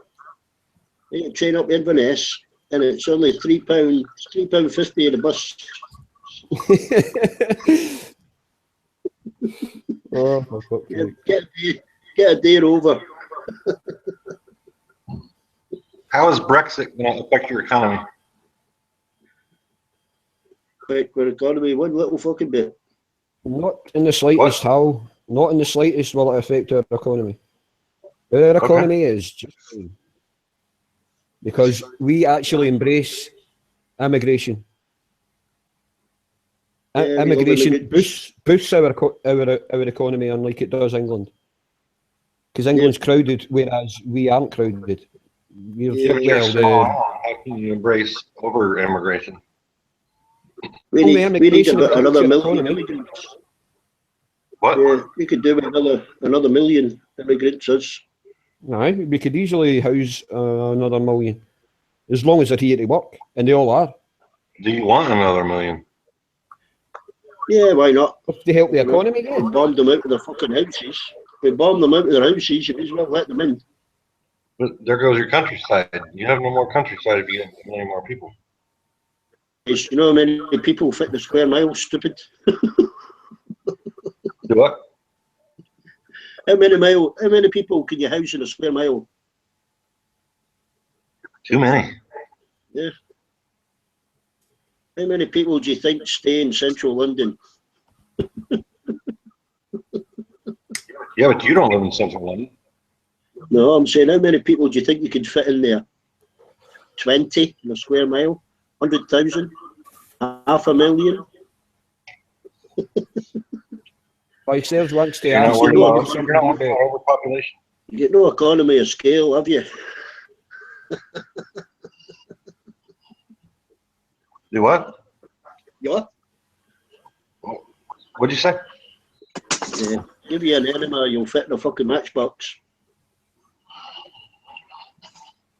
Well, I'm in a matchbox. I had an honest question. That's right. What you been drinking tonight, Baldy? Yeah, I'm drinking every fucking night. So what? Oh, no, I can tell. Of course you can tell. Girlfriend. There's your girlfriend on the text, Steve. You really want to take on another million people? 3 fucking people at once here. Well, I don't know if Bears ran away. I'm talking to Miss Ashley and Lysair's right now. Yeah, Bear will be on a bus on his way up here, I'm sure. If I don't see him by Friday, I'll know he's talking shit. Just ignore him, man. Just a daft boy. Although I don't know what age he is. I think he's younger than me. I've not really got any idea. So be it, built like a brick shit house. I don't give a shit, man. I'm fucking bigger than him. I'm scared of any cunt. I'll fight anybody. I know I'm not that big, but I'll fight any cunt. That has never bothered me in my life. No, I've never fucking backed down for a fight in my life. Yeah, don't care how many fucking beatings I get. What about the parts of London that are controlled by the law gangs? What? What about the parts of London that are controlled by the Sharia law gangs? Yeah, you're imagining things now. It's not true, you're saying? You watch Fox News, do you? I watch everything. Watching Fox News or CNN. So that's not true, is what you're saying? No, it's not true. No, that's true. I've only seen one Muslim in my life. One lady with a headscarf. That's all I've ever seen. In London? No, I'm in USA. How many Yeah. Muslims do you know? It's 'cause How we don't many let Muslims do you know, Baldy? Yeah? Do what? How many Muslims do you know personally? So you're okay with a foreign culture taking over your culture? Fucking hell, what a dumb fuck you are. I asked an honest question. Yeah, well, it was a You stupid tell me question. there's no parts of London that are taken over by the Muslim Sharia law. Parts of London that's been taken over by Muslim Sharia law. No. No, not at all. Okay. But you want to take a million of them in. You want all million of them to come into your country. As many as we can accommodate, yeah, till they rebuild their fucking homes and they can go back home. Yeah, we did fucking blow them out, didn't we? Well, once they come in, they're not going home. Part of your taxes fucking blow their houses up. Haven't you got enough room there to put up some Muslims future by now? And what happens when they start fucking taking over your vote? Yeah, you gonna take in some Muslim refugees, Baldy? Yeah. No, we don't want any refugees. Fuck them. No, you don't want any. No. No, fuck You them. don't know any Muslims. You don't know any Muslims, no? No. I don't want any fucking religious refugees. I don't think so. I don't think we know any. I'm very thankful for the Atlantic Ocean. Yeah, we'll take the atheist refugees, not non-religious. We're very fucking thankful for it as well.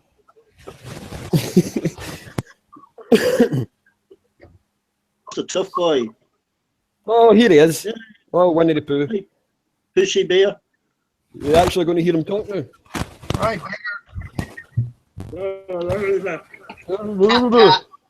Sorry, please don't. Sorry.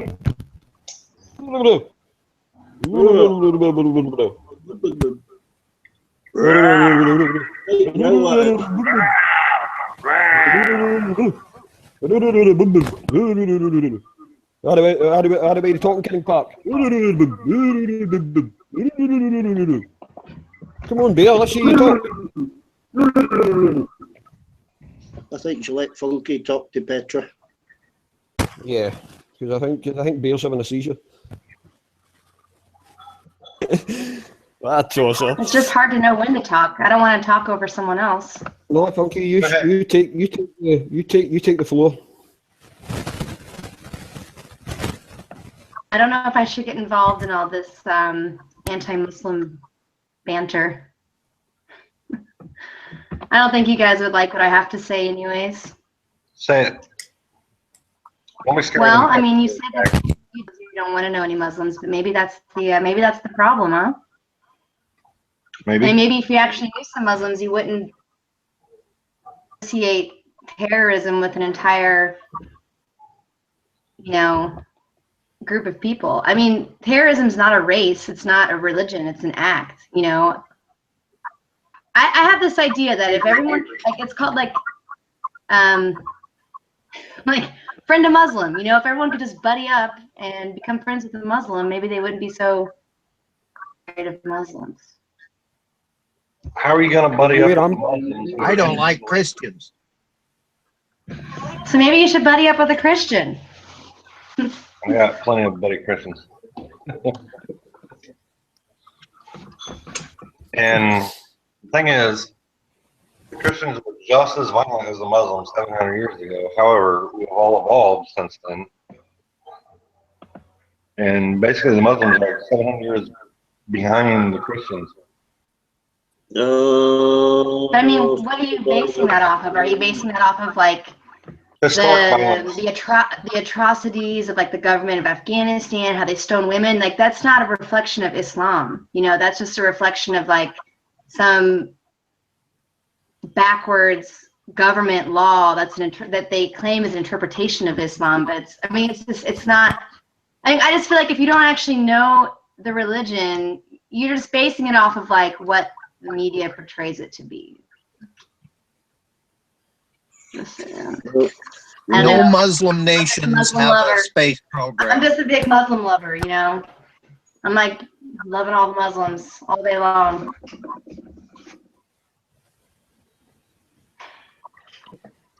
We'll paint them all with the same brush.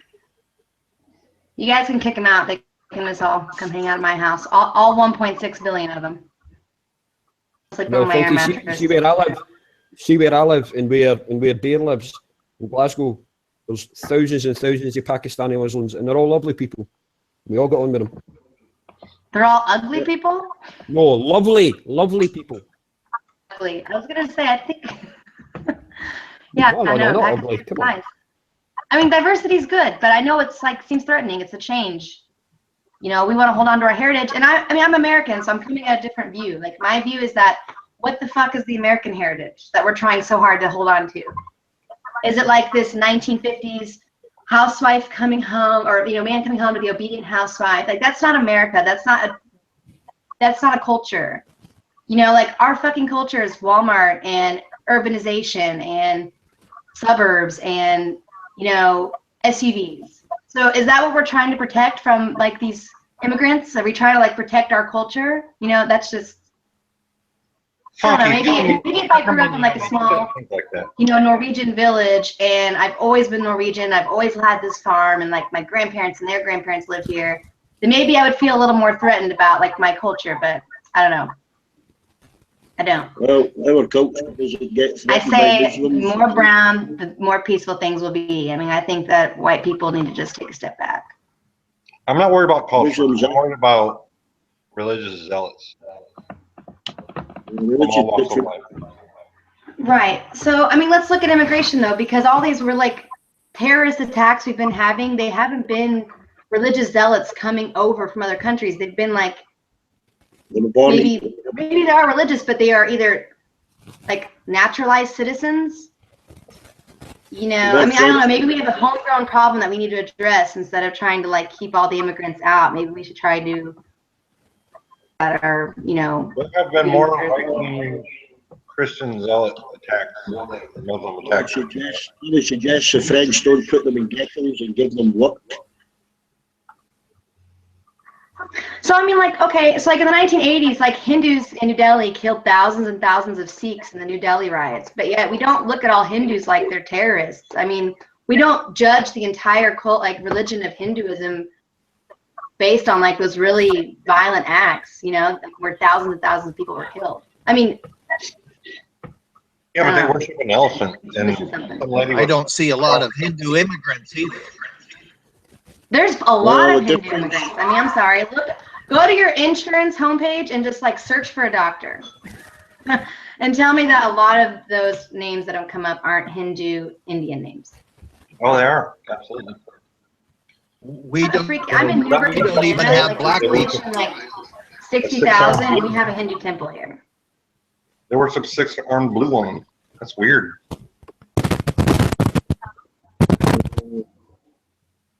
I don't think they're going to accept multicultural diversity. There are multiple gods in Hindu. One is the elephant, one is the Krishna, it's like the 6-armed blue woman. You'd probably be better closing up and sticking to your Nazism.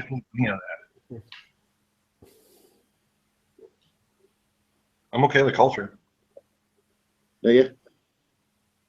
But when you start mixing religion, I like the Mexicans that come over our border. Fucking Mexicans now. Yeah, they're good people, but the illegal ones are what are the problem. Well, they work hard, don't they? Half the economy would collapse without them. well, we share a border with them. Yeah, they're okay people. These okay people, that's the point you don't get. Fuck me.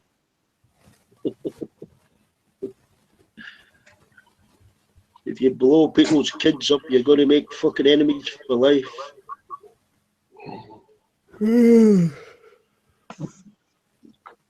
Yeah, but the ones that come over illegal, they're the ones that, like, if you're waiting in a line, they go to the front and push their way in. Oh, I wouldn't accept that behaviour anyway, no matter who it was. Fucking Queen wouldn't get in front of me. Do you probe disbanding the monarchy, D-Beck? Yep. Once you Aye, although it would mean us becoming a republic, so we would have basically a president. Well, we become a republic. Republic's just a label. Become an independent country. We'd still have a president. Republic. But we would have a president. Nicola Sturgeon. She's upset the French fucking foreign ambassador now, isn't she? Yeah, we pocket rocket though. She stands up for us. I don't understand. I mean, that Spanish guy was complaining to the Foreign Office in London, and they're like, "What the fuck are they complaining to London for? They need to go through the Scottish Parliament." They're like the fucking Americans. They think the Parliament's in London.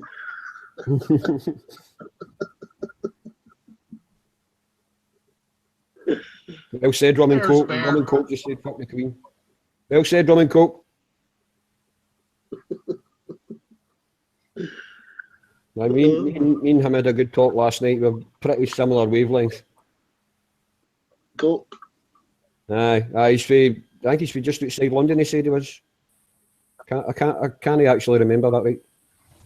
You know what they're doing now? Pretty sure he said he was just outside London. Have you seen what London's doing now? Any car over 10 years old is an extra £10 surcharge for pollution. Well, it'll be fucking about time. The places are fucking. I hate London, man. Yeah, although I've not been there in a while, but I fucking hate it. Yeah, but you think of the people that work outside London, got to drive in and clean the windows and sweep the streets. It's going to cost them an extra £50 a fucking week.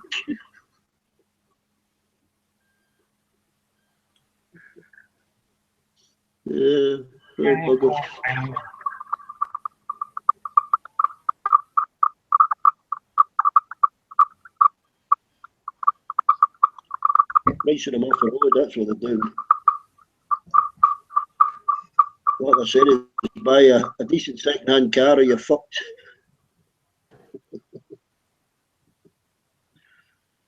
There's some insurance companies that want to Bear, insure a you car 2 over foot high midget. You 2 foot wide digit. Are we going to get some words for Bear this time? Or is he just going to go again? Yeah, future boy putting words in my mouth there. I want all the refugees. Oh, take them. You want them? Take them. Take them. Take him. Take him. Take them. Oh, yes. You realise you're an immigrant yourself, future boy? Take them. Take them, you ugly fuck. You know you're an immigrant yourself out there, yeah. USA was founded by immigrants. We seem to forget. Every single one of you comes from a European country, or an African country, or a South American country. Enough to realise he's an immigrant himself. Fuck your own country up. Every single American that is alive today comes from an immigrant, unless they're a native. Unless they're a native. Unless they're a native. Look at all these racism's coming out now, look. Good. Great Britain cannot handle another money. There's little shit-ass Pakistani, low-life little lump of shit out there. Come in here, Pakistani, and explain yourself, you little lump of worthless shit. Maybe your empire could when you actually held land across the world. Imagine a mother that gives birth to that dirty little bastard. You can't handle a million people. Foul-mouthed, dirty little bastard Pakistani. Take them. You're Take a them all. disgrace. You're a disgrace No, to I'm gonna your own jump fucking family, your own father. You're a disgrace to your own fucking father, you dirty little bastard. That's why we kicked your ass in the revolution. Yeah. Don't fucking No, he's forget not it. talking to you, Hal. He's talking to you on his That's Pakistan. why we bailed you out in World War I and World War II. And don't forget Shut that up, either. Forrest Gump. Nobody's talking to you, Forrest Gump. No, Shut you're up for fucking- 5 We fucking kicked your minutes. ass and then we bailed you out twice. Bail 2 out, you dopey fuck. Who the fuck are you talking about? You. Fucking Welsh. You bailed us out. You Polish fucking nutcase. What the fuck are you talking about? We beat that ass in the American Revolution. We beat that ass. Declaration of What's he Independence. talking about, Dave? Does he think there's been a war between the UK and Canada? What the fuck is he Oh, I've got talking no about? idea. I've got no idea. In World War I, World War II, we Things bailed you on fucking cocaine. We You on bailed you drugs? out. Hey, Napoleon, are you on fucking drugs? England You on would be fucking speaking German drugs, for man? America. What drugs are you taking, you dopey fuck? You need to be speaking fucking German for us.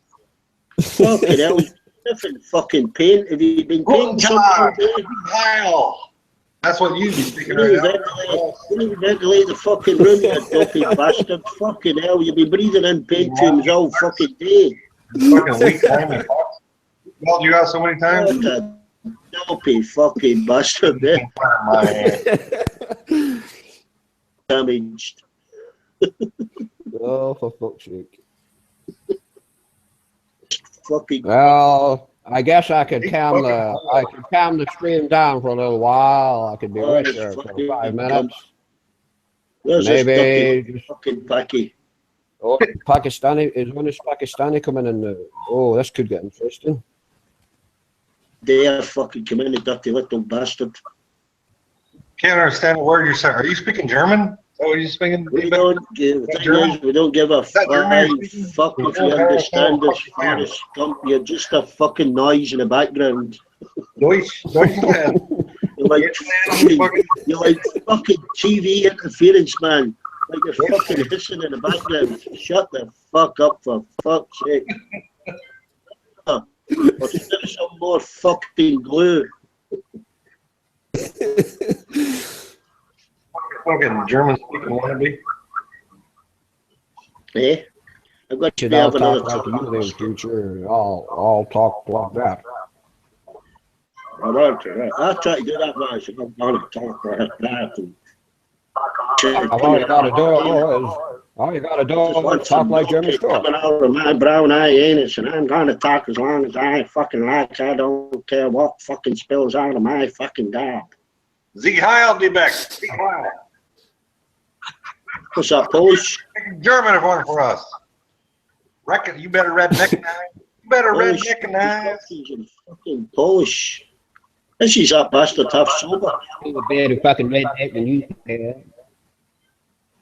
Put some more of that paint thinner. Put that paint thinner in your tequila gun and squirt it up your left fucking nostril.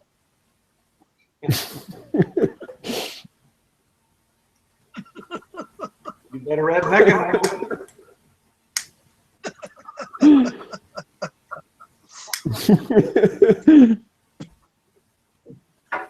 Right, guys, I'm off to Bedfordshire. Okay, Petra, Yes. you better. Now you've upset everybody, Petra. You just sneak away. Goodbye. Good night, Bye, Petra. Petra. See you, Petra. Oh, I'm swearing you've been swearing, Baldy. Fucking vagina head.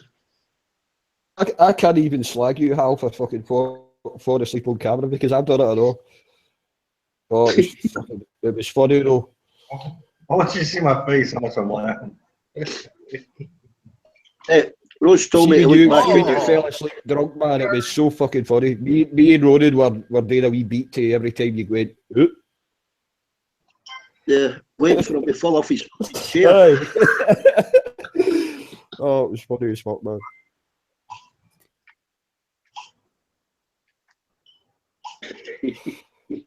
I thought he was going to stand up and piss against that fucking curtain there. As I say, I can't really slag the guy because I've done it on cab as well. I fell asleep on cab, being pissed, so I can't really slaggy how. Yeah, I've got out of bed and pissed on the double electric fucking socket. I had to put a bit of fucking plastic over it in case I did it again. One time my brother came into my room and pissed in the fucking closet. He pissed in my closet because he thought it was a toilet. He opened my fucking wardrobe. Pissed in it. That's fucking weird. My brother's pissed in a wardrobe as well. Put a pizza in a tumble guy. Opened the door and pissed in the wardrobe. He also we're probably gonna have to show you how to fucking Brexit too while we're at it. Who the fuck's Virtual Boy? Virtual Boy wants to see my fucking bum. We got to bail you out of Brexit too. Seriously? Yeah. What? When you fucking for your own economy, do we got to bail you out then again?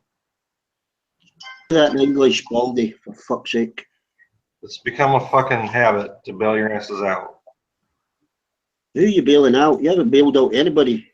How the fucking banks bailed yous out, you daft fucker. The last time America bailed the UK out on the Clement Attlee, and they repaid that loan in 2001. They haven't had a loan after US since. So you're lying, Hal. You what? You're lying, mate. English, please. You haven't bailed the United Kingdom of Great Britain and Northern Ireland since 1947. The euro that supports the fucking dollar, or the bank 1918 and 1942.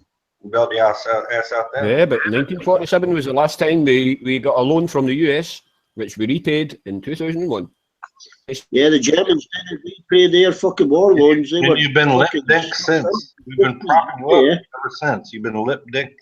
All the war reparations money, all forgiven. Only because you speak the same fucking language, but really you don't, because you don't understand. Dave, ask this dumb fuck what the London Agreement was in 1950. Baldy. What's wrong with Rolls Royce now? What was the London Agreement, Baldy? What? 50. No, he hasn't got a fucking clue. Thick as a fucking lamppost. Fucking king and queen. Fucking spinnery queen. Fucking gay queen. That gay queen. Gay queen. Gay queen.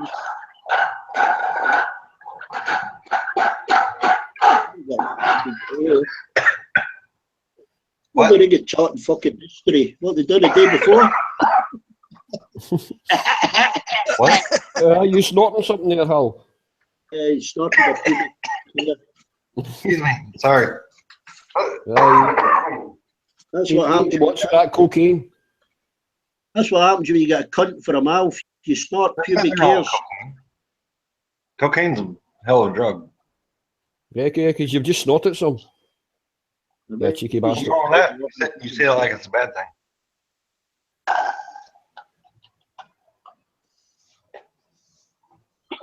So, really, I mean, this fucking Britons. Train Spotting came out. T2 came out in your country 2 months before it came out. He's a movie fan. That's where he gets his history from. Have you seen T2? Oh, I haven't seen it yet. David, have you seen T2? No, I haven't seen it yet, Hal.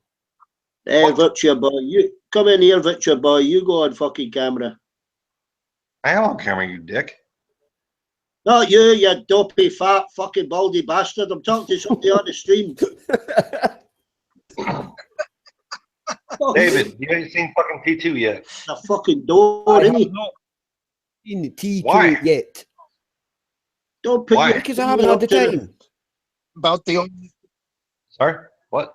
I want to see your fucking About the ears. only word I understand is open. Someone please speak English. Goddamn. Oh, you need to travel. You need to travel, mate. You hear different accents, you fucking cellar dwelling cunt. Do you think these people fucking travel?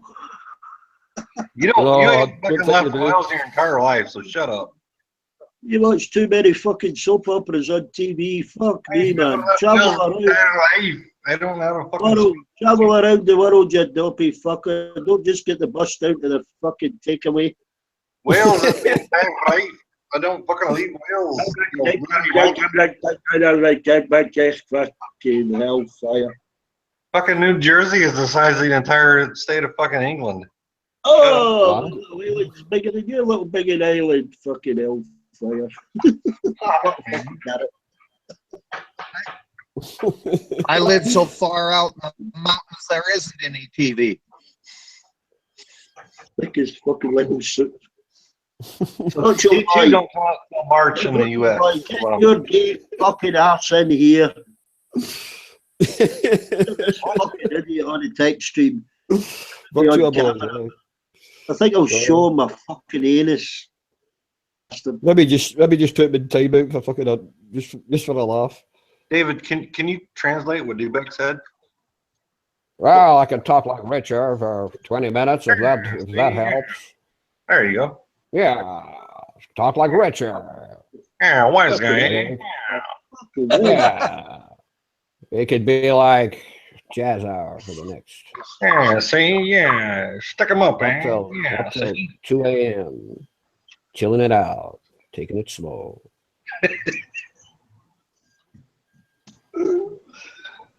Oh, you motherfuckers. Well, there's not a guy that's got the voice like Richard, you know. It's so smooth. You sound like not Jimmy Dean. That's a sausage. Jimmy Stewart. Jimmy Stewart, yeah. Jimmy Stewart. Yeah, Jimmy Stewart, you know. He was a World War Just like II Jimmy Stewart. Jimmy Stewart was a World Yeah, War no, he was. Yeah, Fucking hell. bloody good What a one. joke. Fucking hell, square wheels on a car. That's the funniest fucking thing I've seen in the last fucking 7 seconds. What? Well, Virtual Boy, you're certainly lighting the room up. Fucking hell, he's even laughing at his own fucking joke.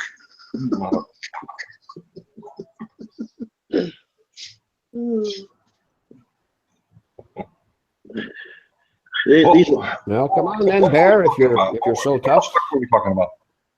Take on King Dave.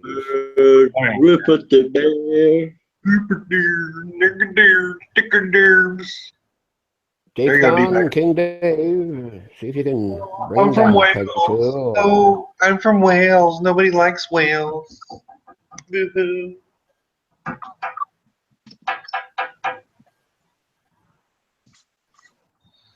You Welsh fuck. Fuck D-bag. D-bag, D-bag. Same fucking thing. What did you say, Ivan? What did you say, Ivan? Shut up, D-bag. What's up, Ivan? What's up with you? Shut up, D-bag. You ain't speak English. What? That's because I'm not English, you Polish twat. Yeah, I'm Polish. There you go. Polish. You look like a typical Polish immigrant. DNA says that the Welsh come from the Iberian Peninsula. Welsh are Germanic, just like most of the tribes here. Oh yeah, it'd probably be mixed in, but the dark comes from the Iberian down there. African, aren't we? Hey, Baldy, where did your ancestors come from? The Indian, native Indian, are they, Baldy? Como say what? Is your ancestors native Indian, Native American Indian, are they? I am a complete mutt, is what I am. I got German, Irish, English, maybe a small smidge of American Indian. English, he's English. I might have fucking known French. German and English. I got everything, man. I'm fucking French explains that big fucking nose. Yeah. But no, I'm pure fucking Welsh and I don't know how to fucking talk. Explains a bald patch. the Napoleon patch. I got more culture in my little fucking finger than you do in your entire body. Yeah. So you get a little Napoleon bald patch And on I the can nose. speak English. And I can speak English. Unlike yourself. You're as thick as the English. Yeah. And you're as fat as a German. I'm from Welsh. Never been nowhere in my entire life. I'm incest. There you go, D-Beck. Yeah. You incestuous Welsh fucker. You've been to France and Germany, have you? Visit your ancestors, roots, yeah. I got it all. I'm the perfect mutt.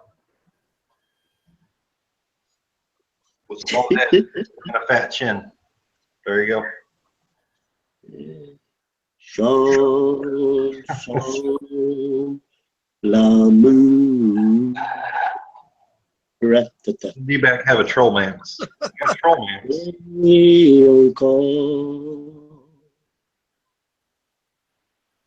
Each time I hear chanson. So my Balchinian friend, I'm still waiting for you to put your ugly ass on the fucking figure. Oh, I need my diaper changed. Fuck, that hurt. That hurt. I won't sleep on that. Fucking hell. English? What? Nightmares. I need my diaper changed. I won't fucking sleep tonight after that one. You have a diaper? Is that what you said? No, there's a little gay boy out there wants me to go and cam for him. I don't know what the fuck you said. I know you don't. Beck, I keep getting fucking see like pop-ups of people chatting on Hangouts and I don't want to see it. How the hell do I get rid of it? No, go into the settings. David, with the worst accent ever, please translate for D-Beck. You need to click on it. Hang on till Forrest Gump shuts up. Click on that little settings wheel. Turn off Just notifications. give me a sec. Just turn off the notifications, aye. Yeah, is that all I need to do? Yeah, just untick that box. Oh, right. No, because I'm getting all these pop-ups all the time and I'm not fucking interested. Yeah, I've got this little virtual boy stalking me sexually. He's stalking me sexually on the chat here. He wants to This see is my my face. It says, Mando, is it okay? Are they Is it okay if I show my testicles? Can I put my testicles on cam for virtual boy? I heard the word testicles. That's about it. Yeah, that's about all your brain can cope with. What? Your brain can't cope with a full sentence, one go. I'm not getting that wheel, Beck. I don't know what the hell's wrong with us. There is no wheel on this fucking Hangout page. All I've got is a camera, an arrow, and 3 dots. Camera, arrow, and 3 dots. See, you have a sentence wheel, it's like I know. like a cogged wheel. Should have like a cogged wheel. That's a sentence. That's where you can turn the notifications off. No. Dave is laying on the accent thing. Just do a piece, D-Beck. I'm speaking very slowly. I'm speaking very slowly for you, Baldy, but down to a fucking stop for a cabbage, you know. Look, I'll just fucking. I got 2 words out of that. I got cabbage and I got Falcon. Thank you. You sound about the same. You're in a cellar as well. I heard cabbage and I heard something else. Oh, there we go. Settings. See, I knew I'd get it eventually. Lettuce here, they can't pick up accents. That's the wrong settings. Ah, fuck it. I'll just leave it. Can't be fucking bald. Sounds like. Push your titties, D-Beck. Sure, you're not seeing I know you got man boobs. I know you got man boobs. Let's see them. You're so gay. You're so gay, Baldy. You're so gay. Show me the titties. Come on, Baldy. Let's Come see on, the Baldy. titties. Come on, tell us. Fill it out, Baldy. Come on, you're gay, aren't you? Eh? That wasn't me. That was a virtue of Oh, he's laughing. How long you been gay?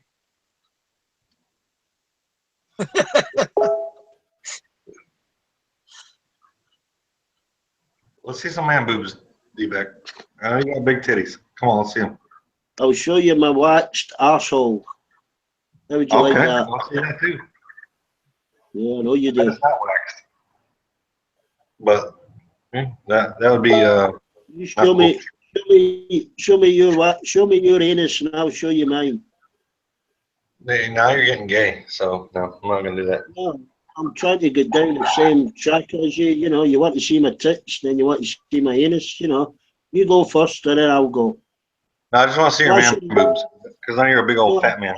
Flash your anus, flash your anus, flash your anus, and I'll flash mine. Come on, fat boy, let's see your titties.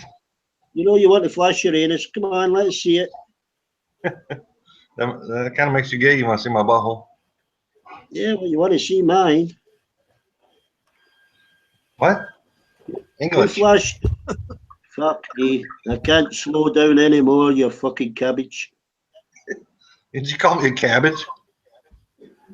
Well, you're a bit fucking slow, you got to admit, you know. You fucking wanker. Yeah, fucking gay boy tosspot. Bet you're sitting there with a fucking erection, aren't you? Yeah.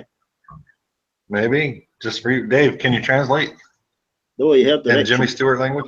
What kind of sound does it, what kind of sound does it make when you fart in Welsh? Yeah, that erection fucking word got his eyebrows going. I need Dave to translate in Jimmy Stewart language, because no one knows what the fuck you're saying. Yeah, I don't give a flying fuck whether you know or not. You're still going to fucking hear it. Oh, it's fun to hear it too. Give it 6 months. Give it 6 months, and your brain might learn. You know, it's like teaching a baby. You know, like a baby. Like a baby. Get in my belly. Get in my belly. I need a baby.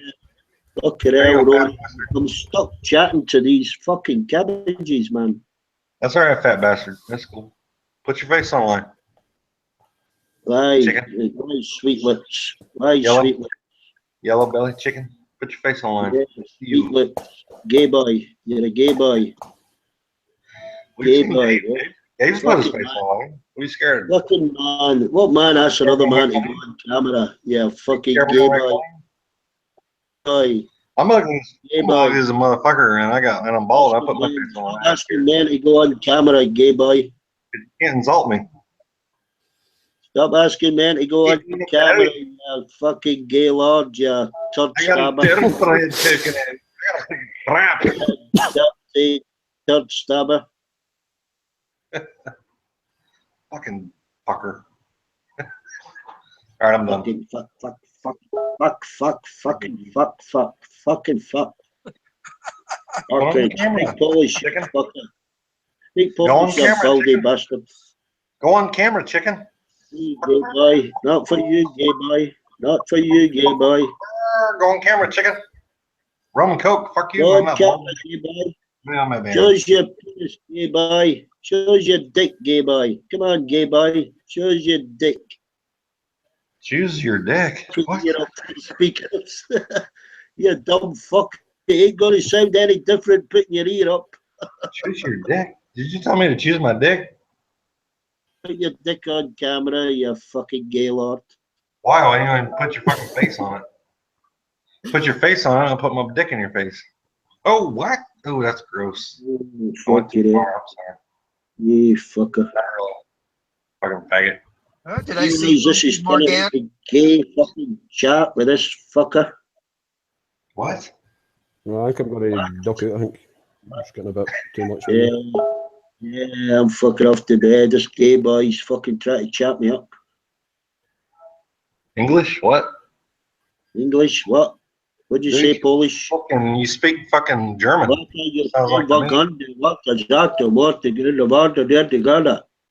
speak fucking German if it wasn't for us.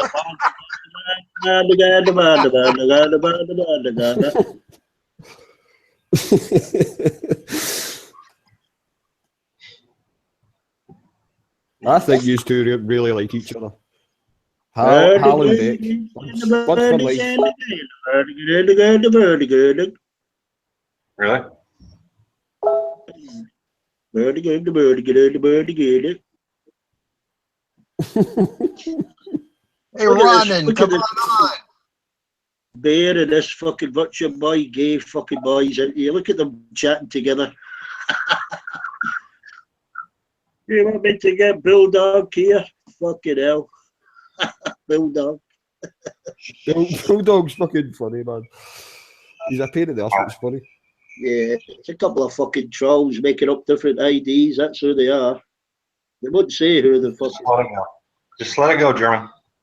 They Just let it won't go. say who they are. That's why they won't speak when they're in here, Dave, either. I've got a good idea who the little fucking pricks are.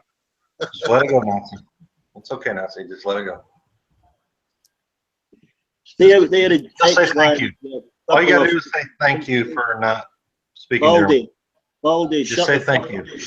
Thank you, Baldy, American, for not having us speak German. Baldy, I'm fucking hell, I have to shut.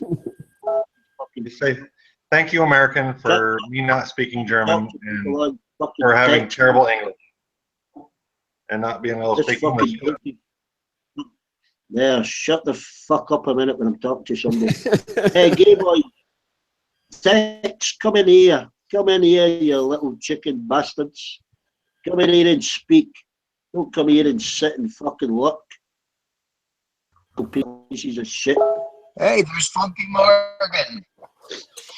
Yeah, I just wanted to say, I don't think I've ever seen such a sweet-looking dog use so much profanity before.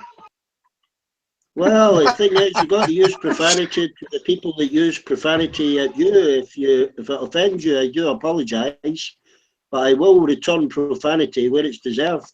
I'm not going to sit to it and not use it That's back. not a sweet dog. That is the gayest dog you've ever seen in your life. It's called, shut up, Baldy. It's called an eye for an eye. You ever heard of that?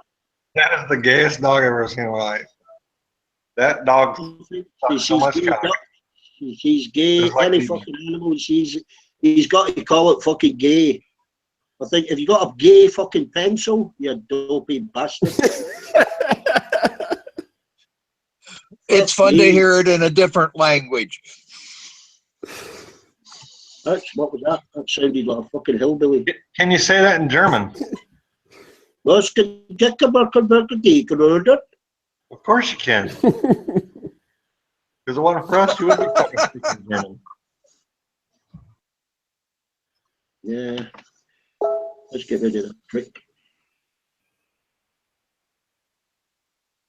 Yeah, that's that one done. Boring bastard.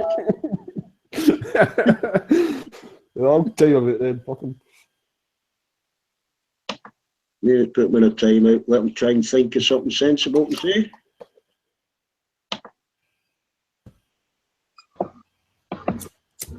I don't think we need more dicks on the internet. We've got chat roulette for that.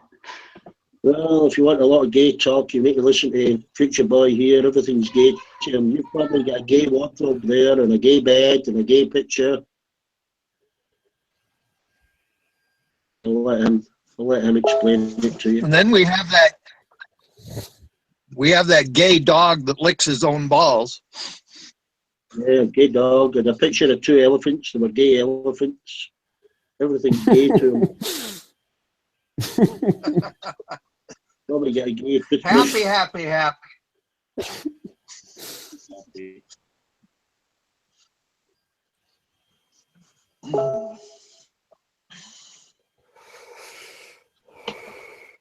Yeah, that's good. Yeah, let's try and see if we can get him to think of something for 3 minutes and then come back with something more fucking constructive. Pardon me.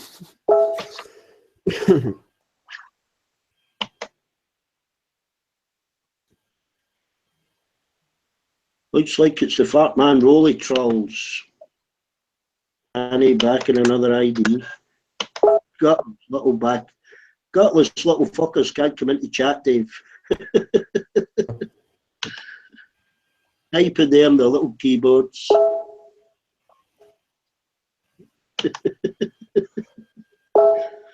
Yeah, trigger me, I love it. I fucking love it. Trigger me.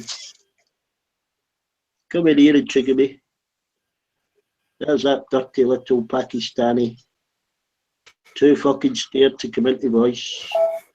He was talking about last night with Richard. He wants to become a transsexual. It's just a little piece of filth, basically. What you scrape off the bottom of your fucking shoe, you know. Hey, Ron, and your 5 minutes are up on your digital stopwatch.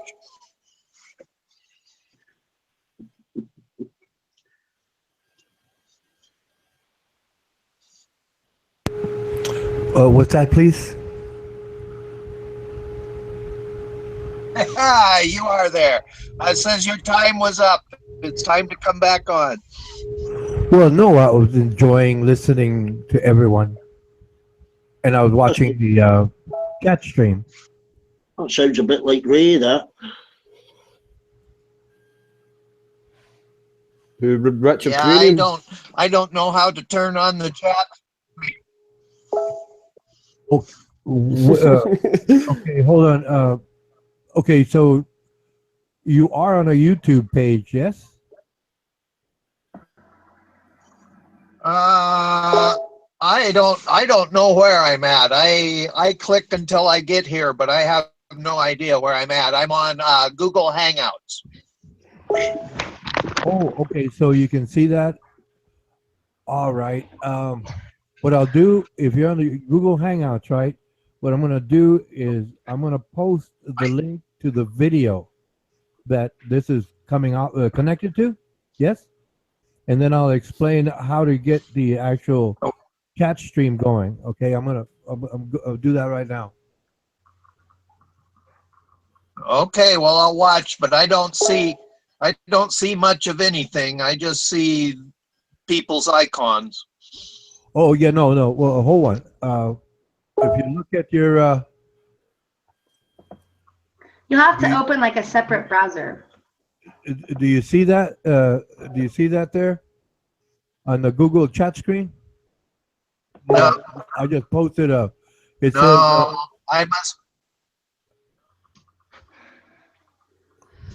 No, I'm pretty lost. Well, no, that's why I was asking if you said you were on the Google chat, right? So I just posted the link to the. Yeah, now I went over.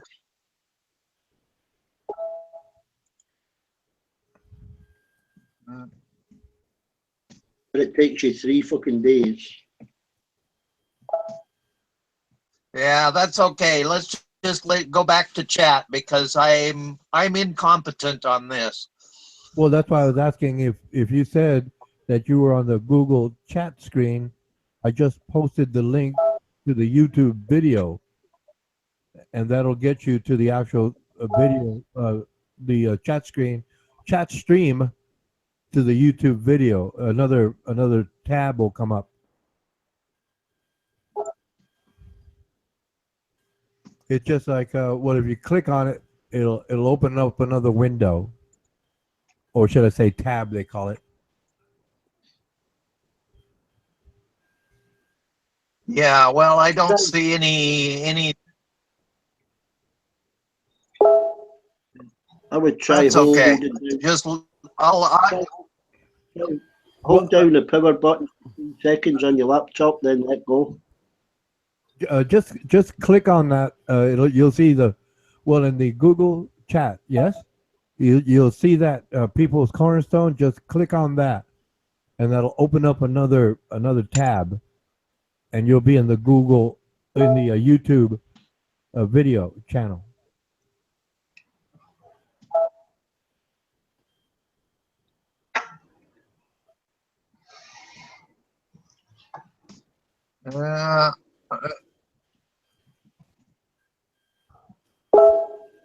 That's okay. Give up on it. Thank you. Okay. All right, your call. Yeah, I didn't see anything pop up or anything. It's no. I can go over to YouTube. Are you subscribed to Armando? I can go over to YouTube and get things over. Well, are you subscribed to Armando Vargas' channel? Yes, I'm subscribed. Okay, if you go to your subscriptions, you'll see it live, Armando Vargas, right? And you just open that tab up, and you'll be on the actual YouTube page. Try opening your fridge door. Okay, yeah. So you have that open now? I went over to YouTube and I have it there. Now I can see the chat now over on YouTube. Okay. The Google Hangouts, I couldn't see it, but over on YouTube I can see the chat. Okay, now watch this. If you go to the upper right-hand corner of, it says the People's Cornerstone, Armando Vargas, right? But if you go to the upper right-hand corner where the chat is streaming, you'll see 3 vertical dots on the upper right-hand corner. On the opposite side, it'll say live chat, right? Yeah, I see them. Okay, hit the 3 dots. Hit the 3 dots, and you'll get a menu. Yeah. And it'll say pop out chat. Click on that. Click on what on that? Well, like I said, the 3 vertical dots on the right side, upper right-hand corner, opposite of live chat, the 3 dots, you'll get a menu. And it'll say pop out chat. I got the menu. Okay, it'll say pop out chat. No, I don't get that. I got all kinds of things, but not pop out chat. Well, when you got a gun? No, you'll see participants and toggle timestamps and pop out chat. Tap on the 3 dots. Tap on the 3 dots. Click on them. Yeah. Okay, those 3 dots. Okay. I was on the wrong 3 dots. Well, right, not the ones that are adjacent to the usernames. I'm talking at the top gray bar. It'll be 3 vertical dots on the right-hand side. You click that, and it'll give you a menu options. Try slamming your head in the door. You got that now? I got participants, pop out chat, and toggle stamps. Right. Now click on pop out chats. Okay. Okay, you'll see it. You'll see the whole screen move. And up comes. And you'll see the whole screen move over to the left side. Okay. And if you put your pointer on that bar that goes across the top with that little like a little underline and then the square and then the X, just put it anywhere in the middle there, and you can, if you hold it down, click and hold, you can move that anywhere you want. Okay, but what you do, right? Okay. Yeah, I'm moving it around now. Right. Okay. Stop right there. Okay. What's going to happen is that you can bring the actual Hangout page up, and that'll disappear to the lower left-hand corner, where you'll see the little squares. For that little Google got that emblem, and you'll see like different panels stacked up. And if you hit that while you're in the Hangout, it'll come up, and you just click on the page, and it'll bring this chat up into the Hangout. Okay, well, I'll experiment with it for a while, and maybe in a day or 2 I'll have it going. Okay, well, like I said, it'll come up. Thank you. Yeah, you're just welcome.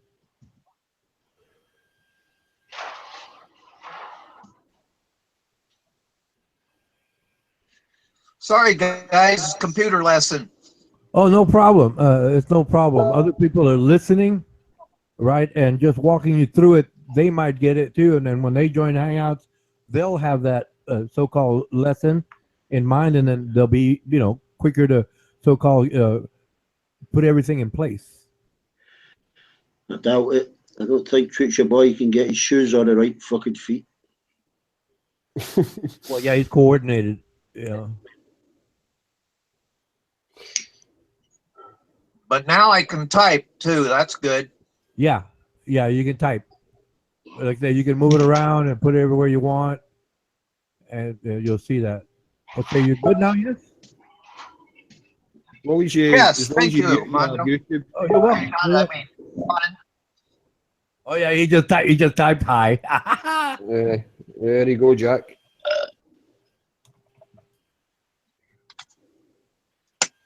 Plenty of trolls in tonight, eh? They're overflowing. It's overflowing with trolls tonight.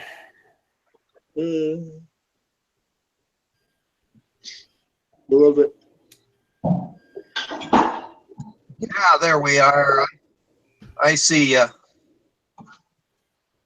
Yeah. So, Jack, you've got a bit of Danish blood in you, Rasmussen. That's a Danish name, isn't it? It's a Danish name. Yeah, I thought so. Seen it before, and I've seen a footballer called Rasmussen. Yeah, I'm Danish. I'm Danish and German. Yeah, man. My German side of the family came over when this was colonies, All right, okay. and they fought with the British, and stayed here ever since. Wish you hadn't told me that fucking school, Dave. My Danish side, we've only been here since the turn of the century of 1900 or so. Right. You'll have to excuse us. It's a bit late here, Jack. It's just left five past 2 in the morning, so a bit tired. Excuse me, Jack. Do you hear that little ploink sound? Ploink. Yeah. Yeah, but I Yes. don't. Yeah, I do. But I don't know where it's coming from. Okay, what that is, where you got into this Hangout from your Google Plus page, yes? Yeah. Okay, if you just go over to that page. Oh, now we don't. We'll put it this way. No use in explaining it now. You two troll mates can keep going now, please. We're troll bros. Well, I know, but I'm creative, okay? You're troll bros, you have a troll manse, and you're troll mate. That's what it is. We have a troll man. I'm creative, okay? I don't use the just call same old everybody- obscenities like the rest of these. Don't mind me called a troll. I'll just call him. He's a troll. So I I don't like when everybody joins the bandwagon and starts beating up on him. I don't fucking dig that at all. troll except me. So yeah, technically we're all trolls. I don't dig when everybody joins the fucking bandwagon and starts beating up on him. You gotta have your own fucking thing. I'm reading the. I'm not digging that. Anything important in the text? Please, Dave, will you let me know? I've got a lying down now. I can't see. You seem, Because deep down, I really do love you seem to think that you seem to think that by verbally attacking you, it's going to make you leave. I've been here for nearly a fucking year. I'm fucking stupid. Bring it on, pussy boys. Aye, they're too scared to come on here and actually talk to you. Instead of just typing away. Just because they're not Comes on here and says and speaks his mind. You can make it out. Well, I don't want the whole channel Are you back, Jack? to beat up on everybody. I mean, that's my thing. I hear my sound again. How do Okay. I get rid of that again? Okay. So you know where your Google Plus page is, where you joined the Hangout, right? I went back to history and joined the Hangouts. Okay. Do you have your Google Plus page up?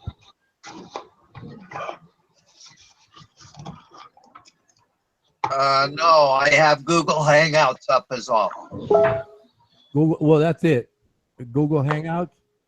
Well, do you see a little chat screen? Do you see the little chat screen there? Yeah, group chat. Okay. You'll see where that little green camera is, right? And then right next to it, going to the right, you'll see the number 44, right? Then you see a little bell, and you'll see what it looks like a gear. Packing. Okay, click on that gear, and you'll see a menu, and you'll see a menu option. Tell me No, when Dave's college. tell me when you, David Scottish. D-Beck as well. He might be his daddy. I don't know. are you on the page with the menu options? Rowan's my daddy. No. Did you click the little gear?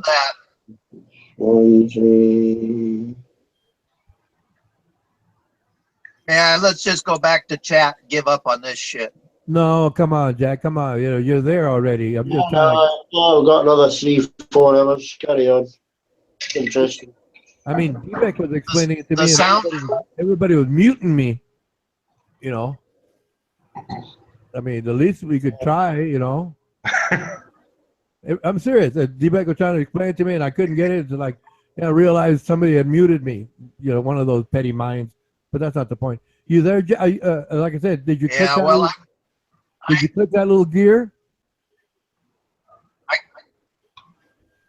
I have the only gear I have is on the top of the Google chat page, and it's called settings. It's called what? It's in the middle of my chat page above my blue icon, and it says settings. Okay. Look here, Jack. You just need to fucking experiment. How about that? I'll just go away. You don't have to go away. Don't go away. Just experiment. No. You're there, Some Jack. of it is not intuitive at all, but you just gotta figure it out. Dave. I don't even know how to figure this shit out yet. You still there, Dave? When's that Barcelona return leg? They're getting beat, aren't they? Fucking 4-0. 4-0. I think it's a week. I'm not sure if it's a week or 2 weeks. Paris and German. Yeah. I think they could be out. Aye, they will be out. I can't see them pulling that, but. Alright, I'm going live camera again, just so I can. So you know that I don't know what the fuck you're talking about. What? To score 5, not concede 1. No, exactly. What?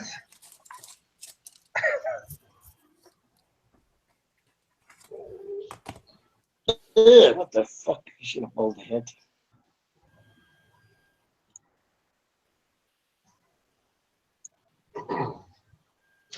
Yeah, give up on that. Hi, Waffle Man. G'day. G'day, Mike. Hello, Waffle Man. Hey, How's everyone today? Going well. Fantastic, Waffle. How you doing? Fucking Hopefully you beautiful. turn the text chat off.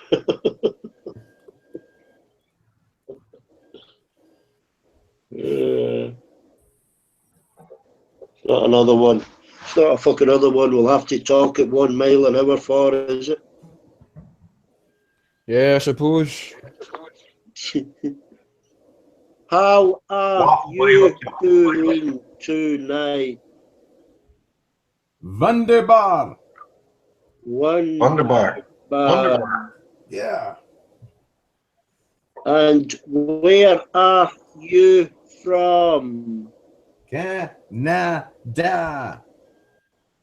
That worked out quite well.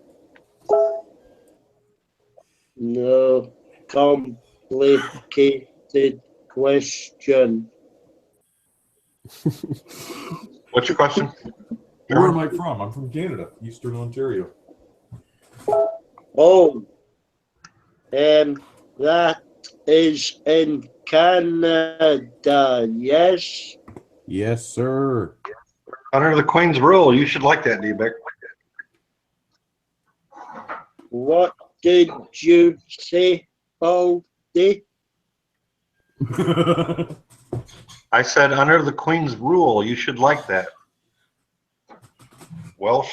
Did you mention the Queen? I did. Your Queen. Oh. Are you calling me a queen? No, but if you want to be a queen, you can. All I know is I keep hearing people talking about bleached asses, so I don't know, man. I'm staying out of that one. Yeah, there's a lot of anal talk in here. More of an American thing, you know, but we've got to go along with it. Don't be salty. I don't think there's ever been a stream where it's not got anal or homo. Every fucking stream. Usually I show up at the right time where they're not talking there about that. Yeah. No, there's plenty of homo talk, plenty of homosexual talk on here. Plenty of it. Hit the future boy. What? You need to do your syllables again. What? Oh, Libya. What's happening in Libya? Why? Oh dear. Oh dear. Bodies. What'd you do? Bodies. Come on. Bodies washing up on a lovely beach. Oh, nice. Where's that? Libya. Oh, okay. Does it really matter if it's Libya? Yeah. Well, I was going to say, it'd be kind of hard here. Everything's frozen. Yeah. Oh, yeah. We could have missed the snow this year. No, it's warmed up. It's really warmed up, I can tell you that. And I mean, usually this time of year, it's like minus 30 before like wind chill and dampness. And it's like minus 3 out right now at night. There's something not right there. Yeah, we haven't had the winter really. We've had everything sprouting and growing all the way through the winter. Yeah. Well, there's no global warming, eh? That and the other thing I've noticed, I said before, is if you look up in the sky, the position of all your stars, moon, and all that, it's different than it used to be. You're not a flat earther, are you? Yeah. Go on, tell us you're a flat earther.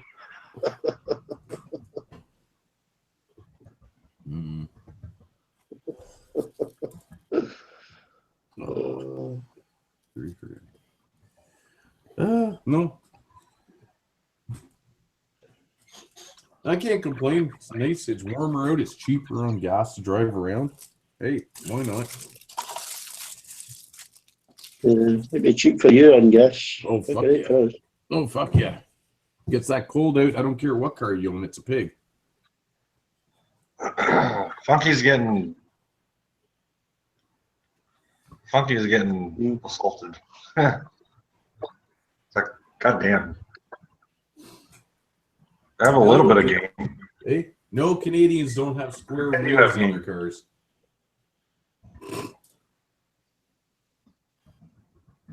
Into the tech stream, Baldy. What? Bear wants to sexually molest me with a spoon or something. Or is it a knife? I don't know. Stream, they just hit keys randomly. Nah, it's just all that shit, isn't it? Absolute shit, yeah. Bunch of wee wains. D-Beck, I think Packy hates you. You think? Packy's just a racist. Packy's just a racist.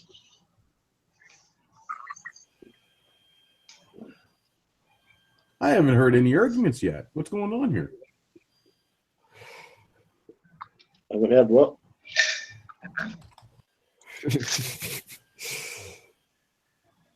Oh, the Gimp speaking. I mean the Gump. I mean the Trump. He sounds fucking better muted. Oh, that's nice. Well, fucking hell. Not retards with a left like that, eh? What a fucking choice.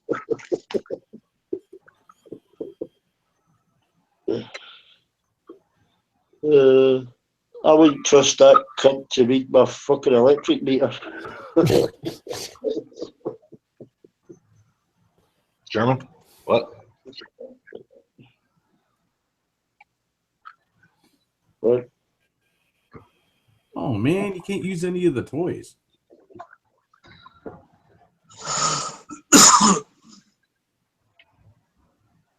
Turn the call. That's a turn on. You were in a moderated call. Yeah. Oh, yeah. Damn.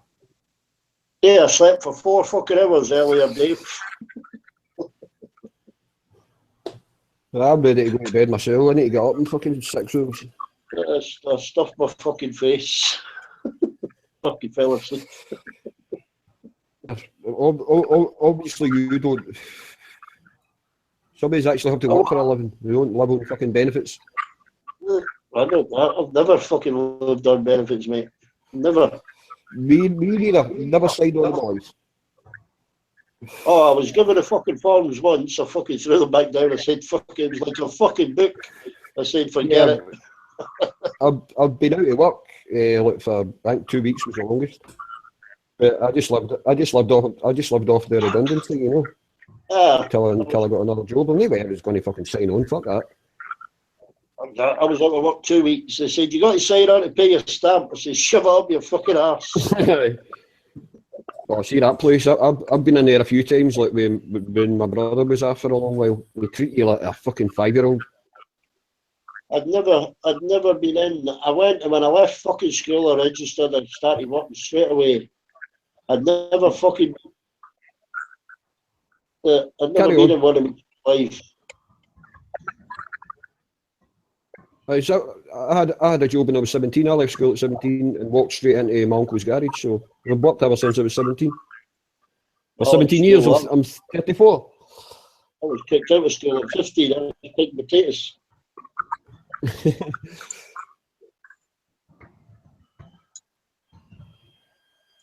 Well, I wasn't kicked out. I was just told I wasn't coming back after fucking holidays. I fucking hated the last year of school. I just stayed on for the bursary.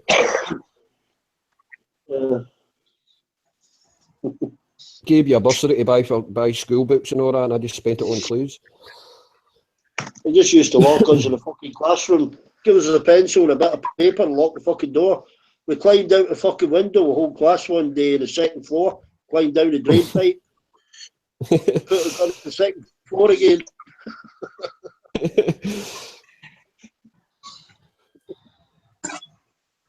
Teacher got a bollocking for locking us in the fucking room. We used to pile all the desks up at the door so they couldn't get back in again.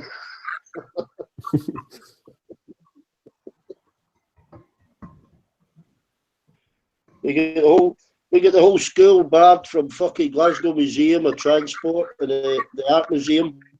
We get the whole fucking school banned from school for school trips.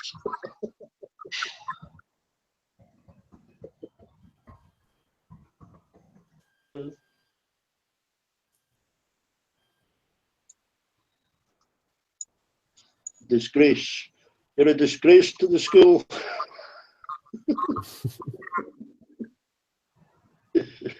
You've tarnished the good name of this establishment.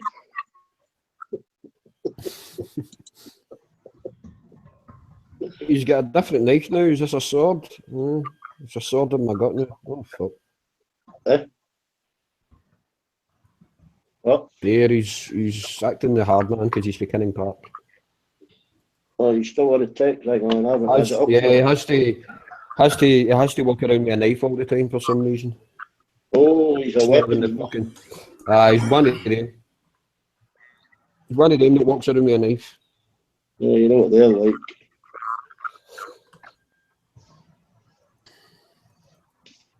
Yeah, I think I'm going to go to bed. Tell Bear I said, cheery bee. You fucking can't be bothered with a text stream and just fucking assholes on it. Going to go to bed, guys, alright? Have a good night. Have a good one, man. Cheerio. See you later, Dave. Right, good night.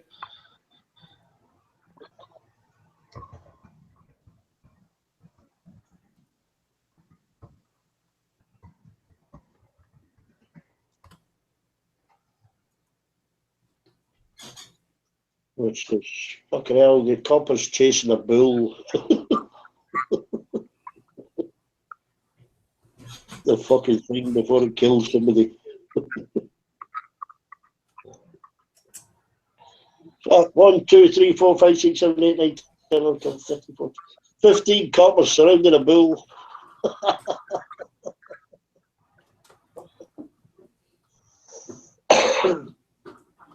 German?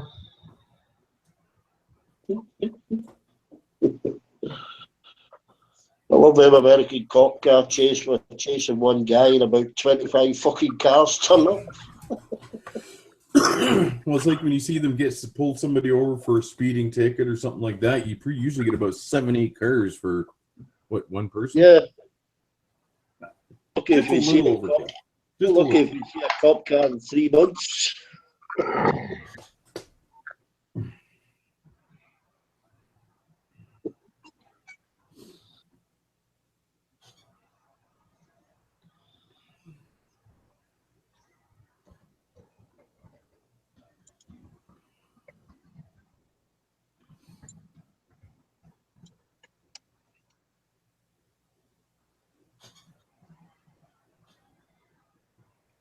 Mm.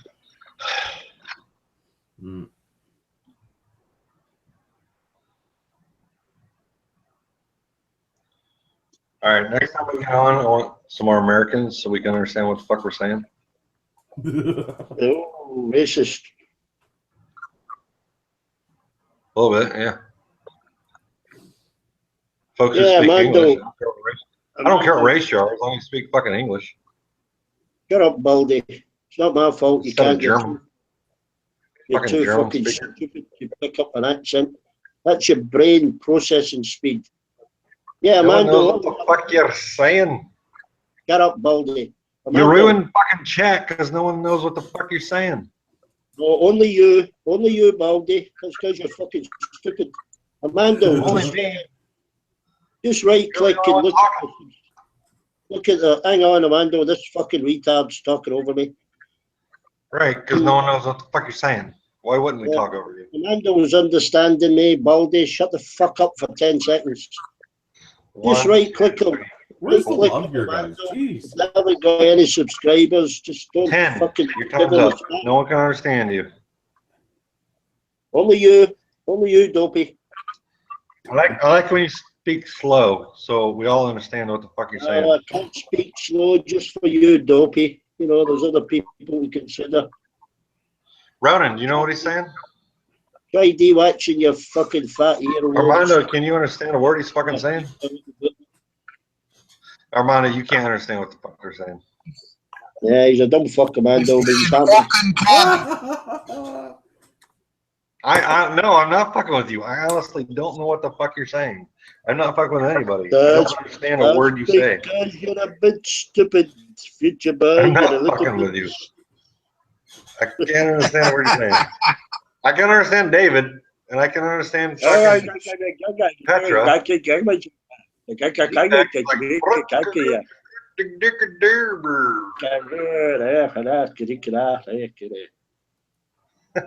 You can't understand what I'm saying, man. Can you? Can you ken what I'm talking to you with? Can you know, David? I'm doing. You can't understand me, can you? Eh? All right. Did anybody understand what the fuck that he just said? I think we can. Not one word. Repeat what he just said. They didn't understand what I said. Nah, they can't understand what I said. Nah. Armando, repeat what he just said. Yeah, if there's no subscribers, Amando, if there's no subscribers, I wouldn't give them a fucking spanner. They're just trolls then. He might be mocking me, but you don't know what the fuck he said. They can mock you all they want, as long as you don't understand. It doesn't mean shit. Do you understand what he's saying? Nope. No, absolutely not. He's a redneck. That's Because right. he speaks fucking English. He speaks German. Butterfly morning, butterfly Guten Tag. morning. Sieg Heil Guten Tag. Dirken Dirken Der. I have the least accent of any fucking American in this entire world. I can understand New York. I can understand Valley. Apparently, I can't understand fucking Welsh. Ghetto Welsh.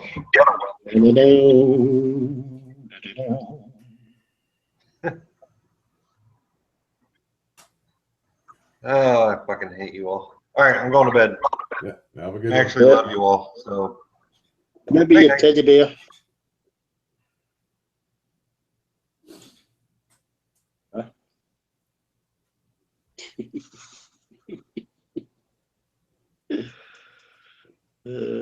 Well, at least he functions.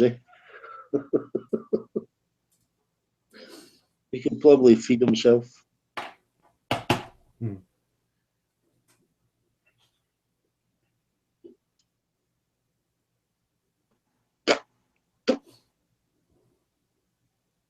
You're quiet, Ronan.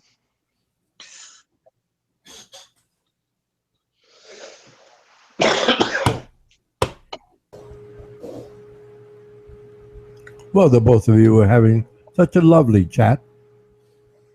Just fabulous. I think it was quite productive. Oh yeah, he's learning more about your language, and you're critiquing his hair. You're building his self-confidence. Well, it's funny. When I come off this chat and talk to somebody, they say to me, "Why are you talking posh?"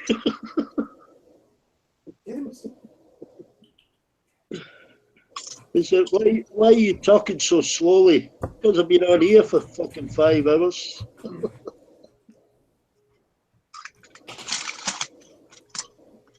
I said, sorry, I'm having to speak to Americans, so, But then they the understand. real honor is you now have a Canadian on the panel. Just saying, right? I'm just putting that out there.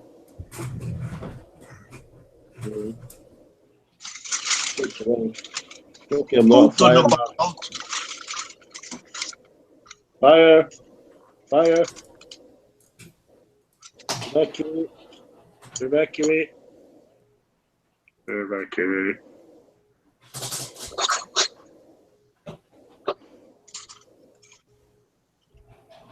Nope.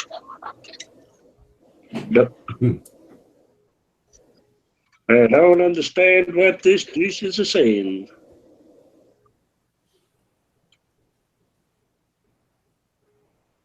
There we go. I forgot what the debate was about. What were we talking about? I have no clue. I'm just a tourist, man. Good-looking tourist.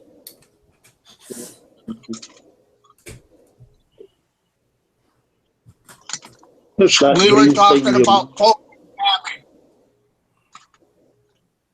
and cabbage. Cloak and cabbage. Yeah, coat, cabbage, and anal bleaching, I think. Something like that.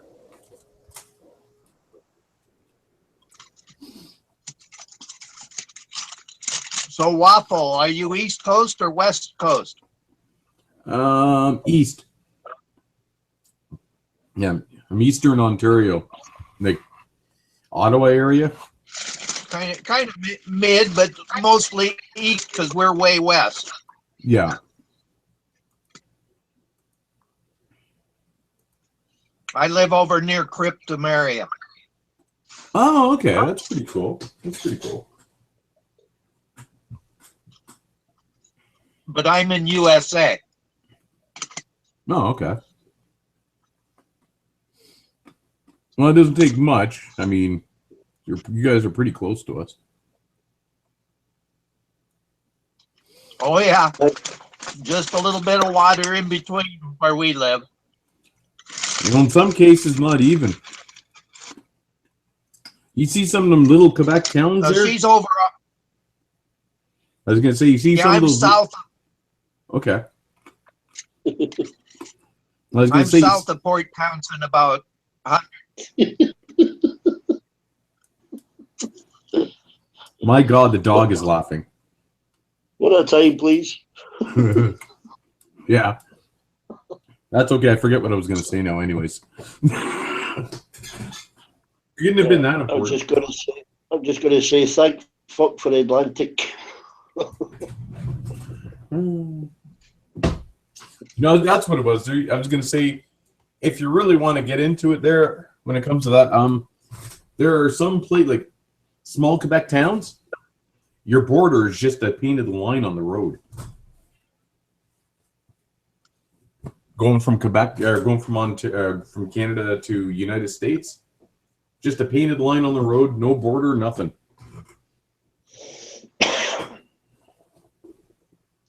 Yeah, it's pretty easy to cross. Oh yeah, oh yeah. They use a boat.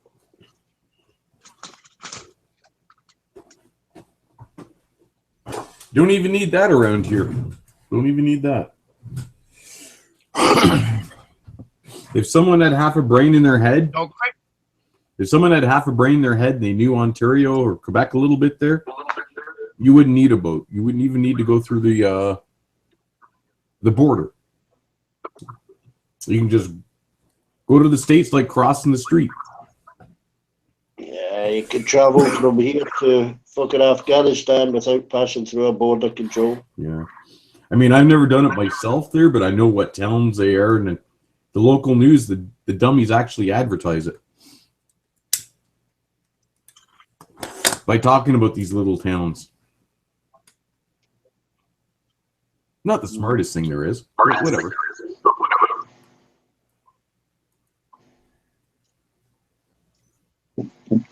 Yeah, we usually cross over at the smaller towns because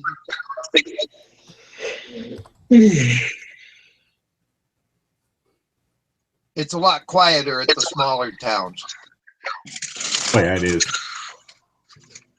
The only thing is with smaller towns, you can flirt and they know about it within 5 minutes on the other side of town. It's pretty much, yeah, small town. You go to a city, you're anonymous. Nobody knows you. Nobody gives a shit.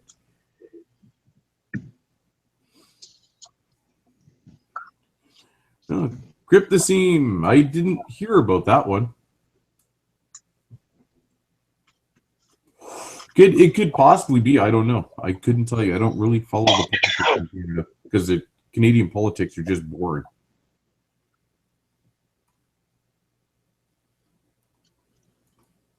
Hmm?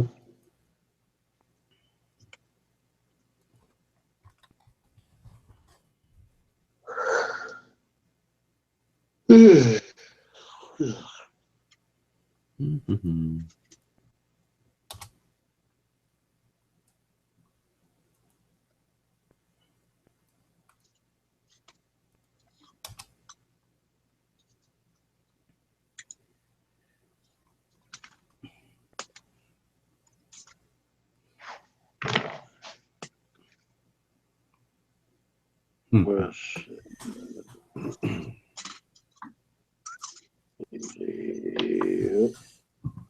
Excuse me.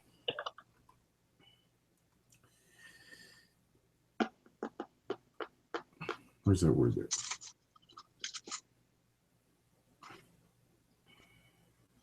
Oh, here it is.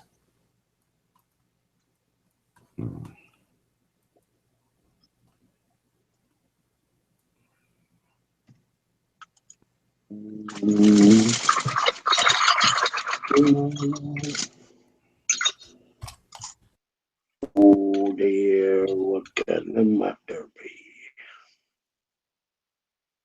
It's stuck in the lavatory.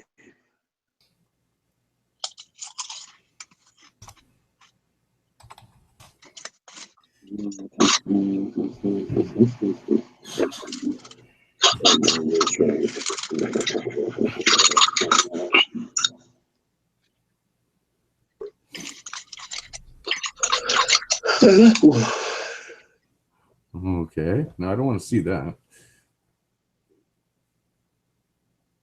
Tree. There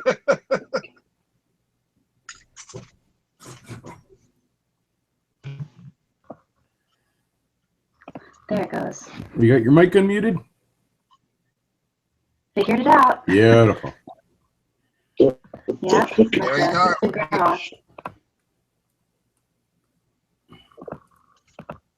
Disaster. You guys got so Piece.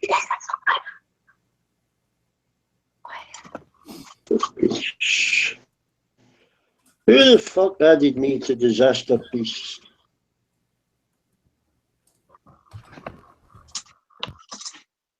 I just come and I go as I please.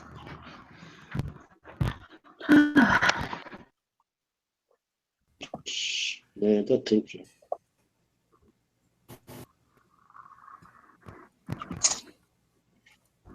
Hey Bear, this one's for you. Ooh, special. A shower.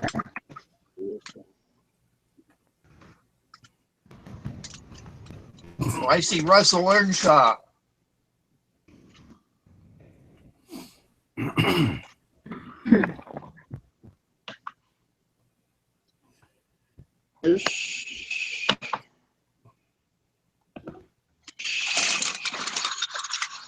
Well, good evening there, Bright.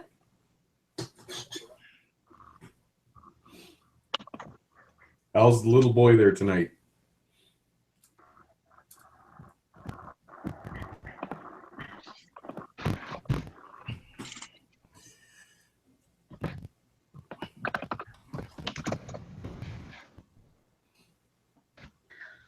Well, I think I'm just gonna mosey on out of here. Keep it real. Boom, and you're gone. Does that make your day, Ronan? Oh, fucking hell. What a bunch of shit is on that disaster hangout.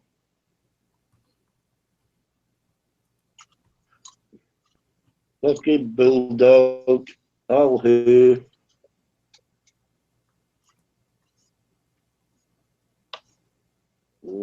That's the add himself twice. Four times he has to add himself every fucking hangout he's in.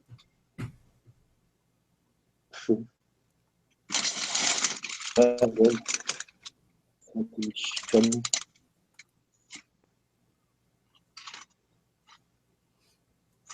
Oh, thank you.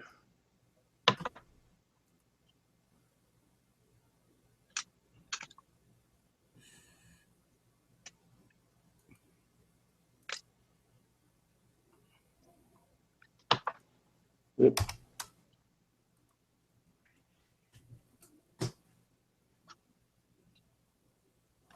Uh-oh. I got a call on the other one. I got to go here. I'll be back in a bit. Oh, I'll see you in a bit. Yeah.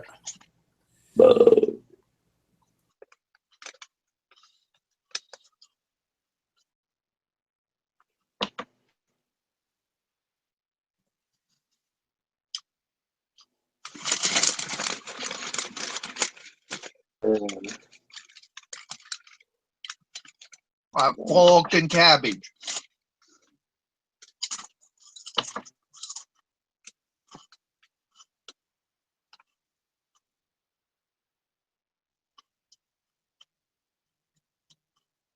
Oh, you're front and center there, Russell.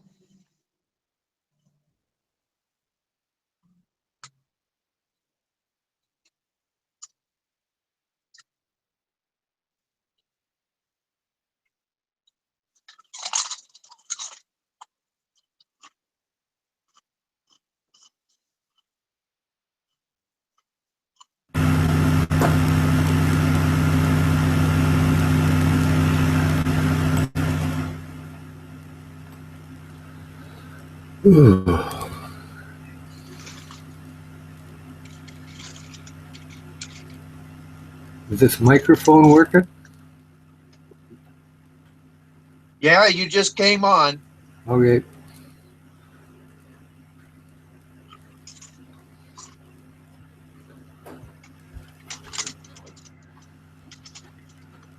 Kind of sounds like you got a vacuum cleaner going in the background, but you're on. Oh, it must be too sensitive.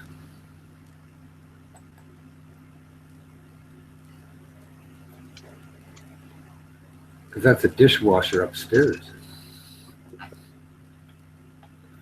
Oh yeah, it is. We're still hearing you good though. It just keeps your microphone keyed.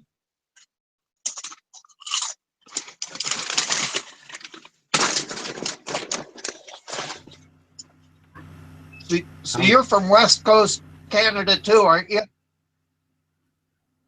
Yeah, originally, but I'm in the Okanagan now. How's that for sound? Is it picking up anything outside? No, you sound good now. You picking up any other outside background noise? No? No, it sounds real good now. Okay.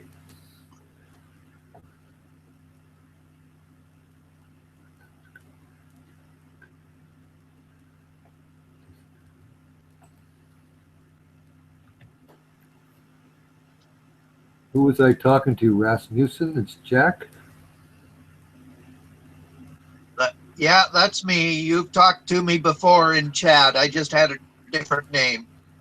Oh, I see. I gave you a list of town names one time. Port Angeles, Squim. Oh, you're Siaga. Various other towns around. You're Siaga. That's me. Siaga Spetsnaz or whatever?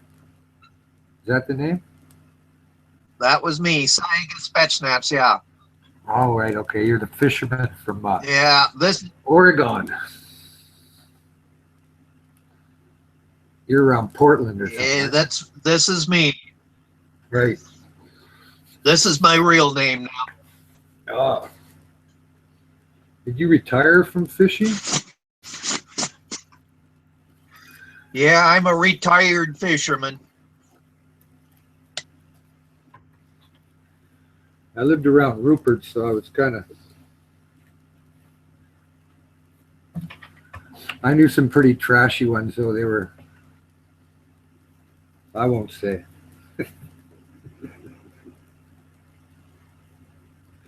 Ingenious ways of smuggling, though. Gotta say. Oh, yeah. No, I live on near the mouth of the Columbia River. Speaking of Okanagan, that's where it comes from. Yep. It does at that, too. I'm going to go through...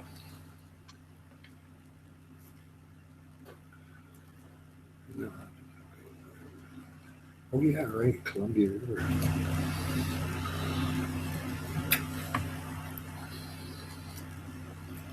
You ever go up around Mount Hood? Yeah, that's about, probably 70 miles from me. Yeah. I'm closer to the ocean. I'm more toward the ocean. I'm down near the mouth of the river. Were you around there when St. Helens went on? I'm more. Yeah, it was. It was fun. It shook the ground and covered the car with ashes. It was great. Yeah, I saw the Columbia River after that. It was pretty well full of all that slag that came down, huh? Yeah, the slag and the logs, lots of timber came out of the mountains then. Oh, yeah. I was actually up here partying on that May long weekend. You know, drink for 3 days straight. And when we were leaving, I was looking around, I was going, how come there be so much dust from these dirt roads from people driving? It doesn't make any sense. It's all unison, you know, it wasn't like more dust around the road. It was like throughout. And then we got to the highway and it goes, oh, Mount St. Helens is blasted. And then, oh, that's what it was, ash everywhere. But it was just light there. It wasn't like Spokane where it was coming down like snow. But you could see it all. It was all dusted everywhere, even up here. Yeah, they got more over at Spokane. My family lives in Spokane, and they got quite a bit more, and I live right by the mountain. I'm right by Mount St. Helens. I can see it just by going 3 miles from my house. I remember when I used to drive to California, I'd look at Mount St. Helens, you know, from the highway. I'd go, oh yeah, that's pretty nice. And then after that, I went, oh, that's Mount St. Molehill now, because it was just a big, like, you know, just like a lump instead of that sharp peak that it used to have. Yeah, it used to be a beautiful mountain, but it's kind of blown up now. Yeah, it made quite a comeback from originally. Like the way it was devastated before, Spirit Lake gone, everything. It's made quite a comeback, like in the, you know, what has it been, 47 years? No, 37 years? Yeah, it changed that. Yeah, it's been quite a while now. My friend, when it was still active, my friend took me on an airplane ride, and we flew up and flew into the crater. We could see the fire down in there and stuff. Yeah, I guess it, I don't know how long it will take to build that dome again. I guess it blasts off and whatnot. That's the most active volcano anyway in that chain. If you look at the chart, it has it going off every 200 years, even 3. Yeah, when Lewis and Clark came by, it was puffing. Yeah, well, when I was reading about Lewis and Clark, they were talking about Mount Hood blasting at that time, like in whenever it was, late early 1800s or something. They were talking about Mount St. Hood's going off, and it was. That was. Yeah, I might. Yeah, I think I was mistaken. It was Mount Hood. You're right. Yeah, because they were talking about seeing fire in the sky and all that shit at night. But yeah, I guess that was the last it went off. Everybody figures that Mount Rainier is going to be the biggest blaster, but you know, all that is like a big piece of pumice. It's not like a solid mountain on there, so it doesn't build the pressure that people. Oh, it's big. It's going to really blast. It's just like a big piece of pumice, that mountain. No, I mean not throughout, but a lot of it. So it doesn't build up the pressure to create like a St. Helens or whatnot to like just blow the cap. Or like that Crater Lake was a big one because it blew out as much down as it did on top. Yeah, that one, Crater Lake, it spilled all the way up to Spokane. It put feet of dirt down. Actually, all the way up to northeastern Saskatchewan. Yeah, it blew out quite a bit. Big deal there. That was Mount Mazama or whatever. Well, look at that crater. Yeah. I mean, it blew out that much and everything on top too, and then that little tiny crown fell down into the middle. It would have made Krakatoa. Yeah, it would have been something. It would have made Krakatoa look like a firecracker. Yeah, I bet you it would have.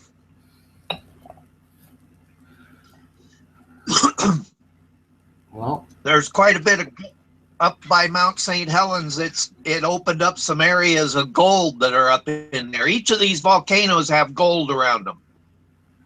Oh yeah, well people think that gold is something that's, you know, it was there originally and it never gets made again. Well, things that happen under the crust of the earth, like magma and molten mantle, and all sorts of elements are created during that time that pushes up. It's yeah, like almost every. Like if you go down, almost every volcano has gold. Well, of course, all the mountains, and as they erode, those veins are exposed. But how are mountains made? From the crust slamming into each other, pushing up. So gold's replenishing is what I'm saying, or can be. You just have to find it. Anyway, it's a useless, stupid metal anyway. Shiny, heavy. So what? What can you do with it? Can't eat. Can't burn it to heat your body. It's useless. It's just some, oh, people think it's so nice. Wear it as jewelry. It's a useless, stupid metal. You know, we can use money as clamshells or whatever. It is. I mean, think about it. If you had a big slab of gold and there was no food and nothing else, what would it be worth? Who cares? Yeah, who cares? Well, it's like on that Twilight Zone show. They showed the guy, little German guy, who stole all this gold, and they went ahead in time, you know. And he's running around. Everybody's killing each other for the gold. Finally, he gets it.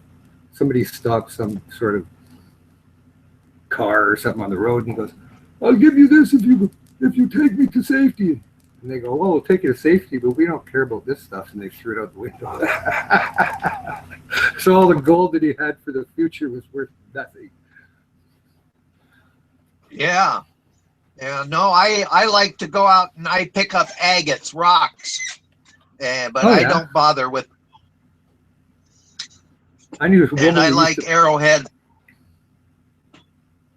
I knew a woman that Arrowheads and artifacts. I knew a woman that did that and polished them all the time. Yeah, that's my hobby. She polished all these agates. She used to show them to you. Yeah. After the first 100, after the first 100, you'd want to get away. Oh, there's always a new one, and it's the adventure of going out in the woods and getting them.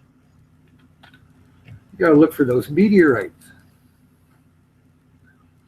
or fragments. Yeah, I think I think I have one meteorite.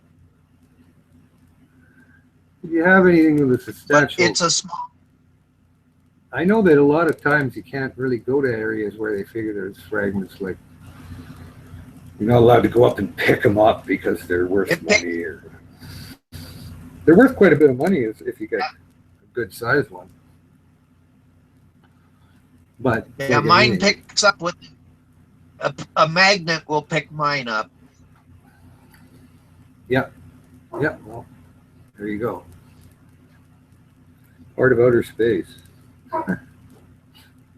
Actually, it's just the same matter as Earth. Oh yeah. When they find the first life in space, it will just be algae or fungus or something. It could be. I mean, when you think about it, on those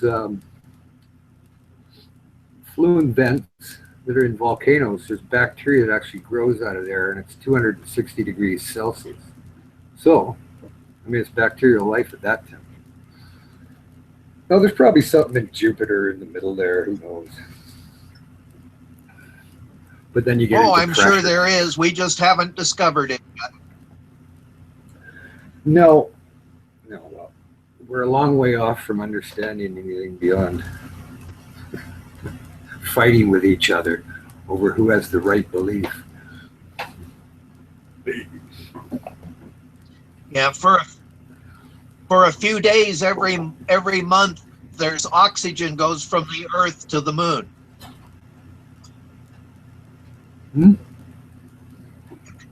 You can do a search, a Google search on oxygen on the moon, and then it will tell you about it.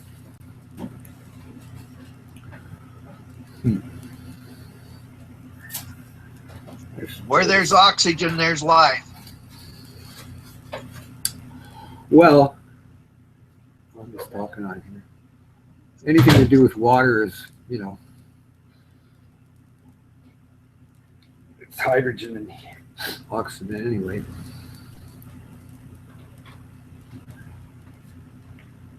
They're finding algae on the outside of the space station.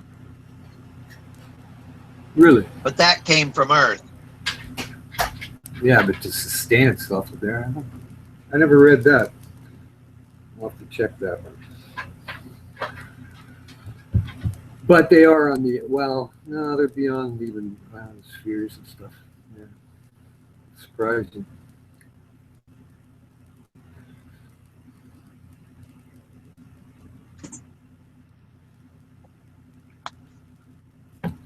I haven't bothered to do a search on the algae on the space station. I just heard that. So that's kind of just noise from me. What you heard, yeah.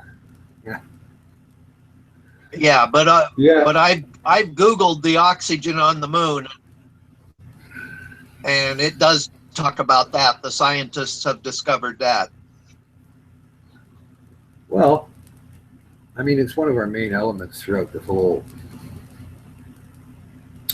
universe, so you've got to find it throughout. I mean, if you want to look technically at the buildup of a normal granite rock, it's 95% oxygen in different form. But yeah, it's got everything in it.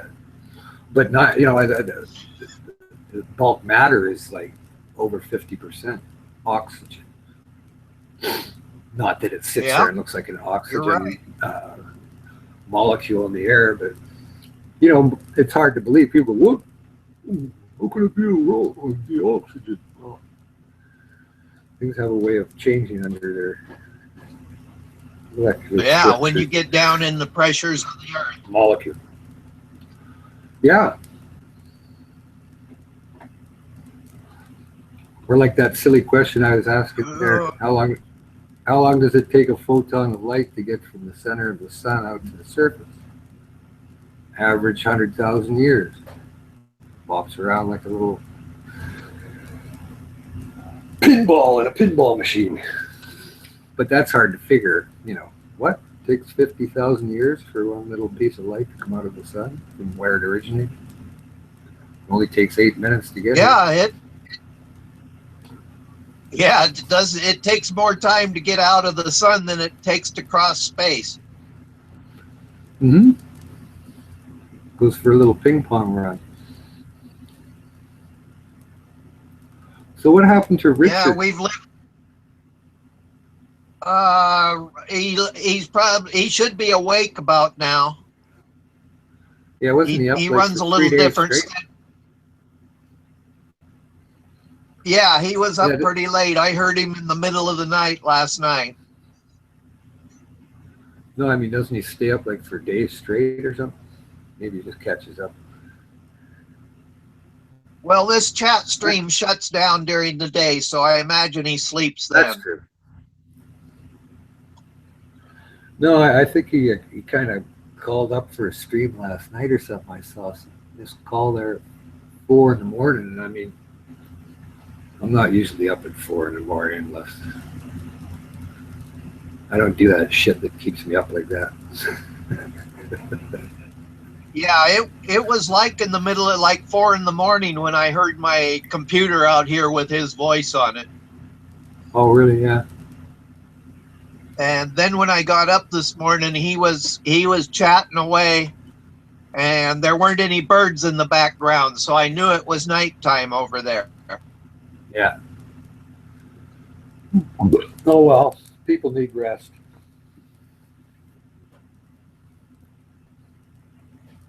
But what'd we do? Run all the girls off? I guess so.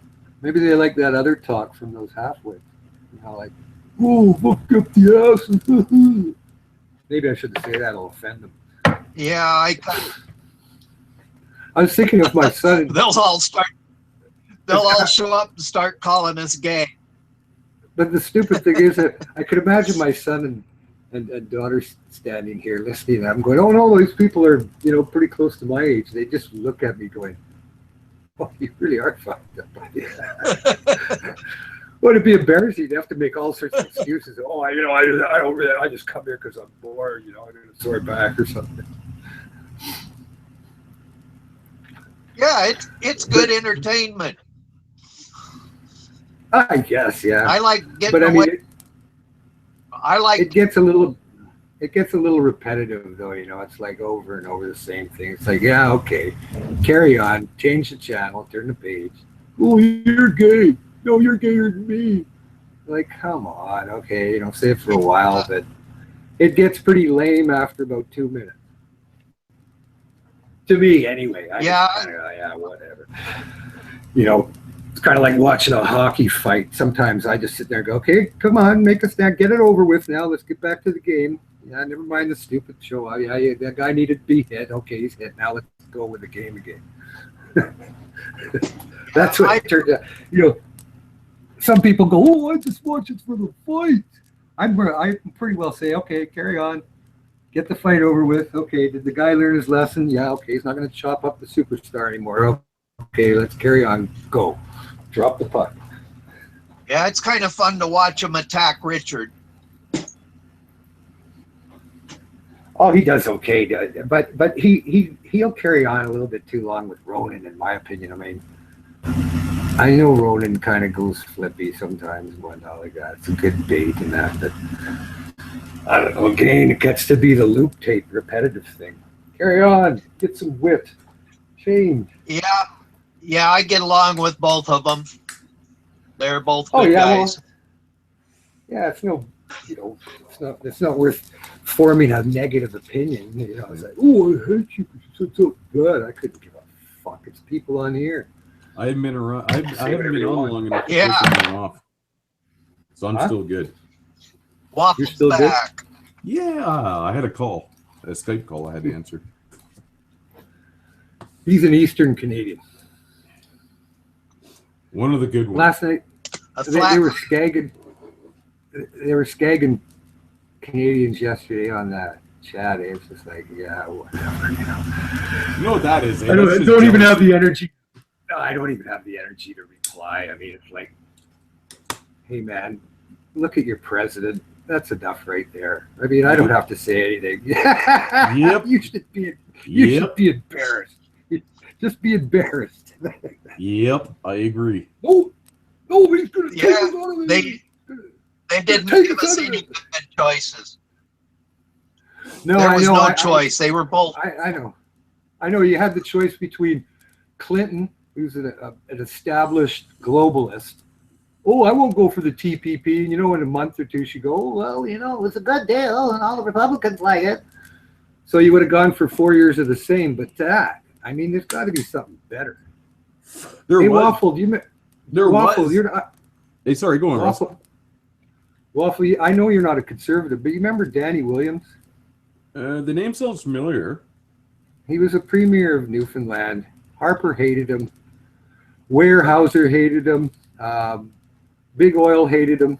Oh yeah. And he was a conservative that, like, he had social conscience. They don't cut people off welfare because they're got no legs or something like that. Yeah. But Harper was a but he was guy. Yeah, but the thing was, like, I've never liked conservatives, but I liked him because he stood for it. Told Harper to fucking shove it up his ass, and all the big American, Weyerhaeuser pulp mills and that trying to take the power generation and close down the mill and sell the power, shit like that. He said, no, you take your bill and get the fuck out. But but he wasn't a retard. Like, I'll just do whatever I want. I can't read. I'm kind of autistic. Yeah, I know what you mean. I'm sure I'll offend people by saying that, but whatever. The only thing I'm worried about right now, which so far they're getting along, is trade relations between the two. Canada. Well, you know what? I wanted to talk to like the thing about it is way in history. That auto pack through Ontario that benefits both countries because we don't have like people making 2 cents an hour working in the factories, right? No. They're making the same as the Americans. There's no competition really. It works out well because we buy the American cars up here without tariffs and shit like that. We did before, because before free trade, they had the auto pack that was basically not even touched. Well, the big thing now. And then we ship oil and we ship lumber. The biggest problem was softwood lumber and pulp, but the Americans own all those companies now anyway, so they fucking themselves, and that's why it's really complicated. You know where all our used vehicles are going right now? Where? In the States. Well, I used to buy it. I bought California cars and was bringing them up here. Yeah. Back in 1990. Because of the price of what it costs to buy a truck in the Canadian dollar, right? Yeah. And it's a big thing now. Every time they sell a truck, the dealerships don't even bother putting them out for sale half the time now. They just ship them off to the States. It's more money for them. Oh yeah, well when I had my truck, a brand new 97 F-250 Power Stroke, and I drove with my wife down to Michigan because she was working there, setting up some computer. And what did I pay? 37 grand. I think it was something like that new. I think it had 1,000 on it. Yeah. Well, down there, that's when our dollar was worth 68 cents. I could have gone to the States, and the guy would have given me then 27 grand American. So that would have turned out to be about 40,000 Canadian. And it was a year old or whatever, or two. It was hilarious. One thing about Canadian products is they're high quality. That's another good thing about the Canada-U.S. relations. Everybody respects the Canada products. Well, but like I say, you know, like we're basically the same up here anyway. Yeah, we might have a little political difference of view, but day-to-day life, the cars we drive, the houses we live in, the stupid dishwashers that we buy, and all the rest of the shit, soccer games that mommy drives in their vans. Oh yeah, it's the all basics. the same. Yeah, the basics. It's all the same. So, you know, we aren't better in a competitive way. We don't pay 2 cents an hour to our workers or anything. It's the same. It's pretty well. And like I said, we ship you a lot of dirty oil, but whatever. Where else? And, yeah, but see, we ship them dirty oil, but then they refine it and we buy it back again. Well, the thing, you know what? Irving can do that down in New Brunswick, but we don't have a direct line there. Our direct line goes down to the Gulf Coast. Yeah. Because there's only certain refineries. Stupid Canada again. Each province should have its own refinery and be able to. Well, if we have more than enough oil to support ourselves without relying on anyone else, why the fuck are we selling it? It should be for us. And it's not to be rude to any other country. I mean, your own back door comes first before anybody else, correct? But the thing is, like, if you do stuff like exploit oil sands, to do it on a small scale without, you know, selling, it's not worth it. Like, oil sands is only worth in the huge scale thing where you're doing tons of it, shipping it directly to the States to be refined in those. If we were doing it just for ourselves, we wouldn't even need the oil sands. No, personally, no, the oil sands to me, it's just a big old dirty mess we shouldn't even be playing with. But it's still, you got to remember that the income that we get in there, it goes to the federal government for our Medicare. Everything else is quite big, and to cut you're that out, right. But you know what the problem with we that would is? find a big. We would then some stupid ass would go, we'll put the GST up to 20%. Now that would fucking really be stupid. Yeah, well, because they would be looking for the revenue because we're basically not, you know, huge revenue. Well, if you go in Ontario, bundles of it. Ontario, we're the highest taxed in all of Canada. I know. It's fucking ridiculous. I tell you. You know what? Out here, our gas prices are always more inflated than you guys. Yeah. So, but maybe other things we don't have high, but you know, we're always like, when you guys got $1 a liter, we're like $1.50, and when we get a big drop, it goes down to $1.10. Everybody's like, wow, because they're so shocked by the high price, they think $1.10 is good, and then people go, yeah, but it's only 99 cents in Winnipeg. Yeah, they're like 96 right now. Is it? Yeah. Well, the last time New Year's Eve, or the New Year's Eve weekend when I was out of town, and the gas went up to like 112. I just coasted on through till I found an exit getting off to an Indian reserve, and I just went and filled up there for under $1. Yeah. I love it. Well, lots of people here, they got like a 10th blood in them, and they can get status cards, and they can go in there. Like, I got lots of native friends because I grew up near a reserve, right? Yeah. Let's say I got a lot of native acquaintances, few friends. Yeah. Because, you know, friends are friends, right? Well, they you know, like if you wanted clothes or anything, they'd go, they go down there and buy you every clothes, no road tax. They could buy you a car if you wanted, turn it over, but sometimes, what do you mean you got that turned over? But yeah, and without paying the tax because the car leader was right on their land, right? Well, yeah, well, not just that. What they'll do is they'll buy the car and get the dealership to ship it right to the reserve. They don't pick it up. Well, that's what happens. That's what happens. You have, there's some law or something that they have to have it on the reserve. Yeah. But the land that is leased is technically their land. But because it's commercial zoned, like Ontario with all you guys got so many laws down there, like auto, like for a motor vehicle. It's like, I bought a car down there with my wife. Yep. And I have ICBC waiver that gives me the right to drive any car that I want from point A to point B, right? Sure. And so I inquired in Ontario. I said, no, you got to come in here. Well, the amount of dancing I would have had to done was just ridiculous. So I just carried on. I had a waiver. I used to drive cars from the States with this waiver, right? Okay. But people were telling me I can't do that. You got to pay the $300. You got to do that. No. I'll tell you something. When you go to the I'm out of license, here. When you go I was stupid for asking. When you go to the license bureau, you can't expect them to know shit. You got to know everything for yourself. Well, you do. But I went in last time. Out of my many trailers and such I have a car dolly with a swivel top on it. And naturally, it's a trailer. You need a plate. Yeah. Going to the license bureau, oh no, you don't need a plate. I'm not giving you one. Yeah, I'm not buying that. I went and talked to a cop I know who contacted the MTO, and yeah, I do need a plate. Said you can't. No, I know. They're idiots at the license bureau. They're idiots. Sometimes you can take advantage. Like when I was bringing cars up from California, they didn't really have a good idea of all the circumstances going through the border, right? Right. So you could kind of, I'm pretty mechanically inclined. I'm a mechanic by trade as well. Yeah. So I could, go and they'd be going, oh, I'd say, well, no. They'd question them. How come you got it for so cheap? I'd say because the tranny was gone and I had to replace it. Ooh. Yeah, I've gotten a few cars like that. Do you know how much a transmission replacement costs, sir? Well, no, it costs $2,200. So you put that there and add that to the price that I paid, and see, I paid more than it.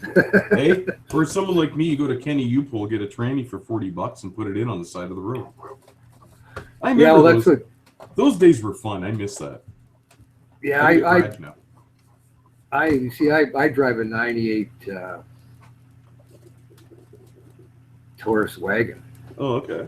But the only new part I've ever bought for it, well, I bought 2 shocks for the rear that were new because I'm not going to look forever in a record for shocks. I might have bought something else new for it too. But pretty well the whole car's been changed from, because you get these cars that Taurus is always below the tranny, so you get these real nice ones coming in there in the wrecker. Tranny's gone, nobody's going to replace it because it's old. So you get to put all the nice trim from old people who've had their car sitting in the garage all their life. Yeah. And rebuild your car for nothing because they have 50% off days. That's I go in there and wear some big coveralls and take the little parts that nobody's going to buy anyway. And, hey, you're helping the environment.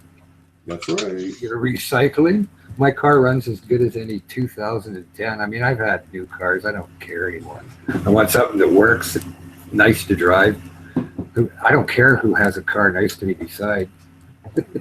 Oh, I've got a choice of cars to drive, but you remember you're mentioning F-250s. My last F-250, that thing was a tank, and it steered like a tank too. It was a heavy hat. I liked mine. It was a '97. Well, my 2-wheel drive I keep at home for just me for towing my camper, and that is a '97. It's like mint condition. But that I might put like 1,000 kilometers, 2,000 kilometers a year in it because I've got other trucks at work. I just use it to tow my camper and go to the lumber store.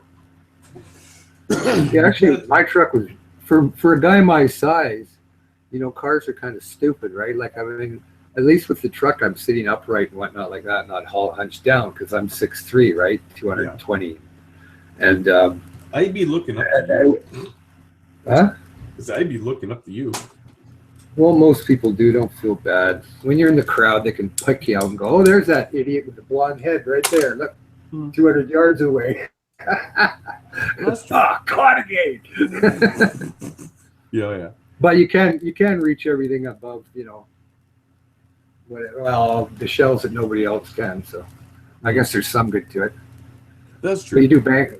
You can bang your head if you're not watching. But the thing is, getting into like small vehicles now, that's kind of hard when you're. It is like. It's like my dad. My dad restored a couple of MGs in the last 2 years. There, he restored 2 of them. And I'm not a big guy. I'm skinny, and I got a hard time getting in the goddamn car. Well, an MG, come on. Was it a midget or what? Those are tiny. It's an MGA and one was an MGB. Yeah, MGB. I remember MGBs everywhere when I was a kid. Like everybody had it, but they started to rust out in about 2 minutes. Yeah, you drove them off the lot, and that's and then the girls would drive them, and English cars, British Leyland and everything. You got to be under the hood every day, all day. Yeah. So all the girls would be driving, and we'd be having to fix them. We'd be going, Bloody English cars with these stupid carburetors. Well, you remember the first Hondas that came out? Christ, within first couple of months you own the car, you're changing the front fenders on it. Oh, the Honda syphilises? You mean the little syphilises? Yeah, I don't know if they built those things out of old battleships, so holy fuck did they want out fast. But the thing is, everybody had one because they were hand-me-downs too. Mm-hmm. I remember my friends for hand-me-downs with Pintos, Vegas, Datsun 510s. Don't forget Chevettes. Yeah, well, that was a little later, but yeah, Chevettes too. Yeah. You couldn't kill those; they were gutless, but you couldn't kill them. Oh, I remember we used to rent them when we lived in Edmonton. To go to the rented those cars. Well, yeah, we used to go to these parties at the university on the south side, right? Yeah. So I mean, you can't, and I didn't want to drive because I'd be getting drunk and I'd be wrecking. I'd be with GSX, right? 72. Yeah. So, nice. And when I get drunk, I get stupid. So I'd be putting my foot into it, 455, and putting it around a pole. So I used to say, no, you can't drive when you're going out. So a friend of ours would rent this Vet or Chevette. He'd say, well, got the Vet tonight. The poor girls and the dad say, he'd say, no, we're driving the Vet. And he'd be serious. And they'd go, you fucking asshole. Well, it's brand new. But one thing about the Chevette is, when you're driving it, especially if it's an automatic, when you put the throttle down about a quarter of the way or a third of the way.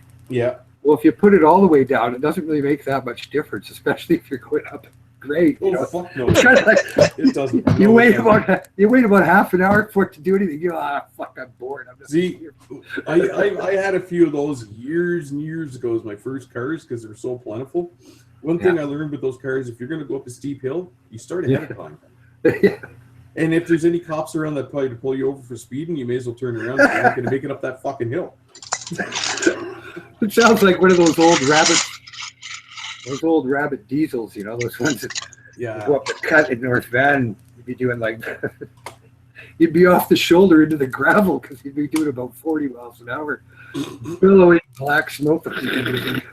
Oh yeah, I remember those things. Fuck, were they stupid? But it's a good if you got a crazy kid or something like that you don't trust. It's a good car to give here. Now drive this. You'll never get going fast enough. Takes too long. That's true. Well, nowadays, they have those computer cutouts where you can get for your ECM on the car. You can go valet mode, 30% power, or 50 or whatever like that. Well, if the kid's using the car or something, you got a Mustang or something like that. Oh, I'll die down the power.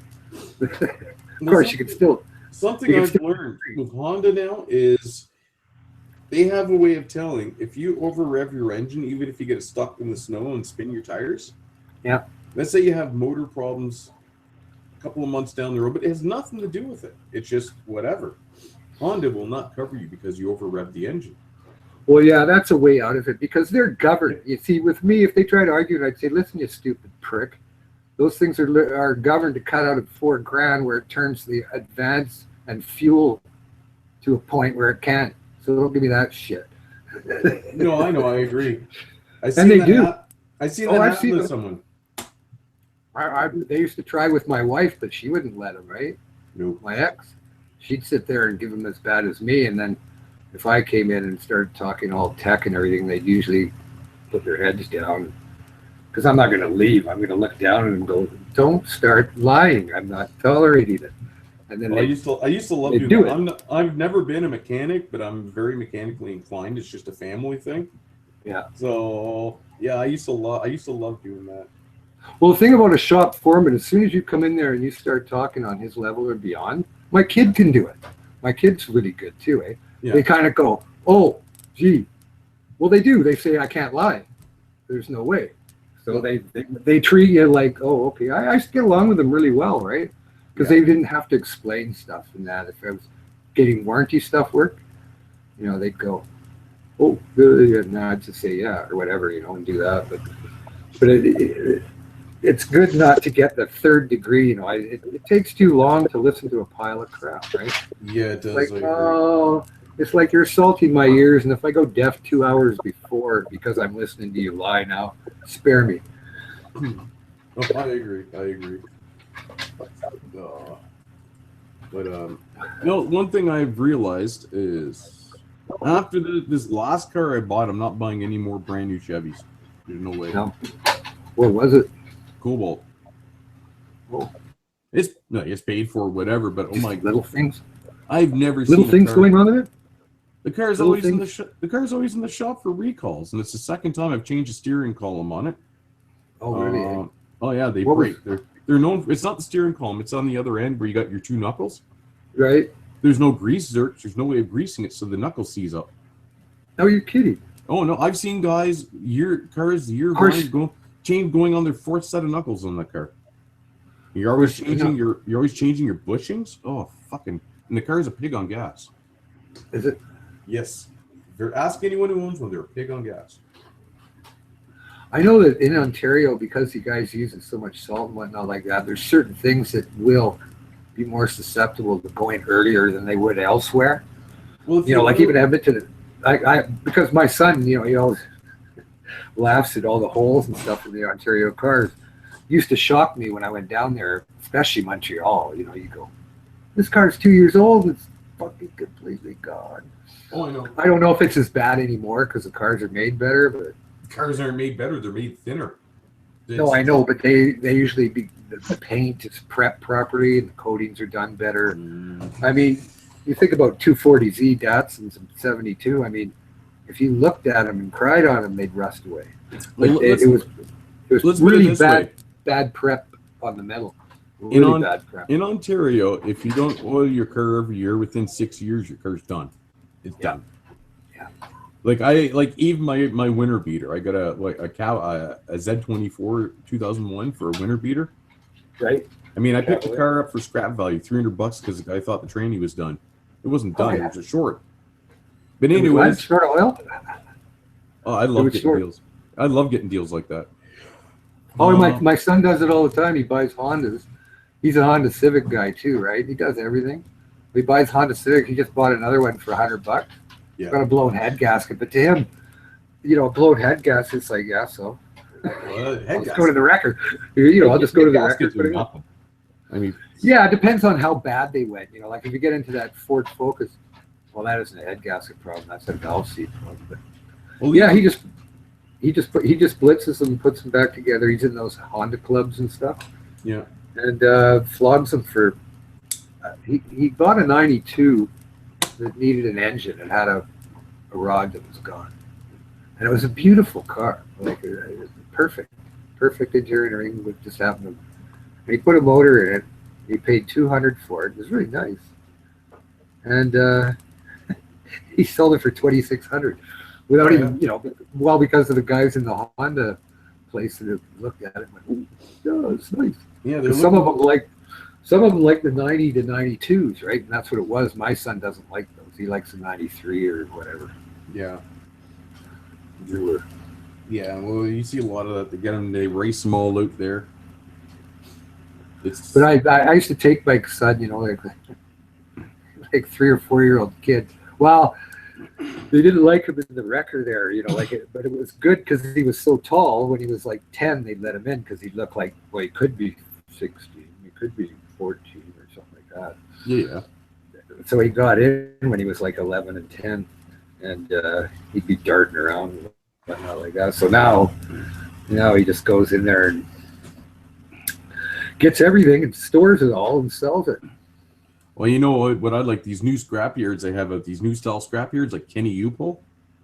Mm-hmm. You ever seen those? Yeah.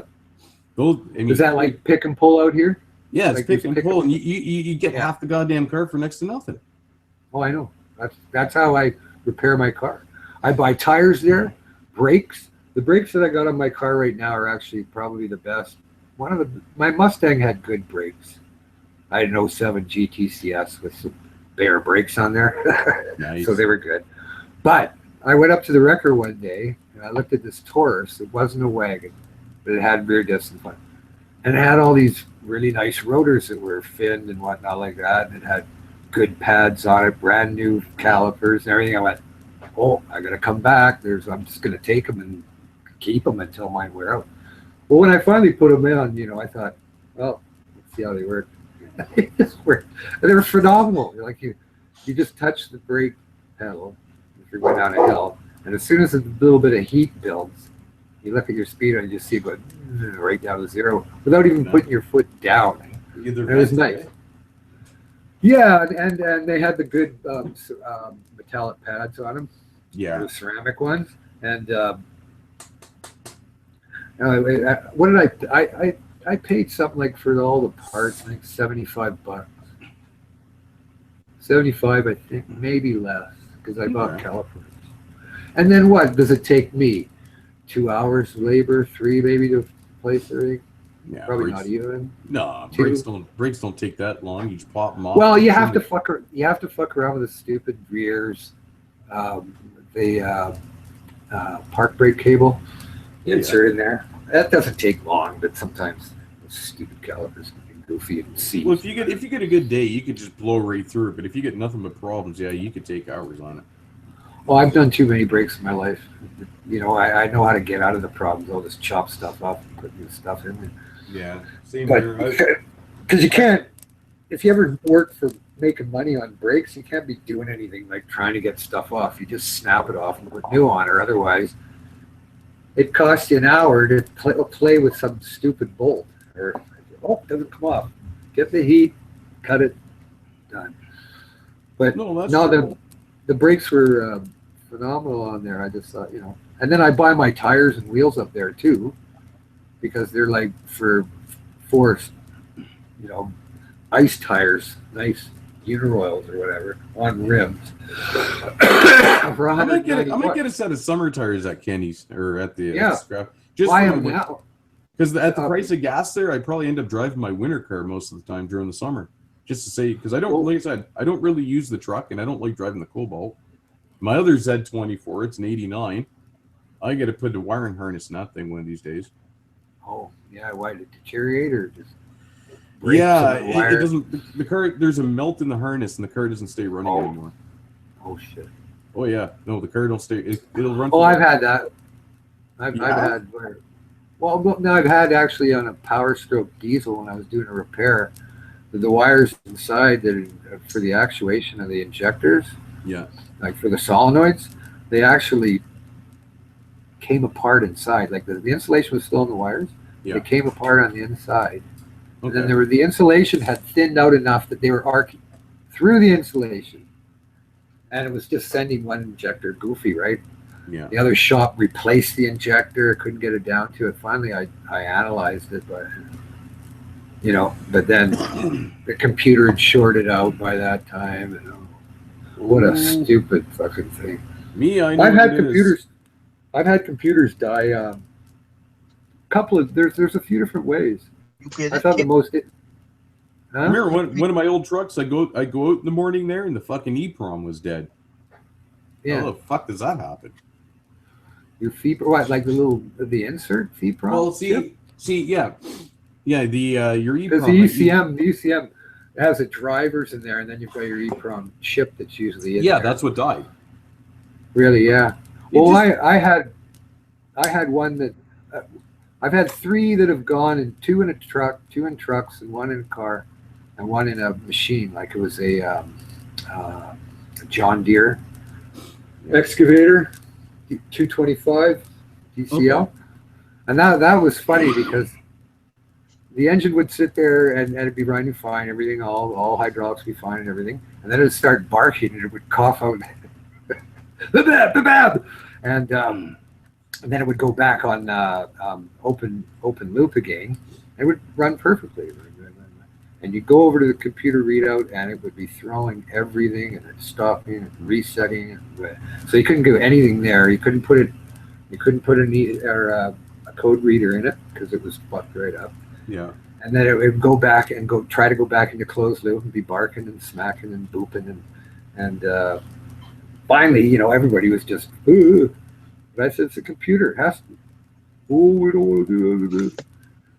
On me, it was Yeah. easy to diagnose. I just Well, you couldn't get in. It wouldn't allow you to get into the ECM because it was fucked. It was closing off, so you couldn't put any machine, laptop. Otherwise, it wouldn't get in. And I said, "It's computer." And then they had the John Deere come out there, and that guy wasn't too bright actually. And he went through like 5-10 hours. I don't know how long. Because no, it's a computer. I said, "Gee, I said that two days ago." I didn't care. It wasn't my job, right? Yeah. But that was it. I laughed at that one. That was interesting. And then we replaced the computer. It ran perfect. Well, me, like I said, I went out one morning, turned the key, and the check engine light was flashing nonstop. It wouldn't stop flashing. Like, ooh, this is interesting. Yeah, that usually means you got a misfire. Don't run it. Kill the converter. Oh, I couldn't even start it. No. No. So. Yeah, well, I had another computer went on a Topaz, and it would sit there and run fine for a second, then it started barking around and jumping, and put code reader on there and say everything's fine, give you 111s, and go back and give you 333s. Everything's gone on it. I did a download on a Snap-on code reader that goes deeper on OBD1s. Nice. It said like, oh yeah, 250 degrees Celsius your coolant temperature, 250 degrees Celsius ambient air temperature. It's everywhere. And then you turn it off and turn it on again, completely different. No, everything's okay. You don't get no reading.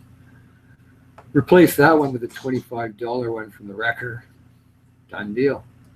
And then in the trucks, the drivers actually exploded. You know, you ever seen like ballast on a fluorescent light, black tar in there and whatnot, the insulation? The little drivers in the computers explode, and that black shit goes fucking everywhere. Mm-hmm.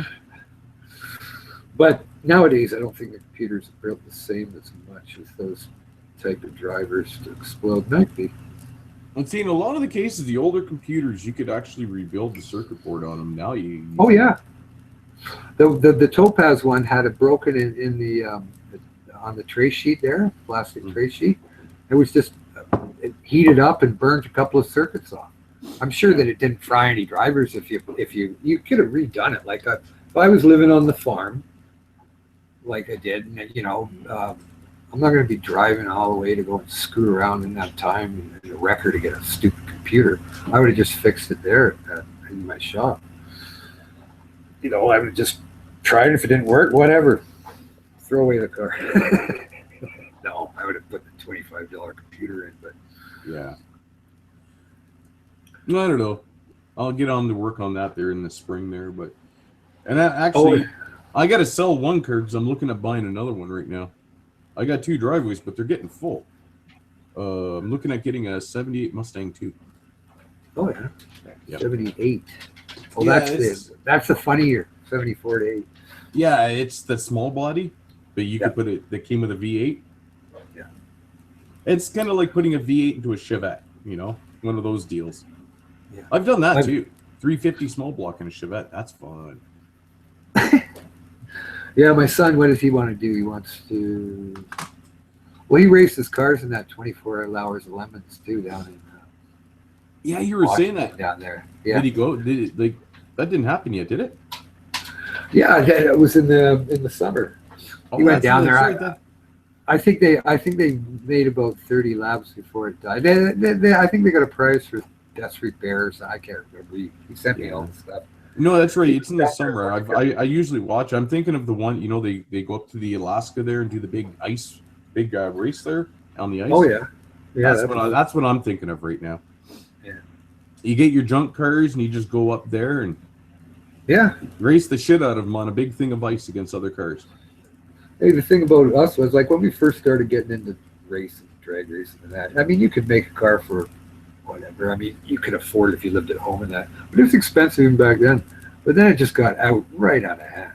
Yeah. You know, like when I was in my late 20s or whatever like that, if you wanted to do any kind of fixing up cars, I don't care who you knew, it cost big dollars. I mean, you know, if you want to do it properly, I mean, I can do something, but there's a lot of things I can't. Oh, it got right out of hand, and then you know, an average body job on a car, and this is just a basic car, not a restore, just a normal paint job, body job, is like $6,000-$7,000. Oh yeah, no problem, because my brother rebuilds cars, so I'm all about time and cost, right? And then, you know, people come in and go, "Oh, I got this Corvair here, turbo. Can you fix it for me, Brent?" And he goes, "Yeah, but how much do you think it's going to cost?" And they go, "Well, no, 10 grand or something." He goes, "No." He goes, "Start at 30, and then you'll probably be into around 50." And then they're like, you know, the job hits the bottom. And he goes, "Whatever, man. If you haven't watched any shows, or you don't have the knowledge to know what it involves, you know, even a Chip Foose show if you want, don't bother, because if you want to take it to a body shop where you get it hacked and wrecked and yell at the guy and say, how come you haven't finished for 2 years?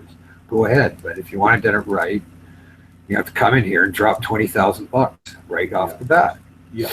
And then we'll have it all itemized and billed for you for what your 20 grand cost you. But that's going to be a start. And we'll see what after." No, it's not most cheap. people, it's not cheap. But most people that are serious say, "Yeah, I know it's going to cost probably 70,000 or 60. Here's my first 30 grand." If the kid's You know, as smart, long as you have a nice- the kid's smart, what he'd do is he'd go shopping, and guaranteed he could find a car at a fraction of the price restored. Oh, exactly. Like, you know, my days son it's still. not- Yeah, these days. That's why I was. Go That's on. why I was went to California. You go down to California, if you want a nice Z28, say, like when I was going down there, there was a '69 Camaro sitting underneath this parking lot in an apartment, and it had a column shift on it with buckets and that, and it was perfect body, still the grill and everything like that. Well, if you have a rusted out or smashed Z28, you just pull off the ID badges, throw them on there, put all your parts on. Who cares? It's original. Look, whatever. You know, it's still got the original. You know, the badges, you know what it is? ID, and everything like that. You know, people go, "Oh, it has to be original metal." You know, Well, yeah, the purists. The purists.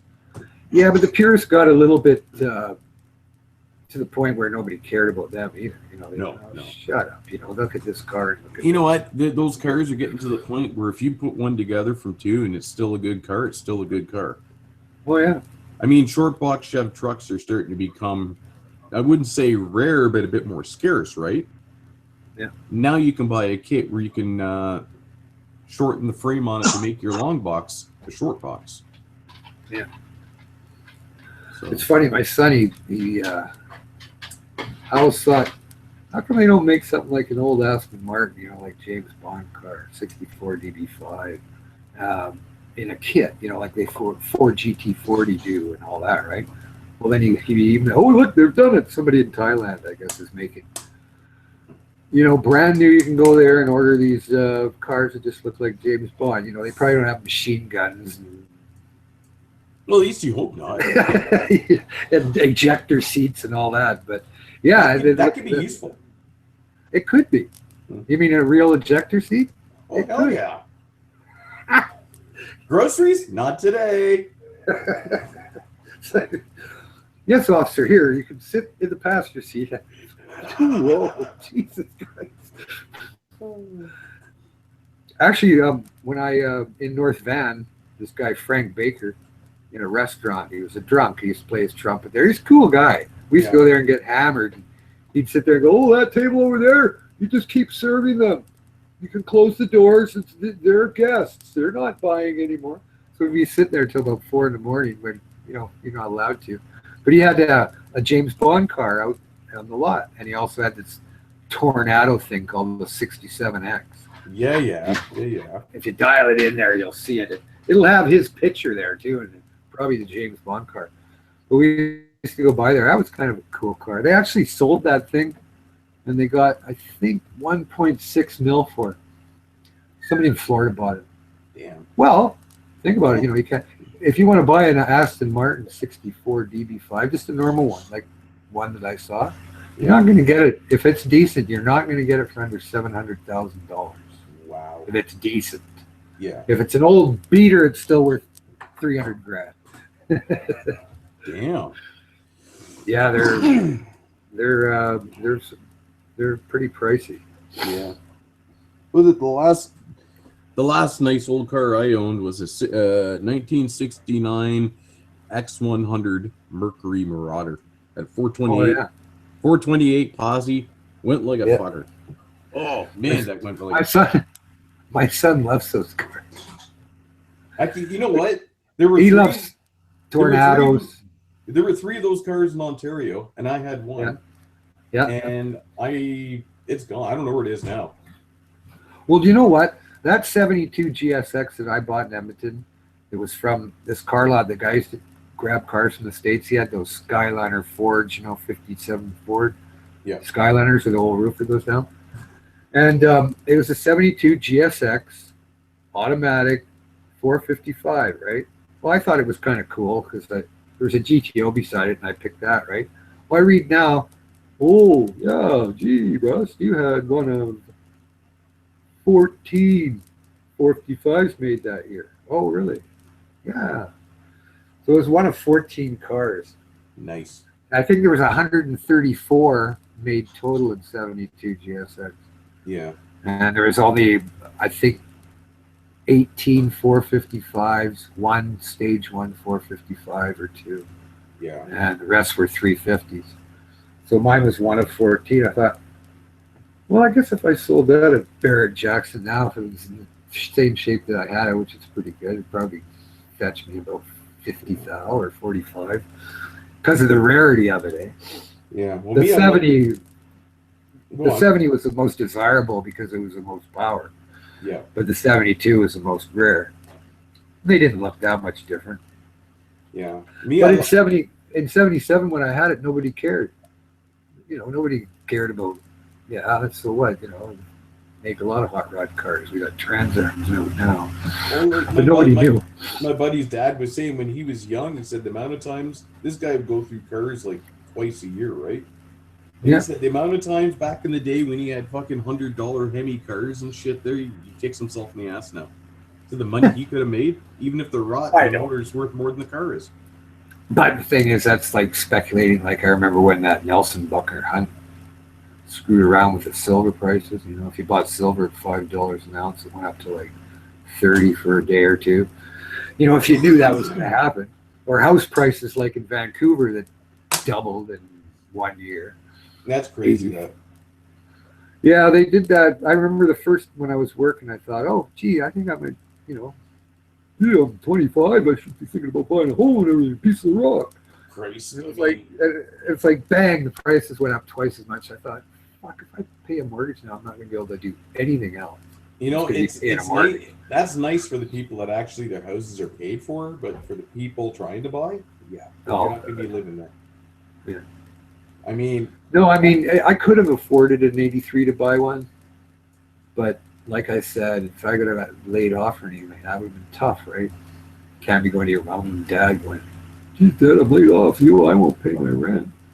See, me where I live, I know what I paid for my house there. I didn't pay much, and it's a nice house. But you go anywhere else down Toronto, all that area there, the house I didn't pay much for. I'd probably end up buying down there for like $500,000. Oh yeah, it's my ex. Crazy.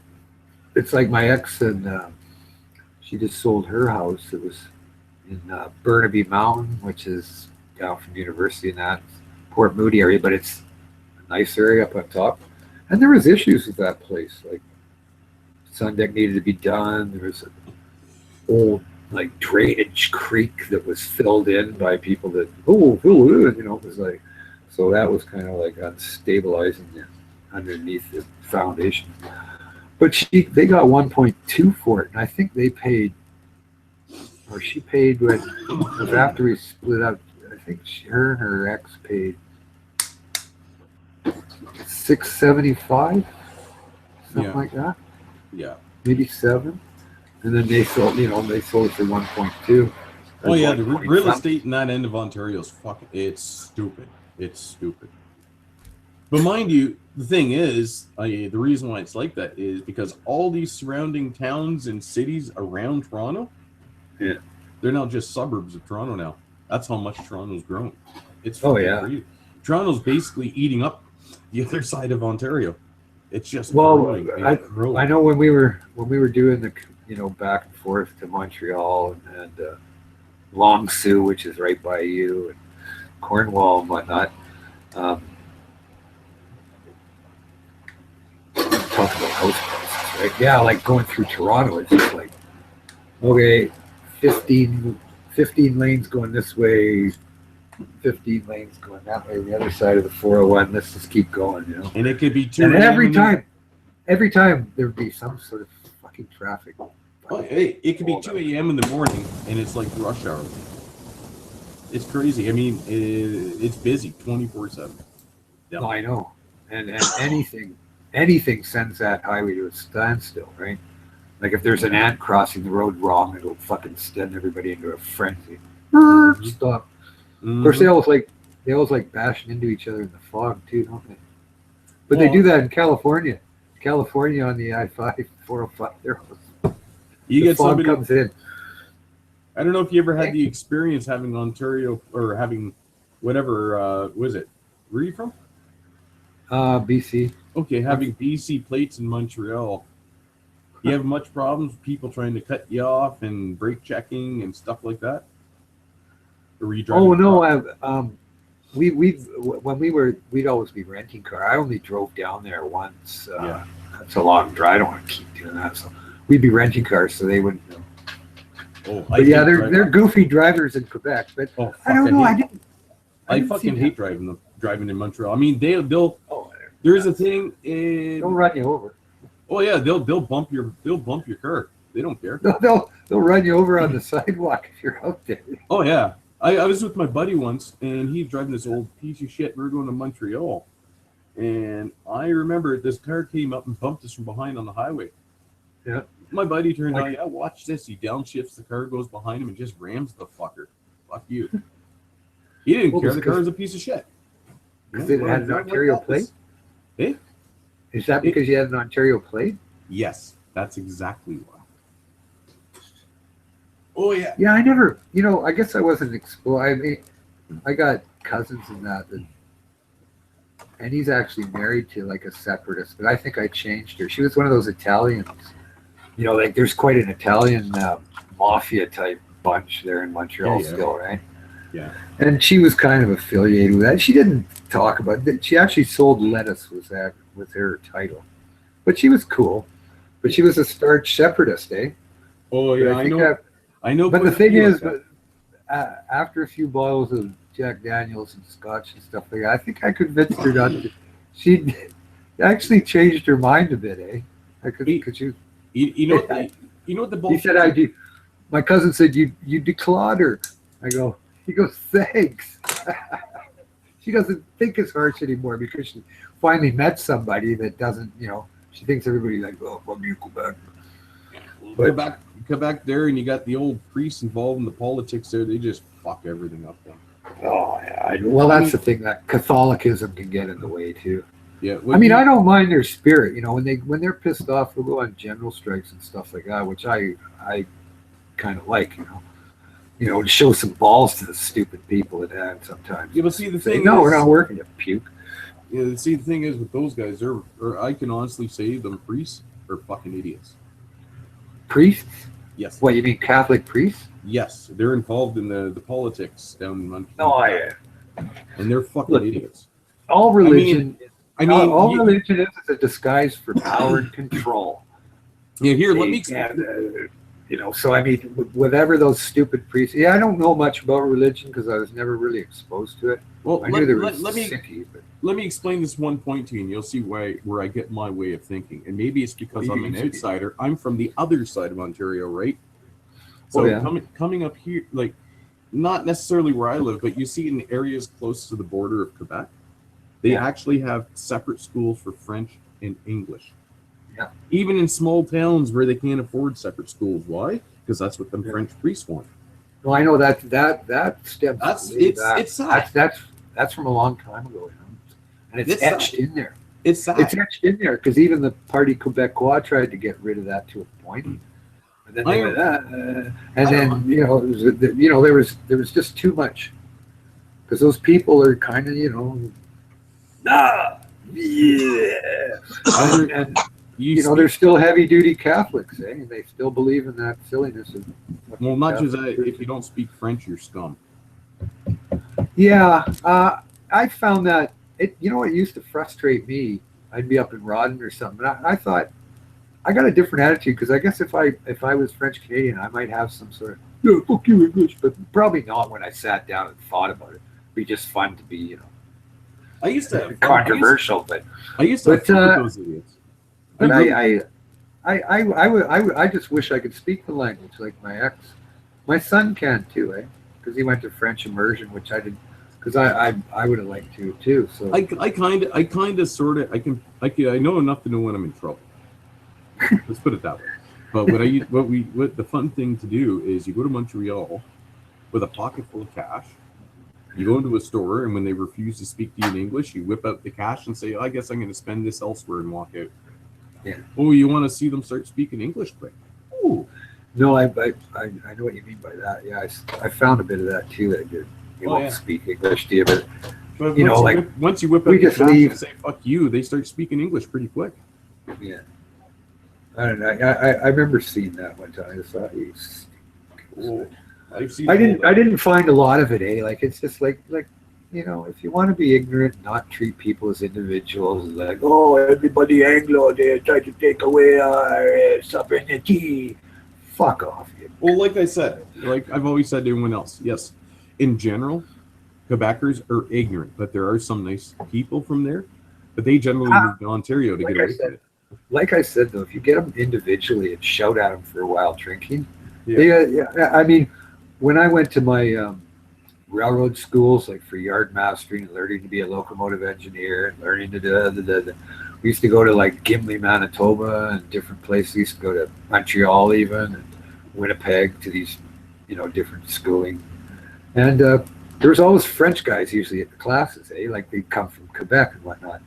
And there was only one or two that I had to almost punch, and most of them were really good, Yeah.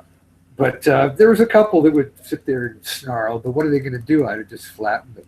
And that was just the reality.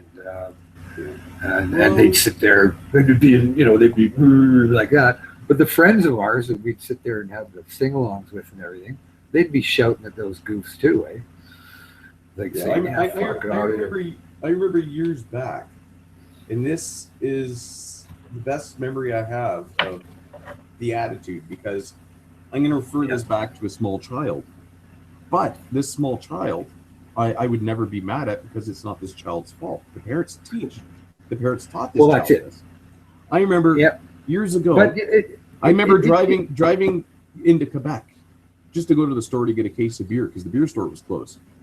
Yeah. And he had a little 13-year-old or 12-year-old run out at the road because we had Ontario plates. Didn't know us. We didn't know that kid, right? Yelling at us to go back home to Ontario. Really? Where does that kid, a kid that age doesn't get ignorant for nothing. The kid was taught. But you know what's funny? When I was back in Ville d'Anjou in 1972 as a 14-year-old, 15-year-old kid, I'd sit there and go to the counter and buy beer. Yeah, I don't know. I guess because I was hanging around with locals and whatnot like that. But, I was drinking at Man in His World and everything at that age, and I remember I was thinking, boy, in Quebec, if you could just make it over the counter, they'll sell you booze. And I couldn't believe it, getting served at that age. And, then I went back at 15 and 14. They were always serving me in those little pubs that, you go downstairs, like along St. Matthew and that. Yeah. But I never, and I was partying pretty hard there around that. Maybe it was just where we were. Didn't meet any of those separatist types, because we were in the bar. In Quebec, the drinking age is more or less a suggestion. They don't enforce it. They do and they don't. It's not like Ontario.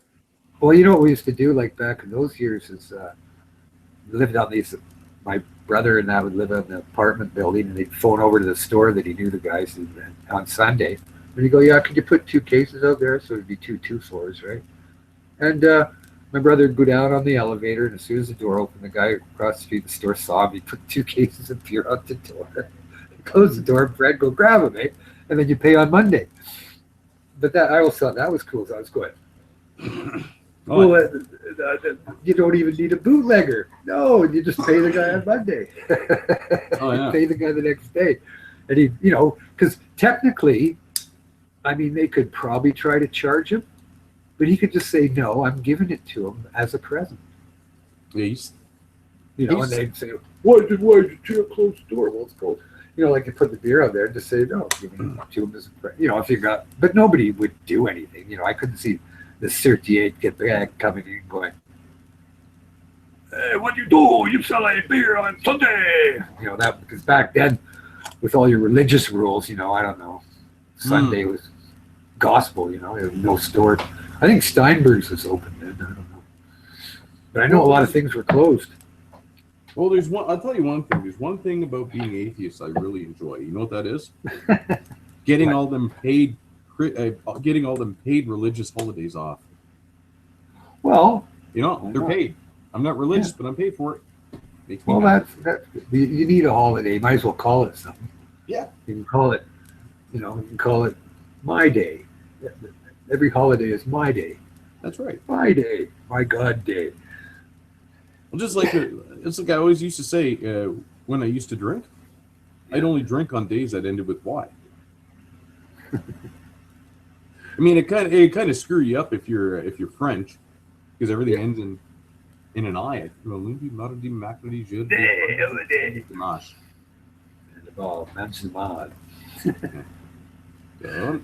them end in Y. So using that rule, I wouldn't be able to drink too well. But I don't drink. No, actually, one thing I noticed about Quebec is like a lot of things were a lot cheaper, like the housing and you know, even food in general and stuff like that. Cars were much cheaper. I tell you, you want to go for a holiday. It's beautiful. Go to old Quebec there. You do the scenes. Yeah, well, I went there. That's gorgeous. That is gorgeous. Then we went up to the hell of a mountain's called again. Laurentians. The ski route. Yeah. Yeah. It was cool up there too. I almost bought a piece of property up there last summer. Well, you know, those Quebecers, they have a lot of cottaging, like that place I was mentioning, Rawdon, you know, with Clear Lake and that. They're just like you Ontario guys are right into your cottages too. Yeah. More so than people out here, you know, like people, you know, your cottage costs more than the house. No, I got a 20-foot camper. I'm happy with that. What I was going to do is I was going to buy the property and throw the camper up there. It's around one of my buddies' cottages there. Right. And as long as you put, they got weird rules there. You can't build a house, but if you build a little wood shed, then suddenly there's a structure on your property, then you can build your house because you got your wood shed. Oh, okay. So you have to build a structure first. Hey? I don't know. Maybe the zoning has to come out or something. Yeah, it's something weird like that. They probably want property tax. Yeah. There's probably something to do with property tax. No. Okay. Who knows? I still might. Well, we'll see. The thing about it is, it's not going to be worth any less than you pay for it, right? Well, no. See, my plan is I throw the camper up there for like maybe the first year or so, and slowly build the cottage. Yeah. You know, just do a bit at a time as I can afford it, because I've already got somewhere to stay. I mean, you know what? You can always buy a stupid old mobile that's decent. And sometimes those things are only like $5,000. You move it up there, put your skirts on, and then you got a half decent place while you're building next to it, right? Well, that's what I was going to do with my camper. And the thing about the stupid mobile, the camper too, but you might want to use the camper for something else. But the thing about a mobile is, after you get your house, then you've got like, you know, place for other people to stay, like friends or whatever like that when you're all out there camping. Yeah, I suppose. You know, you could have another dwelling where maybe you don't want to be there while you're sleeping and everything like that. And they got their own place, and you got yours. And, you know, kids come up there visit. Maybe they got a girlfriend or a boyfriend or whatever. Yeah. They can stay in the other place, and then you're not disturbed. That's not a bad idea. Yeah, and it's always a nice place that you know, like you have stationery with all the facilities, you know, like your toilet and all that crap. It'd be another place where I could stash a few cars too. You what? Yeah. Yeah. That was something I remember about my farm. Like, there's friends when I went, can I put that there? I'd say, this isn't a reserve. It won't turn into one. See, that's why I didn't buy a place with a barn on it, because I knew damn well if I bought a farm just for the property in the barns, well, you know, barns would be full of cars. And the wife's like, well, no. See, that was, but me, like, I had this thing about my farm because I you know, it's something I always wanted since I was a kid, and I got it, right? So it had to look good. Like, people had to be impressed. I had to impress myself. I didn't give a shit about others, but I didn't want any junk there. Right? Like, I mean, even fixed up my old outhouses and everything, and it looked pretty good. I made a pretty good profit when I sold it too. Oh, that's good. But it was a nice place to begin with. It just, I added to it. Right? Yeah. But I never did put anything in there. I remember sternly saying this. Oh, wait a minute. I put a canopy down there.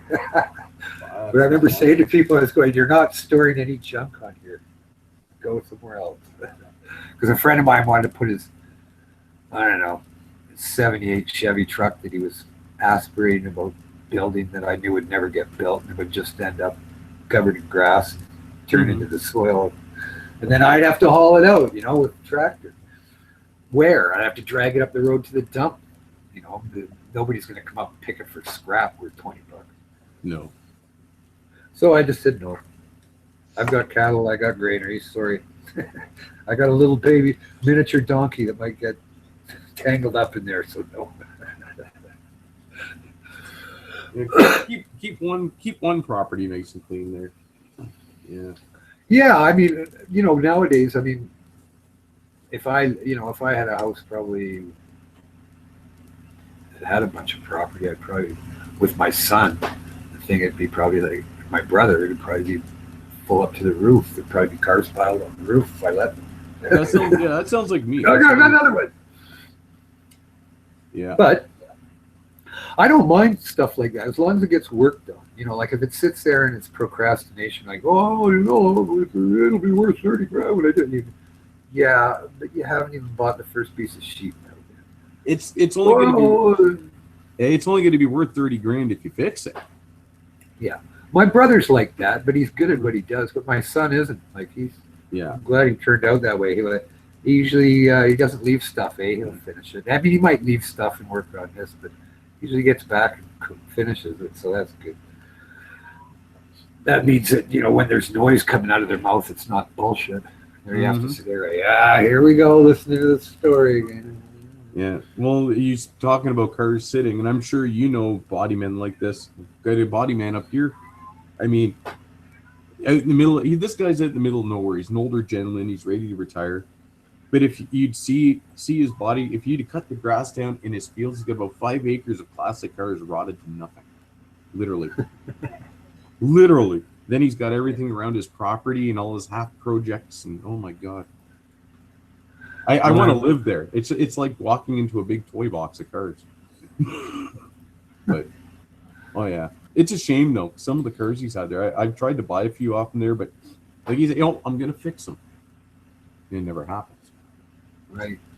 So no, I've been looking at getting was it a 78 Mustang 2 Cobra? Oh yeah. Yeah, I remember those things when they came out. Yeah. I don't know what it is. I'm not the biggest. There's only certain models of Mustangs I like. Yeah. But the funny thing is, usually I'm into the wide bodies, like the 70s Mustangs, the big wide ones. Oh, what, like 70, 71 to 3? Yeah, like that, or your GTX or your satellites, the big wide bodies. That's the kind of cars I like. Okay, yeah. But you can't find nothing around here. You can't. But at least with those, it's a small, light little car with a V8, like a Vega, just a bit longer. My cousin did one out like blue. It actually, for that type, because you know they're not the most popular looking car for the Mustang anyway. He did it all right though. Looked pretty good. Oh yeah. That was, I guess, when would that have been? Me, the reason I like the Mustang too. Early 80s, I guess. And yeah, me, the reason I like the Mustang Cobra, Mustang 2 Cobra there, is when I was in high school, a buddy of mine used to drive one, all black with red racing stripes on it. You know, it's got Well, the they were all stripes. painted up. They were all painted up pretty good, though, weren't they? Oh, they were gorgeous, man. From what I remember. This car was all black with a red racing stripe on it going down the. Oh, yeah. Was it one or two of them? I forget, but it was just a gorgeous car. It went like stink. So that's always stayed in the back of my mind. So, yeah, I'm thinking of getting one there. I remember a friend of mine's mom had one, and it was all done out. Like I remember looking at it on images, and I was going, look, Finley's mom's car, because it was one of the top option ones. You know, it had the little honeycomb wheels on it, and all the options inside, like every power option. And back then, would that be like a Kia? I think that's what, yeah, it was a Kia. It was the Kia. top one. It was, but it was a notchback, and you know, because it was for her, and but it had all the fancy paint and the fancy wheels and the good tires and everything like that, and all the power options inside. 8-track, you know, that's what you got. Those years. You got an 8-track. That's like in my Grand Am and like in my GSX, it had a stupid 8-track in it. But that was a big deal in '72. It was like, ooh, you got 8-track stereo. Because, you know, I mean, basically it was AM radio. And '72, there's no way when you had an FM radio in your car you could pick up anything because the stations didn't have the power. You know, you'd be driving along the road and the station would come in on FM and then fucking be gone for, you know, 30 seconds, come back on. It's no good. Not in a car. It was stupid. Well, what was it? I remember, what was it? The first car I had actually, you're saying AM, the first car I actually had AM stereo in. Oh, stereo. I never had stereo. Yeah, I had AM stereo in my Fifth Avenue. And it was still useless because there's nothing on AM except for talk. Well, the thing about AM radio is broadcast in mono anyway. So. Well, it was funny because my road, the Fifth Avenue would pick up stations in stereo on AM. Don't ask me how. Or maybe maybe it split them from frequencies or something. Had a that could very well be. Maybe it had its own crossover. It could have had its own crossover in there, you know, like said. Yeah. You never know. I always loved that car. What was it? It was just a 87 Chrysler Fifth Avenue with a 3. Oh yeah. I had that car. Hey, that's a good motor. I had that car for years, man. Well, my other favorite car is it was just before they had the LT ones in them. I think it was a 97 or a 98 Buick Roadmaster. Oh yeah. And personally, the new LT ones, I don't like them. I don't. It's the OptiSpark. The change. I don't like. Well, I'm sure you've done it. You're a mechanic. You know all about the OptiSpark on those motors, eh? What? The OptiSpark? On the Dodges? No, LT1s. The LT1s on Chevy LT1s. The new LT1 motors that are in, the newer ones. They have the OptiSpark motors and that. Yeah, they have the OptiSpark on them. You got to rip apart half your motor just to change it, and it's like a $500 part. Or sorry, $400 part. As for a normal 350, you get about almost the same power, and you just had a normal distributor setup on it. So to me, it never made sense. I remember the LT5 that they put in the vet had a crank trigger, you know, instead of like your regular crank trigger that you have off your vibration dampener for fuel inject timing. And if it ever went on it, you had to take the motor out. It was a Yamaha motor, but I mean, to have that, they said, oh, well, you know, the timing's better because it's taken off the center journal. There's less fluctuation. It's like, listen, you stupid idiots. Like, if you're talking about fluctuation at 10,000 RPM in a motor that can only spin at 55, well, yeah. But anyway, you're going to get a bit of flutter there if you don't actually put a rod through the block. But you know, well, you know, at 5,500, the amount of difference in timing fluctuation is not affecting the running of the motor. Let me tell you, it's when you get up to like, you know, huge combustion chamber pressures that boosted 500 cubic inches and stuff like that. Then things get critical. It's like, okay, now you don't want any flex on your timing. Yeah. Well, That's like those BMWs and even Ford Rangers and that had a 2.3 liter. They put 2 plugs in each hole, right? I know my brother was a fan of those Rangers. I've never owned one, but he used to love them. They're good. Well, that's what he vehicles. said. He said they were tough as nails. Those old trucks. Good vehicle.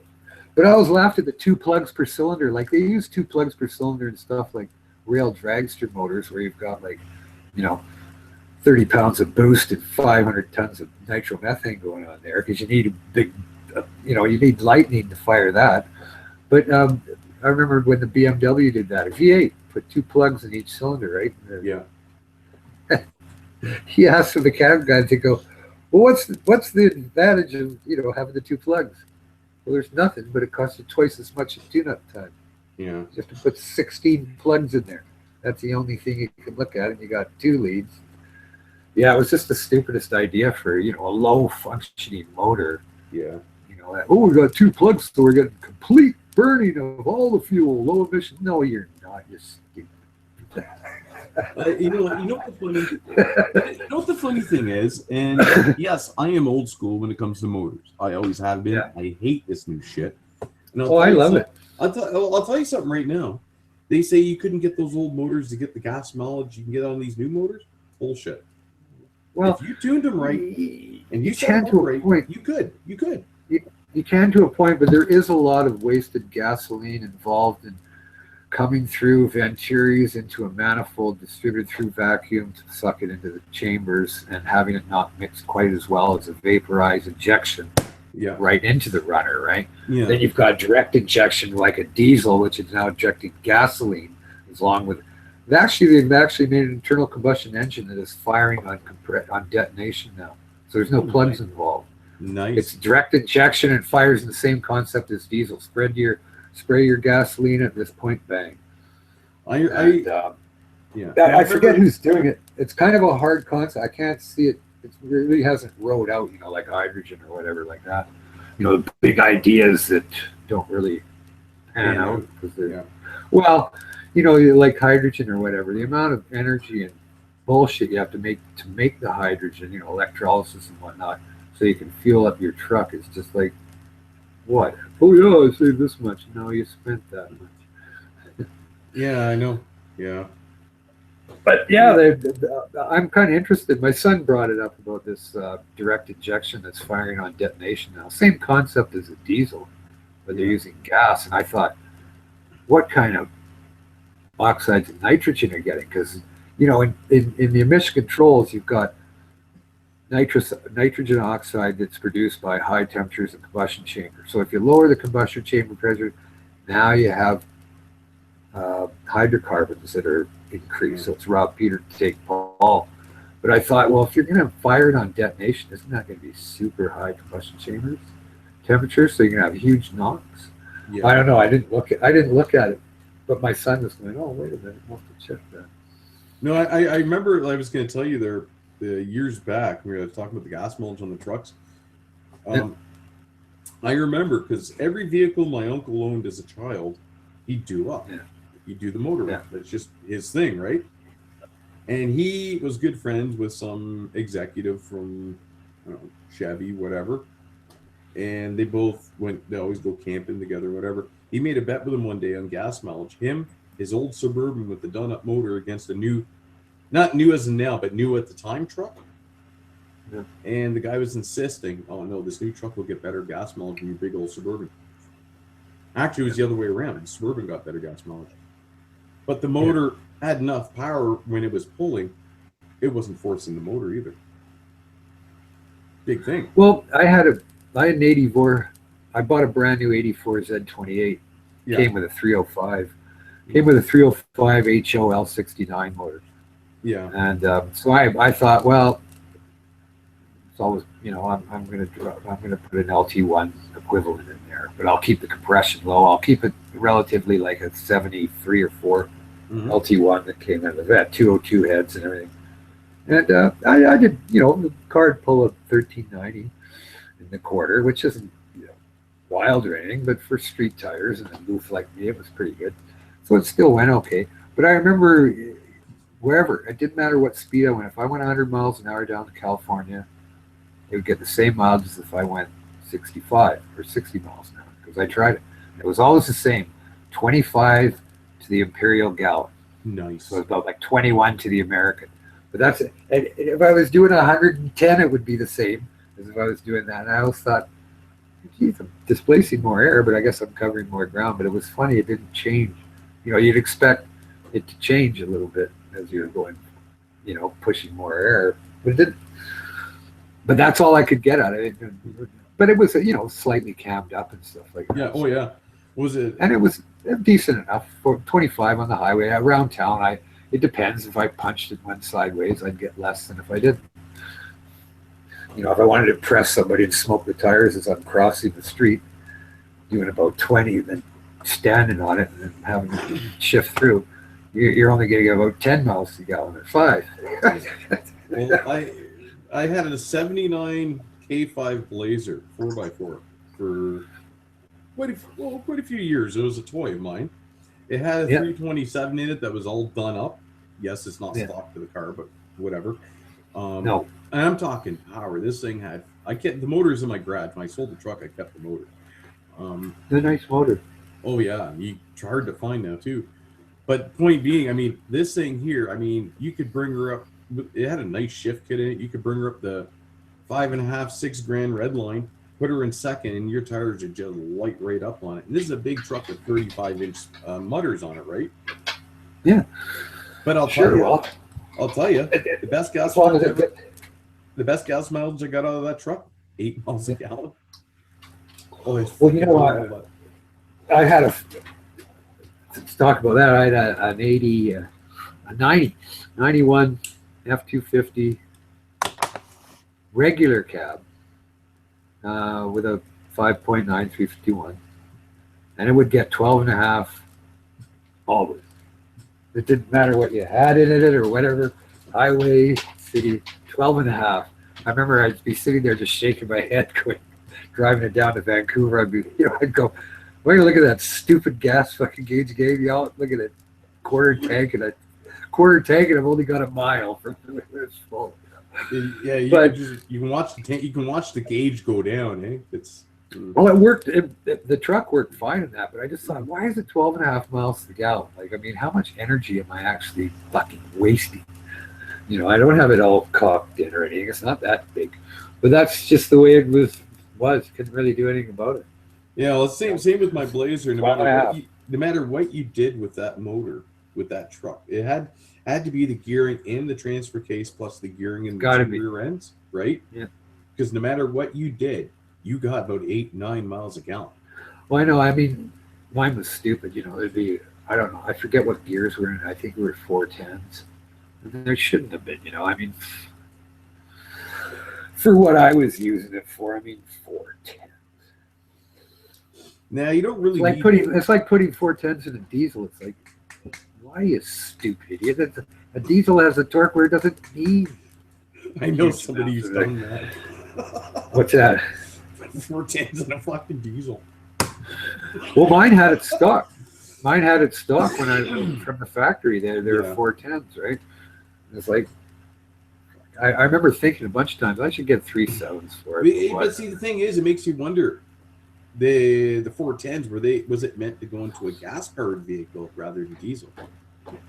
And well, exactly. I don't know. It just ended up in your truck. You know what I mean? Yeah, but you know, it's probably something to do with, oh well, you know, if you want to start out on a hill with 67,000 ton boxcars behind you, you can do it. You know, you're just going to spin the wheel anyway. Yeah. But no, 410s. I didn't think. You know, for me, if you want to, you know, I was mostly on the highway cruising all the time anyway, because commuting to work was like 40 miles each way. Yeah. Because I was on the farm, right? So I'd have to drive to Chetwynd or wherever, Fort St. John. Good when I worked out of Dawson Creek because it was only 20 miles. But yeah, and it was just, you know, no matter what I hauled, even my trailer's full. Like if I had, you know, my box full of cords of wood and my trailer's full of cords of wood and everything, it didn't matter. You know, that like when you could tell there was something behind you, but it wasn't going to do anything to the power.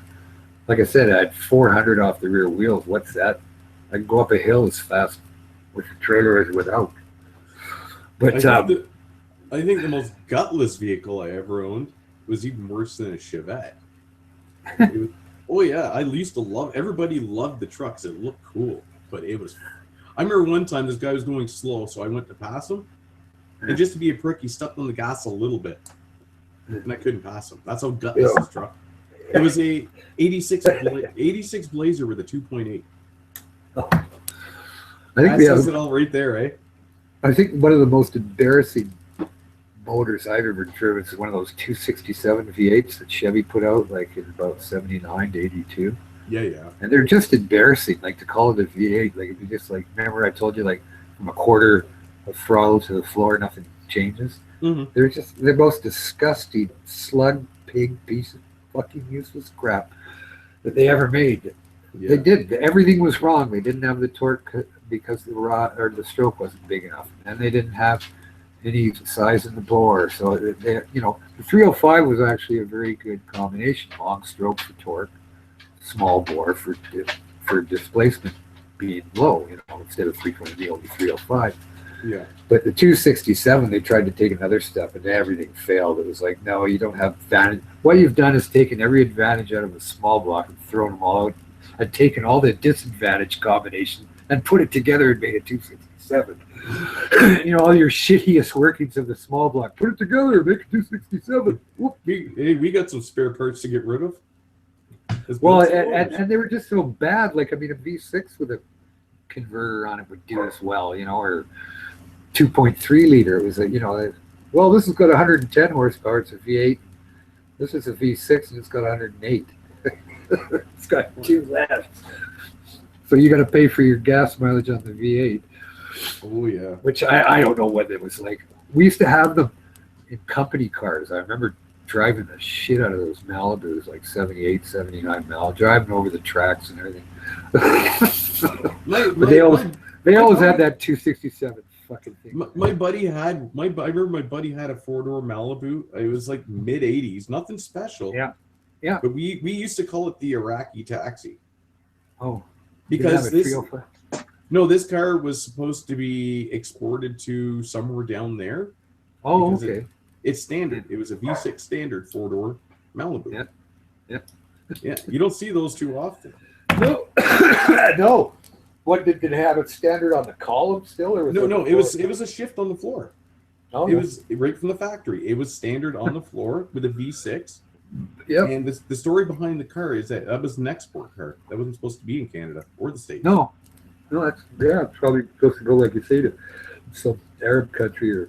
Well, they used them for taxis. They used them. That's what we called it. That it was built to be sent out down there to be used as a taxi. But somehow a few of them got stuck in Canada and people bought them.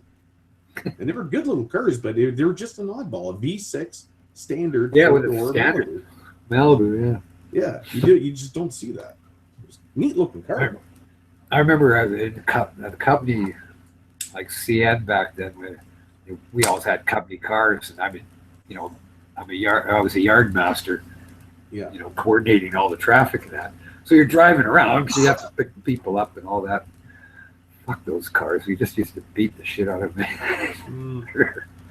But I was a general yard master, so when I wasn't yard master, I'd be a general, which was in the minor management position. So it's like, Russ, do you have to fucking drive the car like that? I'd say, hey, I'm a general yard master, keeping your yard running. You're going to have to sacrifice a few things. No, fuck off your job. Well, that's kind of the way, you know, like, I mean, if it was somebody else doing it, like Pio, they would have probably fired him and said, get out of here. But, you know, when you're part of the team, you get away with a few things. Whatever, the car was a stupid car. I don't care. Exactly. Give me a better car. But see, there's one thing there. If you're ever looking for a cheap LT1, you find yourself a Roadmaster. Yeah. You know what You know what the difference? You know what the difference between an LT1 in a Roadmaster and an LT1 in a Corvette is? Probably just the externals, like intake or something. Camshaft. Oh, they did put a different cam, eh? Yep, that's the difference. Camshaft. They put But, a slightly. They put a camshaft that would still give you power, but a bit more gas mileage in the Roadmasters, as where the other one was just pure power. Yeah, nowadays they got with variable valve time, and you get everything done great now. So it just advances your valve time here. Kind of nice because I mean, you think about today's technology. You're saying, you know, like I really like it because if you think of that, like Ford, they got a stupid 5-liter 302 cubic inch, you know, with everything on it, and standard, no booster and nothing, 415 horsepower. You know, it's just like, fuck, you never got that from. I don't care. They used to advertise that 327 out of the 64 Vet at 365 horse. No, it wasn't. You could put it on a dyno and it wouldn't do that. It'd be about 350. That 370 horse LT1, every time I saw them on a dyno, like crank dyno, not off the wheels, it was about 350, 355, 345 even. It was never like 370. But those newer engines, you put them on the dyno and they'll be doing 420, 415, 412. They're really close. There's a big difference in the V8s from back in the day, though. I mean, back in the day, you put 150,000 kilometers on it, the motor's done. Because everything, like your cam 85,000. Oh, yeah. Your cam gears and shit, they're all plastic. Now you can put them up But to the thing, 40,000. but you know what the main thing was with the wear then? It was shitty oils.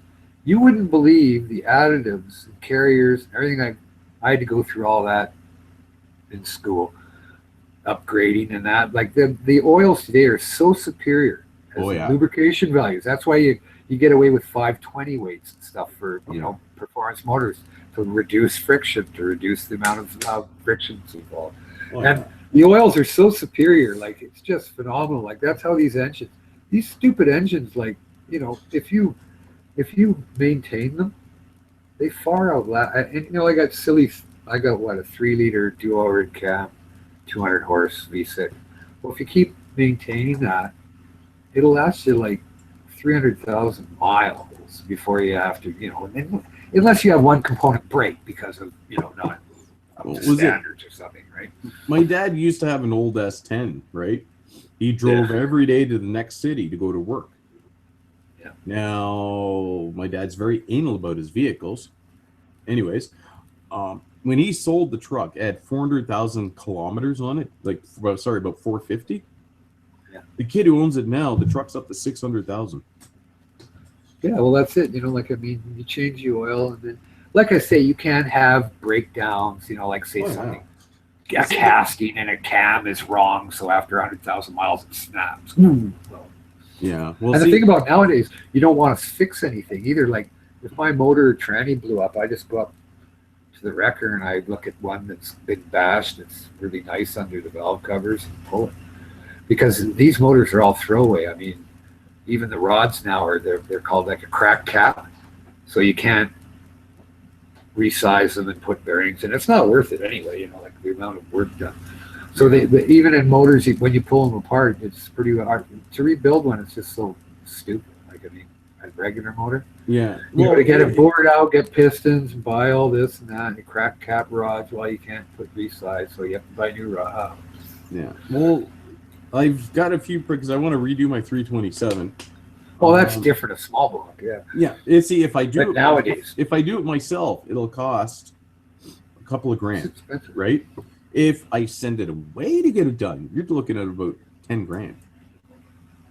Well, you mean like to get assembled and stuff like that? Yeah, that's all the assembly. Yeah, you got to get the machining done, and that kind of. Well, the big thing about machining is who can you trust? I got a guy down here I can trust. He's really good. Yeah. He's well, really people good. that know their stuff. Yeah, but they got to set up the shop too. Costs a few bucks. Oh yeah, no, when the guy gives me a price, I never argue with him. I know what he's got to go through. And they appreciate that. They appreciate that, and half the time they give you a better deal because you're not bitching at them. Well, the thing about like me and my son and that, like if we're going to do any porting, we do that ourselves because I don't need anybody to do porting for me. I've done enough of that. Or even CC and chambers, polishing them and that. Yeah. But to do any decking or anything like that, and grinding of cranks or anything, resizing, line boring, I can't do that shit. Yeah, well, that's what I was gonna say. Some of the stuff I can do, but when it comes down to you need a machine shop, getting your bearings to be like within a thousandth of an inch, and that I can't do that shit. No, you know, if you're going to go for line bearing or resizing of rods and whatnot, I mean, if you get your rods resized. I mean, what I might do is a buddy of mine. He races. He's been racing his whole life. He used to build motors, so he said to get the parts to come see him, and he's going to show me how to do everything. Yeah, I'd like to know, because I mean, building a motor is not that hard once you have the knowledge. It's to get the knowledge to do it. You know what the biggest thing about building motors is forgetting certain things. Like I've seen people forget to put the cam plugs in the end of the block, so it's just down from the frost plug. There's 3 cam little like they're like a screw with a head. It's what the fuck's it? Anyway, they're insert screws. No, I know what you're talking about. They left one out, right? And it's what up? Fucking oil everywhere. It's like, oh no, because it's in the back, so you have to pull everything out again, right? Yeah. But just something like that, where but that's why it's good to have 2 or 3 people walking around, because even the guy that you think is the least mechanically inclined will sometimes come up and say, "Oh, what about that?" And you go, "Oh, fuck, thanks. Yeah, I thought it didn't look right." That's true. That's very true. It's true. I've had people that I thought were the least mechanically inclined of a bunch of us. We're all discussing stuff, and they'll come over, and it's not like you're looking down at them going, "Stay away, only the most knowledgeable here." They come over and pick something out that you'd overlooked by looking too intensely at other areas, right? Yeah. And that's why I always used to say, let's bring as many different pairs of eyes as you can, because somebody will see something that somebody else didn't. Especially if they're interested in, like if you're looking for a car or something like that to buy, right? Or even building something like a motor like that. Yeah. See, for me, I've done it before, so it's, I'm looking at it kind of like, yeah. And if I see somebody do something in the wrong procedure that I would do, I go, well, why would you be doing that? Oh, sorry, yeah, you have that before. See, what I found a lot of the times too, you get somebody who doesn't really know what they're doing, right? They just look at it in a totally different light than you or I would. So they'll see something and they'll look at it, and it might be right, it might not be, but they'll point it out anyway because they're curious. It doesn't look right to them; they're going to point it out. Yeah, and that's good sometimes, because some people, they have too much pride. Oh, I'm not going to ask that. They'll think I'm stupid. Yeah, well, that you can say that. They'll think I'm stupid. Yeah. And people's egos get in the way. It's like because they don't want to be embarrassed. And the other thing, you get someone who's done it enough times, you try to prove them wrong, they're going to be like, I don't think so. Like, yeah, those people sometimes, usually when they're sitting there always challenging everything, unless they're really knowledgeable, you can shut them down quick, and then they get into the, you're gay, you're fake, Once you've won with the stupid minds like the right-wingers and that, they all start to the name-calling and tantruming. It's like, oh, shut up. I've noticed that. Well, they do. They're just like, and it's so easy to get them angry, too. Yeah. When you're having a debate, they just go, it's like, oh, shut up. If I was standing right across from you, you'd be flying now. But I don't have the time. I'm not going to sit there and beat my table here over some complete halfway across the world that's sitting there going, yeah, poo pants, USA. It's like, yeah, come here where you're close. I'll give you one, and we'll see if we have a different change of opinion. Yeah. And I'm an old man now, so I don't really get into that stuff anymore. But I think it's funny, like, you're smarter than me. You know when to walk away. You know what? It's probably, you're younger than me, so by the time you're my age, you'll just realize these people are not worth it. They really aren't. If you meet them in person, what they come across as is not what they are in person. They're usually just fucking loot bags. It's like, oh, God, are you disgusting? Yeah. Oh, I know. I get a kick out of it. Not like I've ever purposely annoyed anyone online. I'd never. Oh, well, I mean, you but the religious people, I mean, how can you help it with them? I mean, they're so convinced that their little book, you know what? I've been enlightened, so now I'm an authority and I'm correct. Nobody can question me because I have determined, I've been told I'm correct in my belief today. So everybody else is wrong. It's like, well, see, that's the little people. authoritarian. That's the people I like to challenge. I mean, you get normal people, and you know what? You want to be religious, fine. I got lots of friends that are religious, but you'll never see them talk down to me as an atheist like some of these people do, right? So that's where the challenge. That's where the fun comes in. You prove them wrong, and they start insulting. But the thing is, their insults are so feeble, like it doesn't go anywhere. It's not like it's witty or something. If I get a great insult, I laugh. I think, fuck that. Oh yeah, I think it's hilarious. You know, I don't mind getting a good, but if it's just that stupid dribble, it's like, oh, what? Shut up, you feeble, stupid worm. You know, you can argue, debate, whatever with multiple people, and the funny things when it comes down to the topic we're on, they always have the same insults. You ever notice that? They all have the same insults. That's why I always throw in little half sentences and just a few words and stuff like that to see if they've got the intellect to catch on that they've just been insulted. Like, it's like most of them don't get it. Eh? Just 2 little words. It's like, yeah, oh, and if they go jump and look it up or something, it's like, oh, look at me, oh, Jesus, you bastard. So it takes. You've got the gift of subtleness. I'll have that one day.